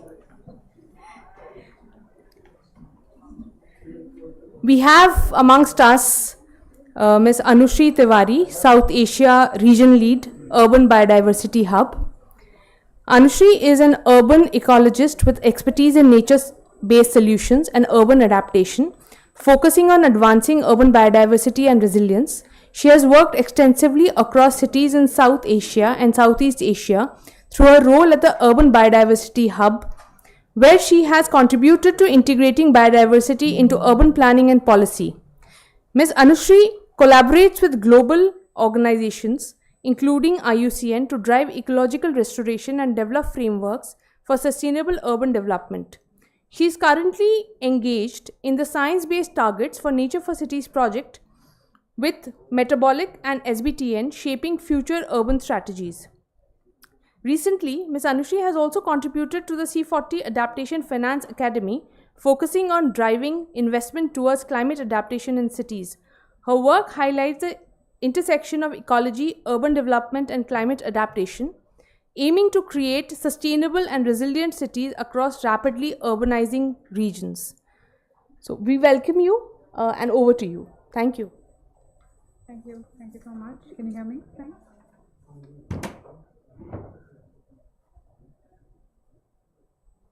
Before you start, could we just have a little test of the audio?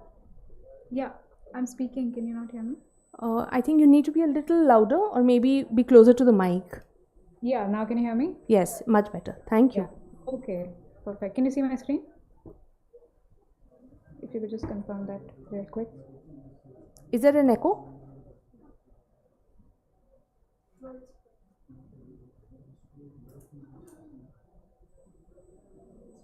Is my screen visible? Yes, your screen is visible. Yes.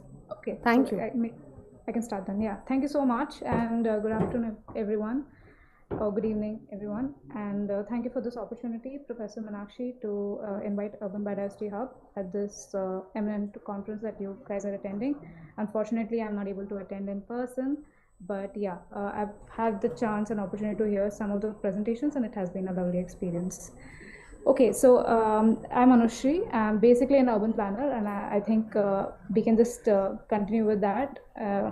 So Urban Biodiversity Hub is basically we are a global organization where our motto is to enable cities to plan with nature, and the mission or the agenda or the objective with which we run is that we look at what the global missions are and what global targets are, and then how do we translate this and kind of scale it down at the local level with the cities, that is. So we understand that cities are currently moving into this direction. As we know, adaptation is now seen as a pressing issue, while mitigation, which was taken firsthand, the priority is now the adaptation is also seeing some focus, and there is interest by the government across the globe to move in this direction. So we have a global expertise where we have professionals and folks from different avenues. We have ecologists, economists, planners, architects, and also some of them are policymakers.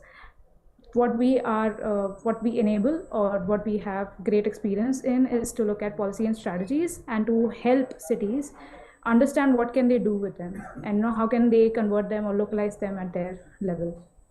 Apart from that, we've also been involved with different agencies where we have had the opportunity to develop indicator systems and frameworks which can enable this process. So these are some of the projects that we have engaged with, which includes IUCN's Urban Interpretation of Global Standards of NBS, as mentioned, SBTN project which we have released now. And then we've also looked at the most, you can say our favorite project of all is the IUCN's Urban Nature Index, which we have developed.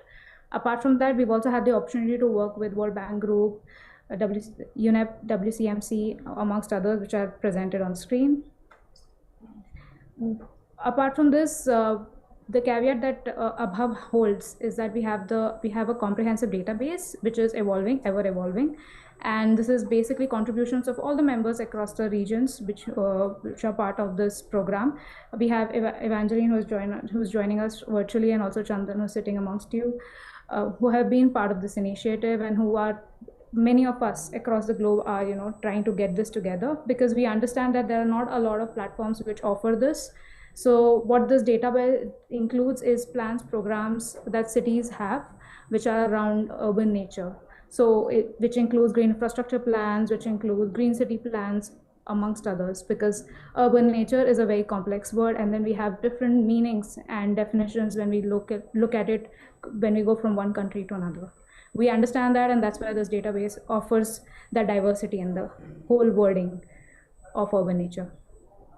So why cities and nature? I mean, this is a basic textbook, but I just wanted to run through these slides nevertheless. Many of the cities, like around 383 cities, are right now sprawling into biodiversity hotspots across the globe, and these are just the biodiversity hotspots. We're not talking about other, you can say, different aspects of ecosystems which are there within the globe. And when we look at it, cities hold a very small space when it comes to what the area that they consume versus the resources that they extract versus the waste that is produced. So the scale at which the cities are consuming and also contributing to, you can say, all the pollution and also the consumption patterns is stark. And we cannot deny this. And that's why cities are the hubs, or the way we say it, cities are the front drivers, or should be the front drivers of looking at urban nature or urban biodiversity conservation per se. This is urban bioshed impact areas, which actually talks about how equity and justice also plays in, apart from the the ecological fragmentation that's happening in the landscape, there's also the whole issue or the whole idea of equity and justice, who gets played in and who gets played out, who is marginalized and who is not. So when we look at urban linkage with biodiversity loss, this is basically adaptation of what the IBES model talks about, wherein the urban drivers are basically demographics and socio-cultural context that we hold in, the economics and technological, you can say the instruments or levers that are present, and plus the institutional and governance which is at play. Then apart from that, we have the conflicts and epidemics which are resulting. So the urban drivers are basically creating these pressures in these four, you can say, zones or ecosystems, or sorry, so zones is what the word is, the atmosphere, land, freshwater, and ocean.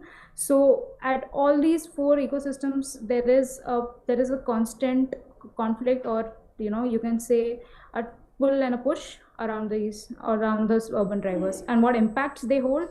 There are already a lot of this which has been reported, which includes natural habitats losing, also the consumption patterns, which are like 75% of the material resources on earth being consumed by cities, so on and so forth. So the situation is large, and it's an elephant in the room that we cannot ignore anymore. The coming Montreal GBF, or the Global Biodiversity Framework, which also talks about these target systems that one needs to achieve.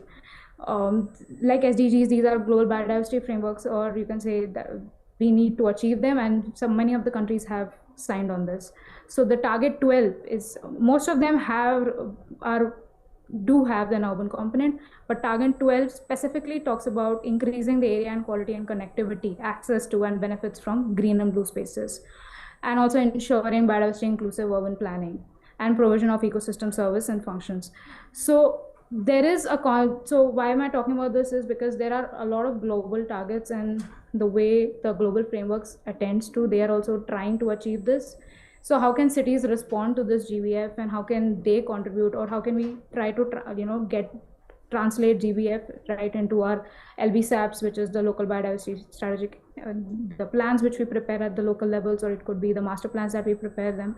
So how do these get reflected in them, or how do master plan reflects the GBFs?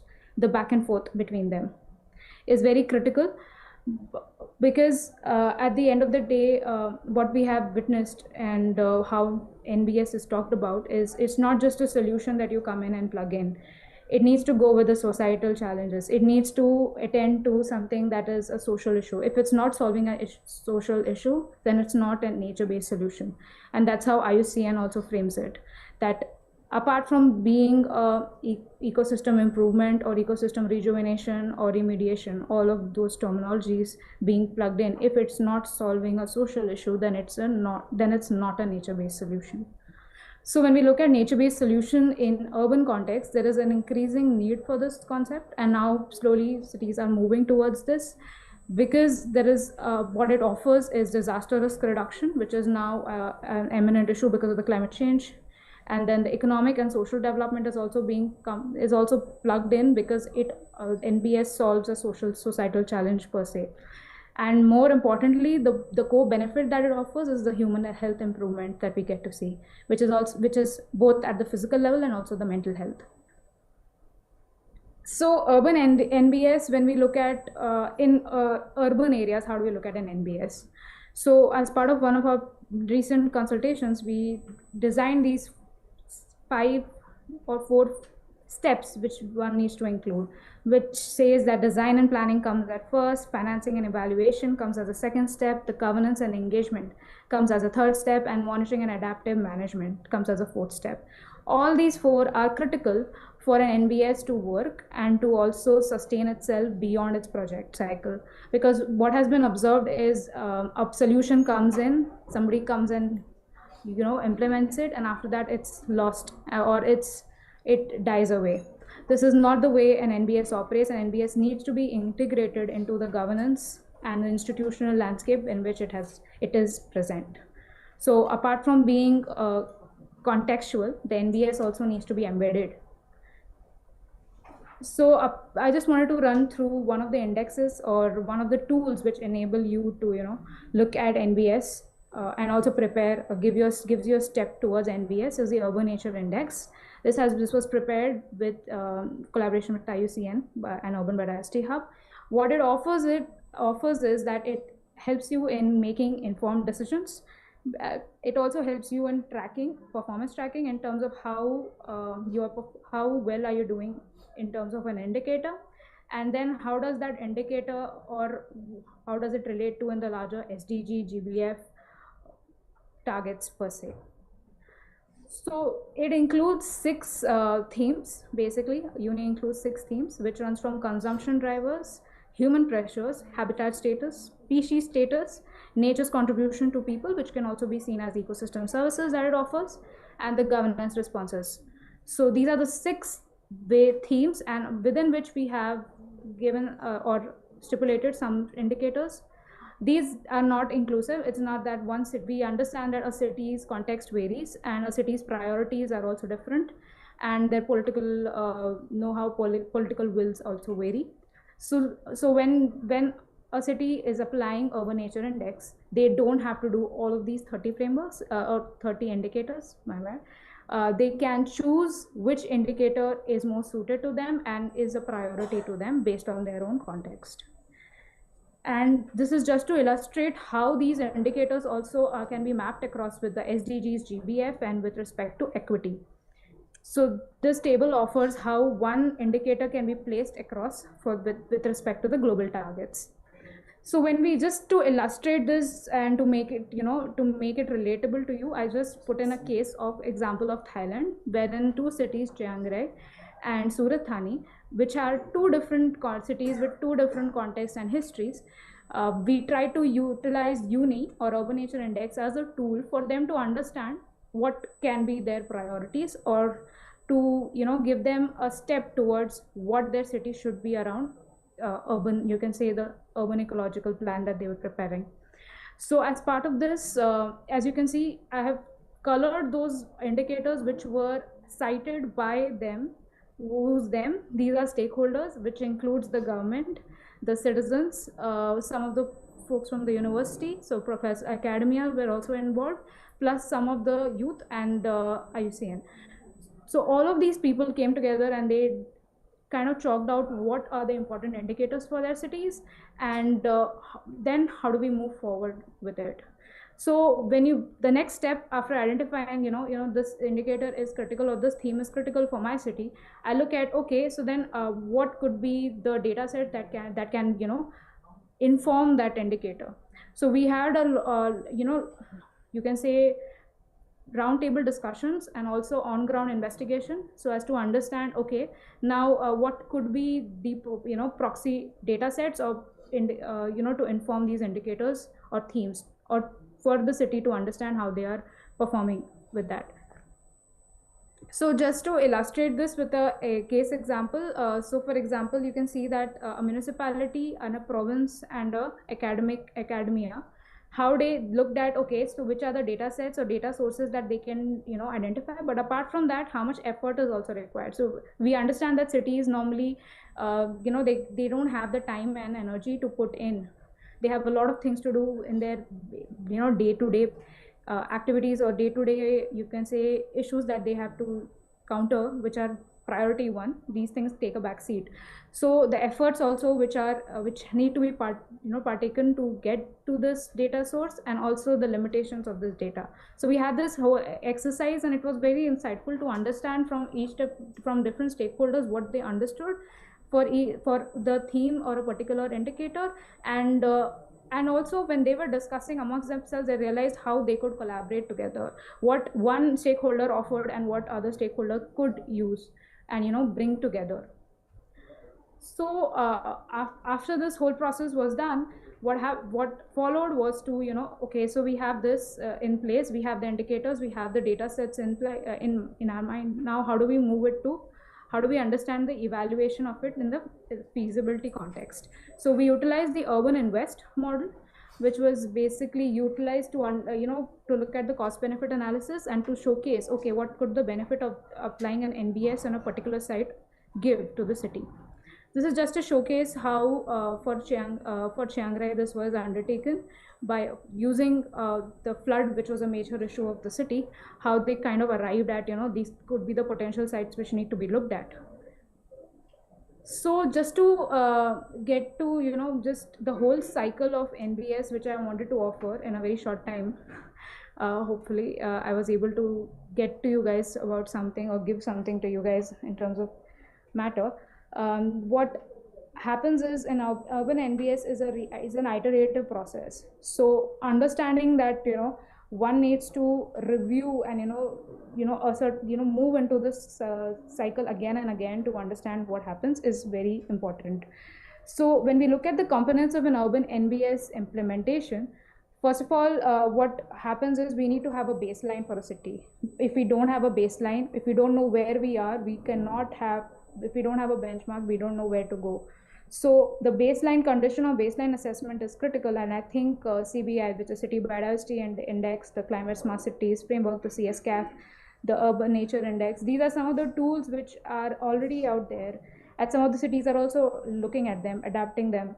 But that's the first step. After that, what does this tool help you, or how does the tool inform you in terms of what needs to be done is the next critical step, which is to do the design and implementation, followed by financing, which I think some tools like Investor out there which can be utilized. Then after one understands that this is the financing bit, or this could be the cost benefit, or what could be gained, one can approach the government and then move into, okay, so these are the sites and now let's move into implementation. But after implementation, our journey doesn't get over, because that's where the whole monitoring and evaluation comes in, so as to understand, okay, what did we achieve by implementing this and where did we fall short. So that's where the pilots, which everyone talks about, why are we not able to scale the pilots, is because the monitoring and evaluation was not done properly to inform how could we scale this up. Or there could be other challenges. I'm not saying that that's the only problem, but monitoring and evaluation right now is the most critical bit, so as to learn and also take this forward as something that can be taken up by other cities, that this worked, this did not work, but this did not work because of these many things, and so as to work towards a better future. Then move into the second, you can say the second cycle, where you understand, okay, so we have come here and this is the base that we start with. Okay, now how do we move ahead?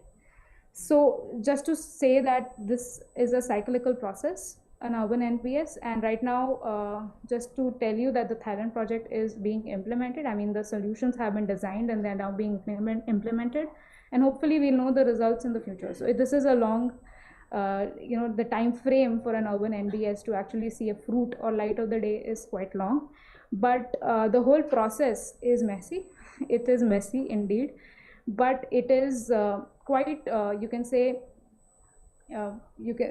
satisfying to see how things evolve over time, and collaboration is the way to go about it, or collaboration, co-production, co-creation, the way you name it, all are critical for this process to take or move ahead in to create a transformative future per se.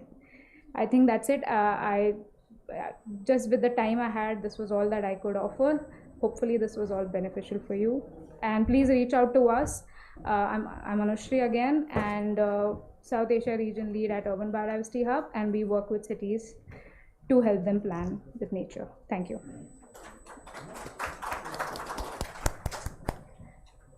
Thank you, Ms. Anushri. That was it was an absolutely wonderful presentation, and I'm sure in our audience we have many students who are also working on this subject.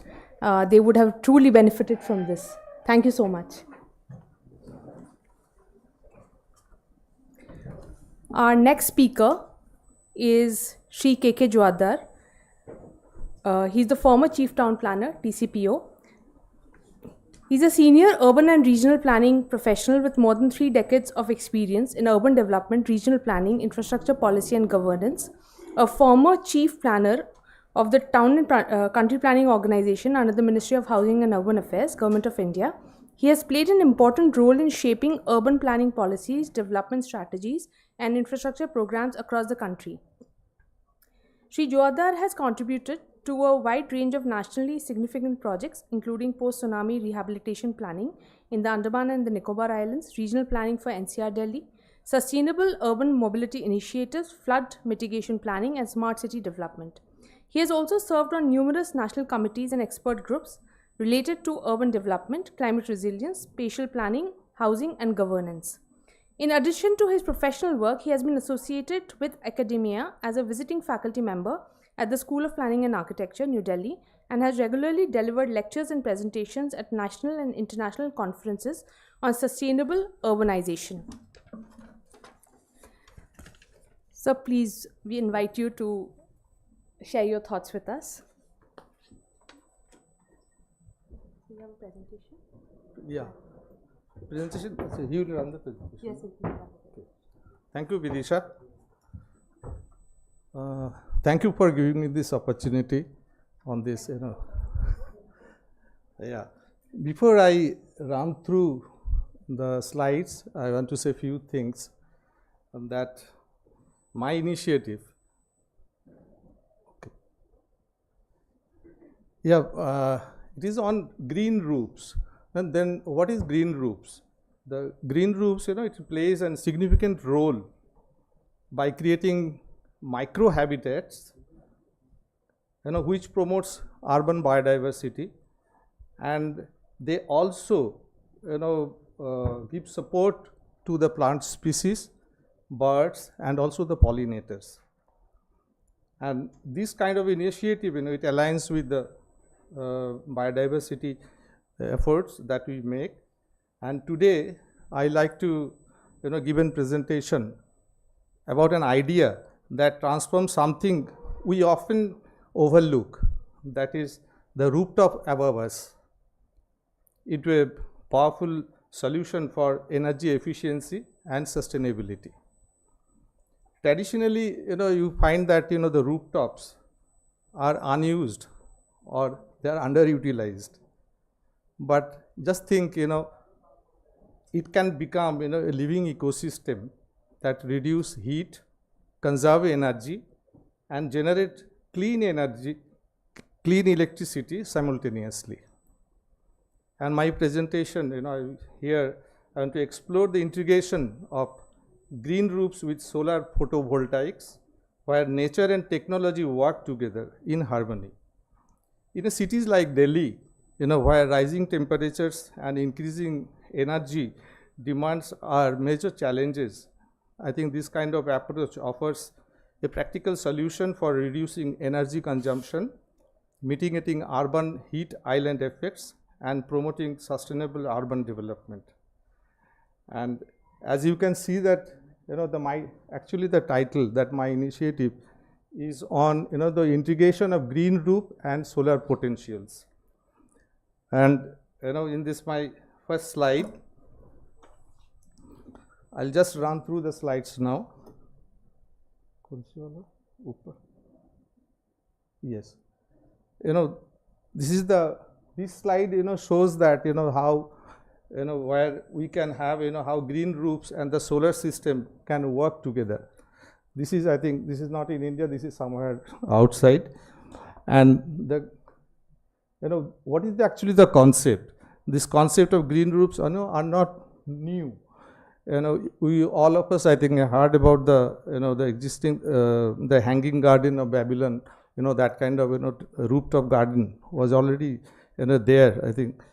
But there are different types of green roofs, that you can see. There are extensive, the intensive and semi-intensive, depending upon the characteristics of the building. What are the depth and strength, its age, there are various factors. And then what are the advantages of green roofs? First thing is the green roofs helps reduce the heat entering into the building through evapotranspiration and shading. They can reduce, indoor temperature by around 3 to 4 degrees centigrade and lower electricity consumption. And they also help in reducing the heat island effect. And other advantages, that we find is that, it also helps in reducing the air pollution to some extent. And on this occasion, of the International Biodiversity Day, it is important to recognize that, green roofs support urban biodiversity by creating habitats for plants, birds, and pollinators.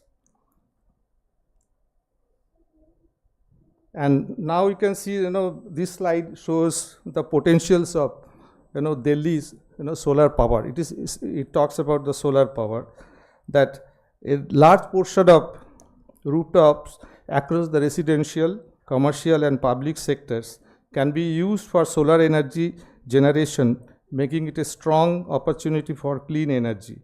Delhi has approximately 109 square kilometer of roof space and about 75 square kilometer of roof space. If you discount 30% of the old buildings, then we have around the 15 square meter of rooftop, because only the 20% of the keeping that 20% of the rooftop can be used for generating electricity, and it is at the rate of this eminary standard that per kilowatt we require 12 square meter of area. So with this, what is the potentialities of Delhi? So in this 15 square kilometer of roof space can produce 1.23 gigawatts of solar power. So this is the potentialities of rooftop solar. And this slide, it shows that this is actually the key concept that of my presentation. The green roofs, it cool the environment, which helps solar panels work more efficiently, and this also reduces the energy demand and generating clean energy. Additionally, this integration supports urban biodiversity by providing microhabitats for different species and strengthening ecological balance within the cities. Now, there are certain proposals that I want to make here, that in Delhi, at least the new buildings which are coming up, they can easily adopt green roof, while other buildings can use lighter systems, other systems, and there are other benefits also. The green roofs provide the benefits at both private and the public levels. For individual, it reduces the energy cost and improve the living spaces. For society, they improve air quality to very little extent, but it reduces pollution and support ecosystem restoration. So my recommendations are here that there should be a policy that we need to formulate, that all new buildings should have the green roofs, and the financial incentives can be given, and it should be integrated with the solar system to reduce energy consumption and promote sustainability.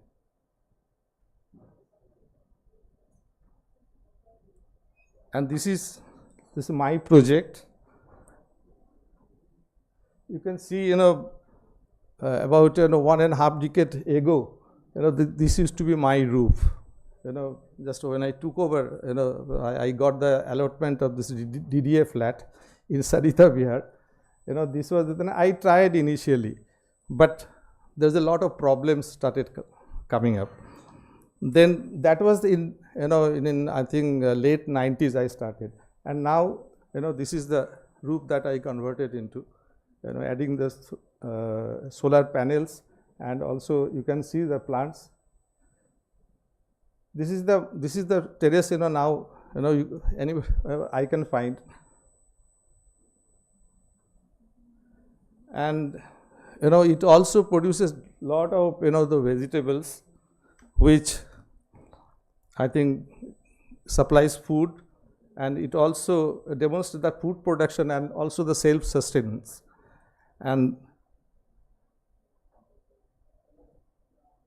There are, there are seasonal fruits, that it grows. There are many, fruits that it grows, and it also shows that, it shows that it is contributing to the biodiversity and the productive use of space. These are all from my, from different seasons. These photographs I have taken for the last, at least I think 3 to 4 years only.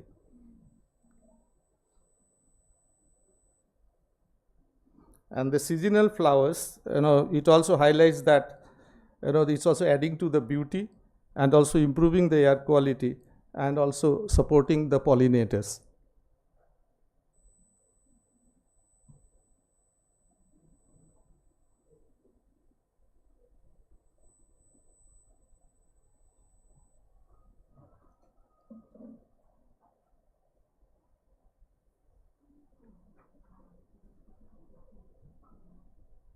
And these also add some kind of aesthetics. There are a number of bonsai that I made during this time. And one thing that biodiversity I'm talking about, that I also get a lot of special visitors on my garden. This also adding to the biodiversity, and all these birds they visit. Maybe my house is also very close to the National Bird Sanctuary. Okla Bird Sanctuary. There's a lot of birds, they visit every time. Sometimes they're a nuisance also. And, there are nest. There's a tailor bird. The birds throughout the day, at different seasons they come. And there's a nesting. This is bees. And this is what, this, thank you. And finally, I want to say that, this is something, which can be done. It is, I think everybody can do it. It doesn't cost much money. Only thing it requires, some kind of patience and, I think perseverance. That I think all the rooftop, and it also gives some kind of satisfaction, personal satisfaction, and that I get. Thank you. Thank you very much. Yes, yes, sure. आप जब बोलो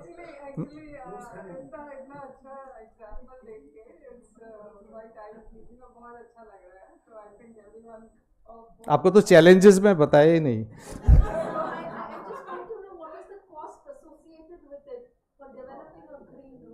Yeah, I tell you.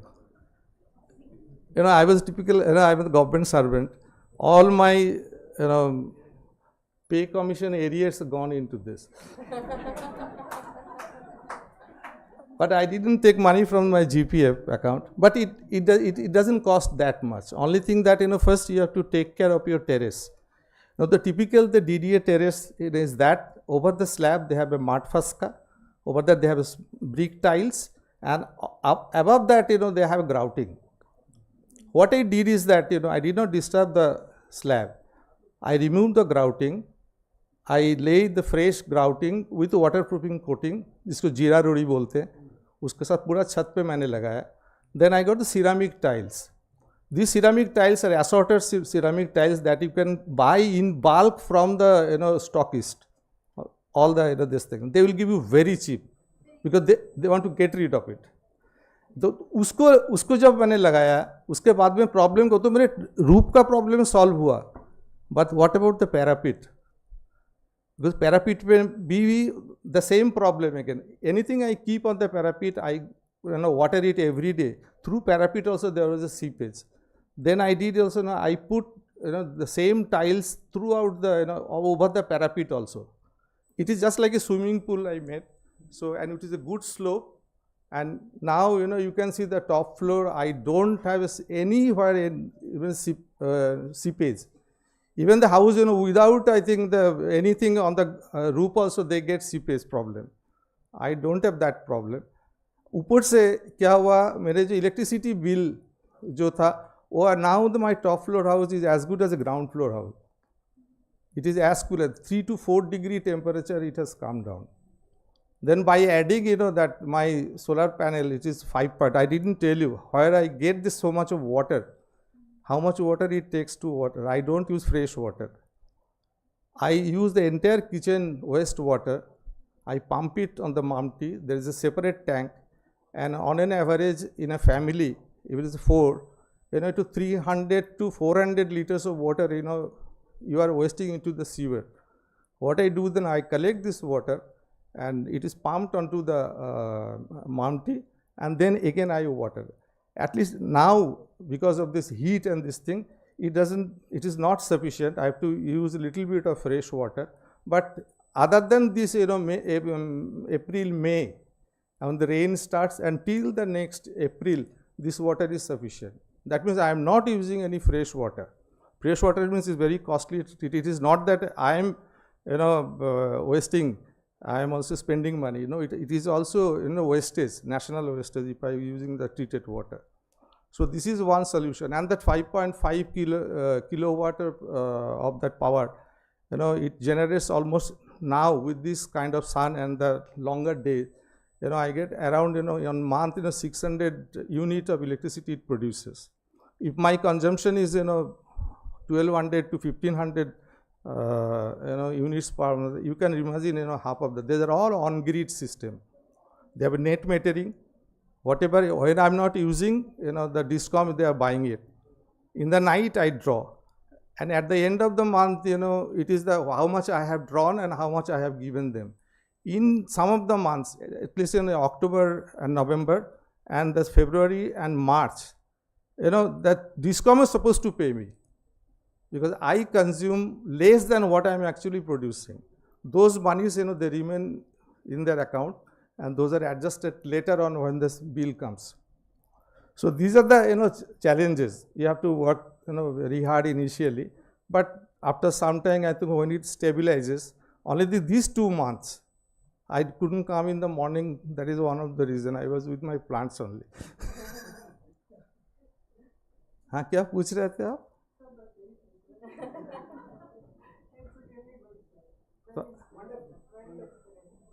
जब आप phone कीजिए, आप आइए, आपको समोसा भी खिलाएंगे.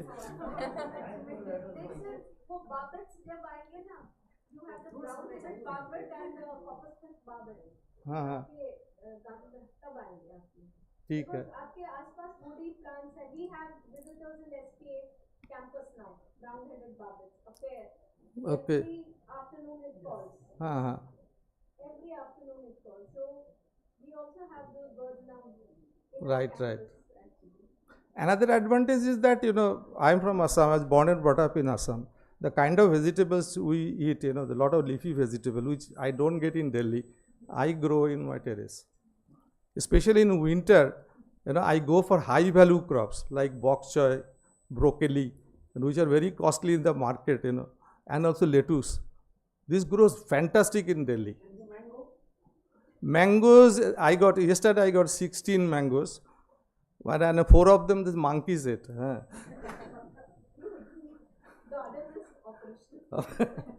And I have a hooter. When the monkey comes, there's a sensor, it detects that a monkey has come. And then I have to press a hooter to drive them away.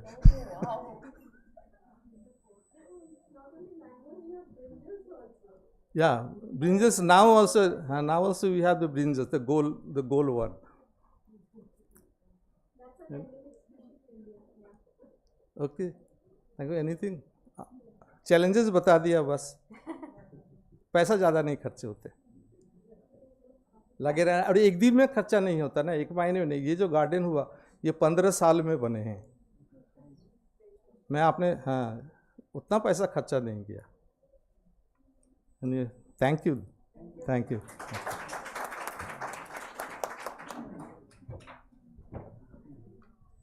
you, sir. This was really inspiring. We are going to expedite the sessions a little more right now, because we've been told that we have to vacate the hall in some time. Well, we've been told that it's 5 o'clock that we have to vacate, but there are only 2 minutes to 5 o'clock. So, our next is basically felicitation of winners of online competition. So, I would invite Professor Paul Raj, he's the JNU EICP coordinator, who will give you a brief of the online competitions held on international biodiversity. Sir, please.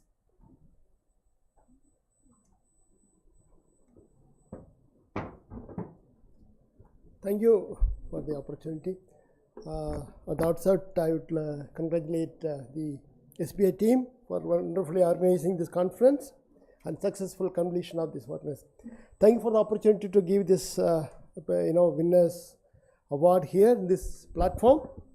And I'm from the School of Environmental Sciences at Jawaharlal Nehru University. On behalf of JNU, once again I greetings to you. And we have conducted the online competition for the Biodiversity, National Biodiversity Day. That is, theme was acting locally for the global impact. As we are, you informed that we are supposed to do all the program online. So we conducted online competitions like poster, painting, digital infographics, photography of biodiversity around you, and the online quiz competition on acting locally for the global impact. So registration was open, and we got a good number of participants, and they participated, and we did the screening. After screening, we have come to a couple of awards to the students, and they are joining now. Probably they will be joining with us in the right? They join. Okay. The first one was the poster making, right? Correct. Painting and poster making competitions. There are 3 prizes, and the first one goes to Sajan Kumar from Bihar, Patna. Thank you. Congratulations, Sajan. And so he got a first prize. Let him want to say a few words, Sajan. Hello, can you hear us? Yeah, you are mute. You are on mute. Hello. Thank you sir. Yeah. Sir ये painting में मैंने दिखाया कि किस तरह से छोटे छोटे लोकल लेवल पे हम अच्छे कार्य करके धरती को बचाने और उसे सुंदर बनाने में हेल्प कर सकते हैं, जैसे कि पेड़ लगाना, पानी बचाना और सार्वजनिक परिवहनों का उपयोग करके इन तरह के सभी कार्यों को अपनाकर हम पर्यावरण को बचाने में मदद कर सकते हैं. इस पेंटिंग के माध्यम से यही संदेश दिया हो कि अगर हम सब मिलकर अच्छे कार्य करें तो पृथ्वी को फ्यूचर के लिए काफ़ी सुरक्षित और सुंदर बना सकते हैं. Thank you sir. Welcome, welcome. Thank you so much. Congratulations again. And the second, you will getting the certificate. I'll write. The second prize goes to Miss Asha Panda.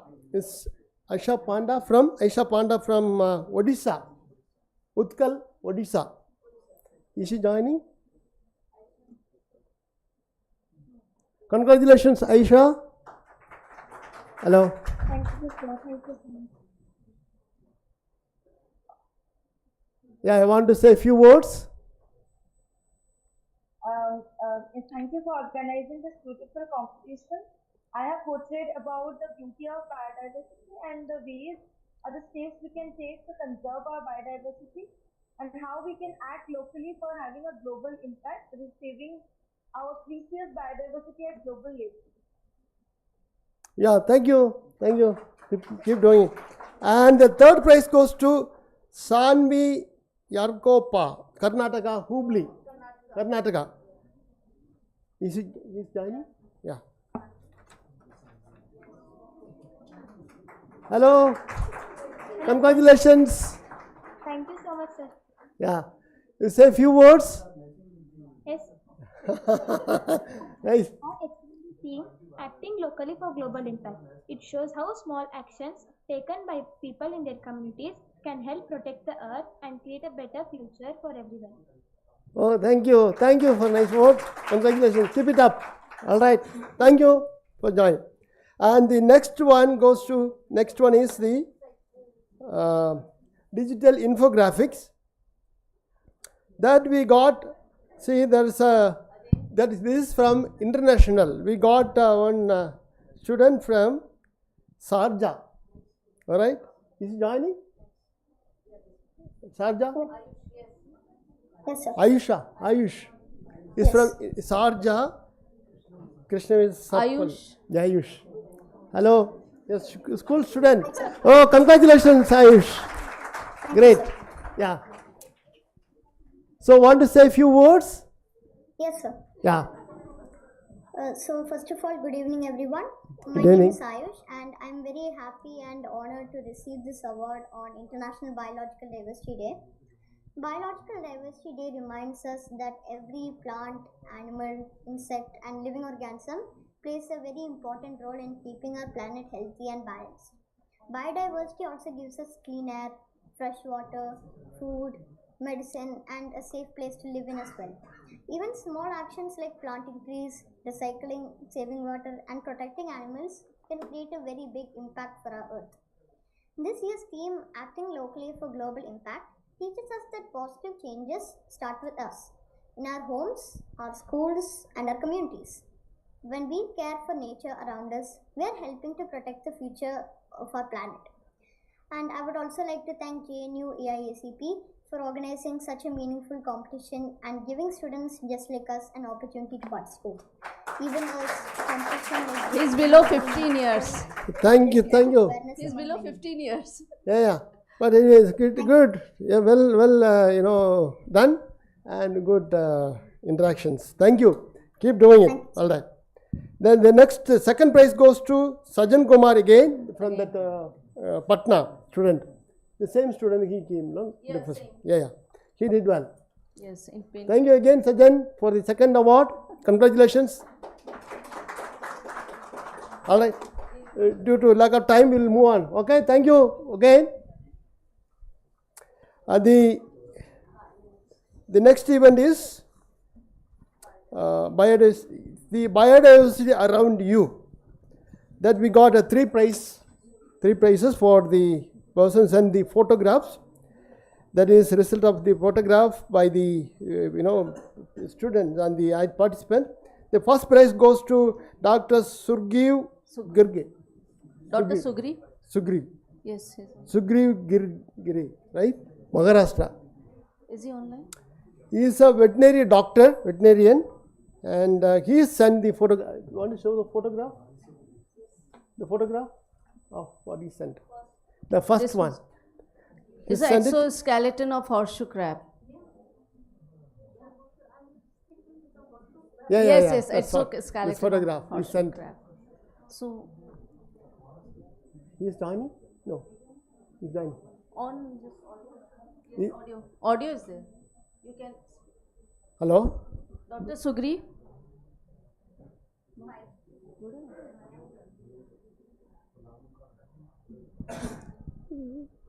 Dr. Sugriv, can you talk? Hello? Are you able to hear us? Hello? Hello? I don't think so. He's not. Anyway, so we move on to the second one. Then the second one is from Ravikiran Nagappa, Ninjappa. Ninjappa from the Jodhpur. He has taken this is a tortoise, right? Turtle. This is from Jodhpur. Is he not joining? Okay. Anyway, congratulations for the second one. And the third one is Ando Rashwin. He has also not joined, sir. He is from Tamil Nadu, Agriculture University, Tamil Nadu. Yes. So, Not joined. not joining all of them.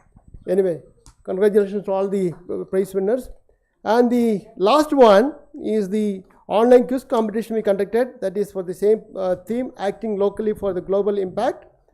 And here we got little different numbers.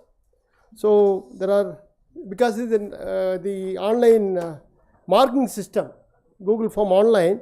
See the first prize, there are three winners for the first prize. That is, what is that? Shubdeep, Basti and Shivam and Sudha Swatwa. They are the first position, 3. And the second position there are 4. Shivani, Aisha, Rimo and Sajan Kumar. Where are 4? first, second winners, and third prize there are two, Vinita Talk and Rajkumar from Bihar. These are all the competition we conducted, and these are the winners. Are they joining? None of them. All right. So this is what we did due to online competition. We had done it. It's a wonderful experience for the students to participate, and they could be able to express. It shows their interest towards the conserving the biodiversity, right? So somehow we are able to manage. So that's all from the SPA-EIACP. Thank you once again for the opportunity that given us. Thanks so much.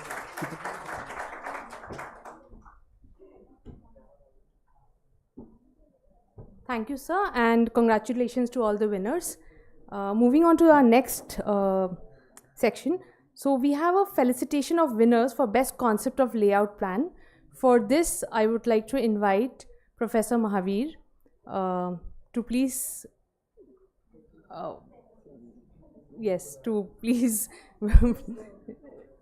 like do a little bit of judging.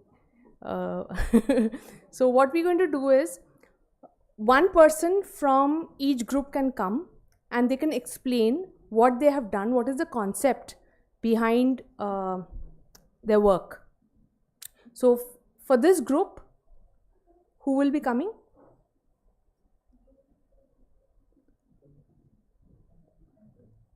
You just have to explain what has already been done. That's it. Okay, Manpreet, please come. So Manpreet, you have 1 minute, okay, to explain.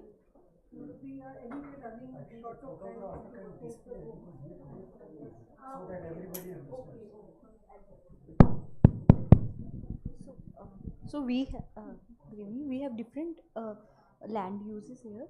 So what we have done based on the typology of plant, we have placed the plant like, for example, starting with these like banyan tree, then Indian medlar and shivling bush tree. Their benefits are like these are near the commercials are put, then kadam and Indian like parks which are native trees, and like star fruit. So it is a daily native tree, so it is placed along the residential area because it is a fruit bearing tree. Then coming to the monkey pot, it has like huge foliage, so we have placed it near railway line so that noise buffering can be achieved. And coming to the like fishtail palm, so it is only for aesthetic purpose, so we have put it along the like public and semi-public services. And if we talk about the harshinger, so it is like anti-inflammatory tree and with health benefits. We have placed in the like common gardens near the residential area. Then again, if we talk about the Ashoka tree, it absorbs lot of water, so we have placed it near the water body so that it get the water. Then bamboo tree, it is also near the water bodies because it requires a lot of water. And then Arjuna is there. And talking about the royal palm, so it is placed near the commercial again for the just aesthetic purpose. And then fig is there, it is placed in the parks based on and if we talk about the yellow flame tree, it is along the footpath for the visual pleasure. And if we talk about this jamun tree, it is placed near the residential areas because again it's a fruit bearing like this. Okay, good.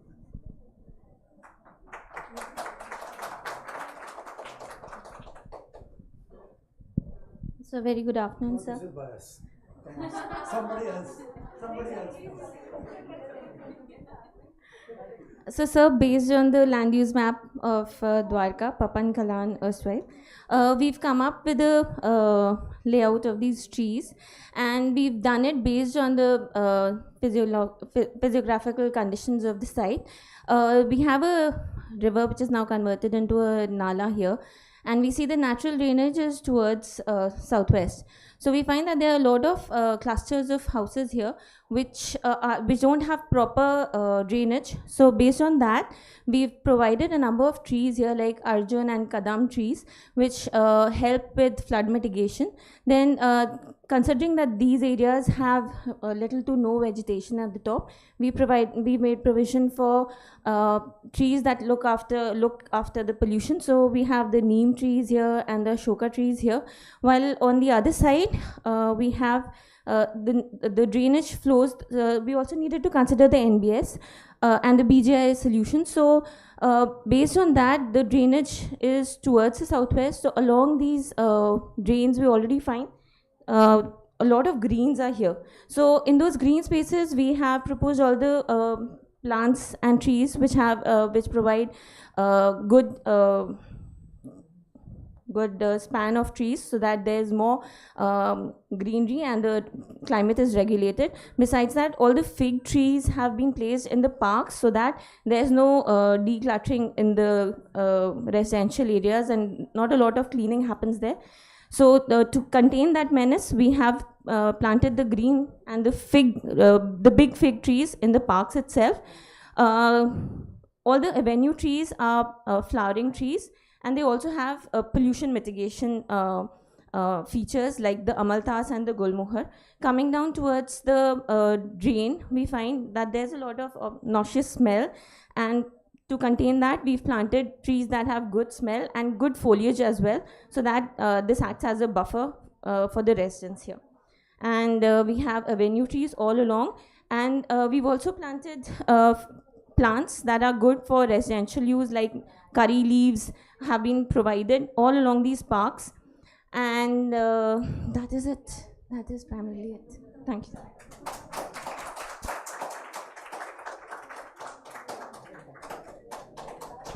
Now what have to do? So please assess and then declare the winner. Oh. So that is one question.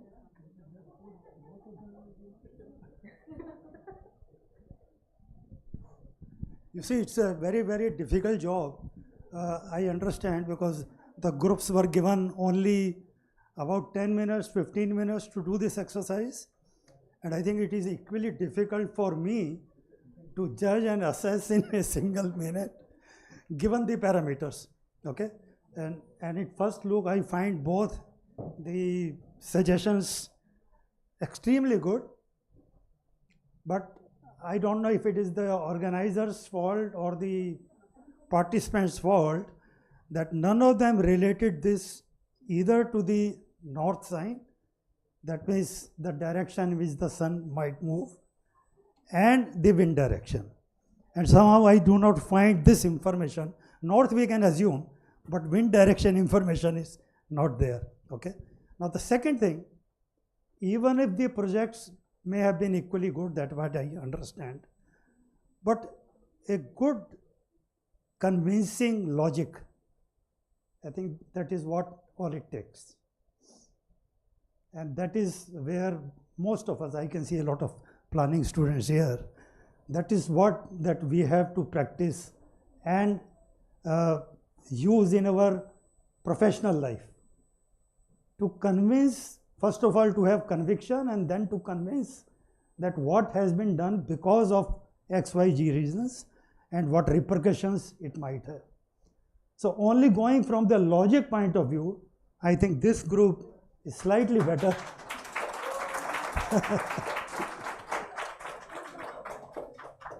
Honestly, otherwise it was very difficult for me to judge.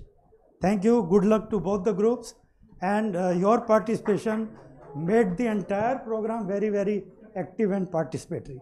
I think that is what I enjoyed the most. Thank you. Thank you, sir. Thank you, sir. Sir, just a minute, sir. Please, sir. I request Meenakshi ma'am to felicitate Mahavir sir. So far I was wondering if Pitara ke andar that you can go and see it. Recycled and recycled.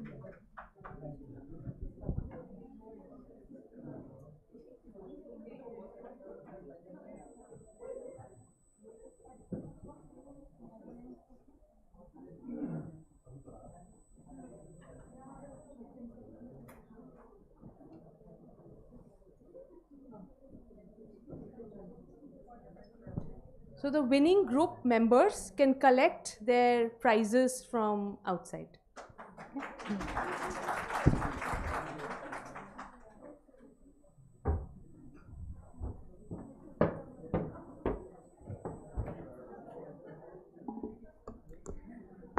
I would request Meenakshi ma'am to please come and give the concluding remarks and the vote of thanks.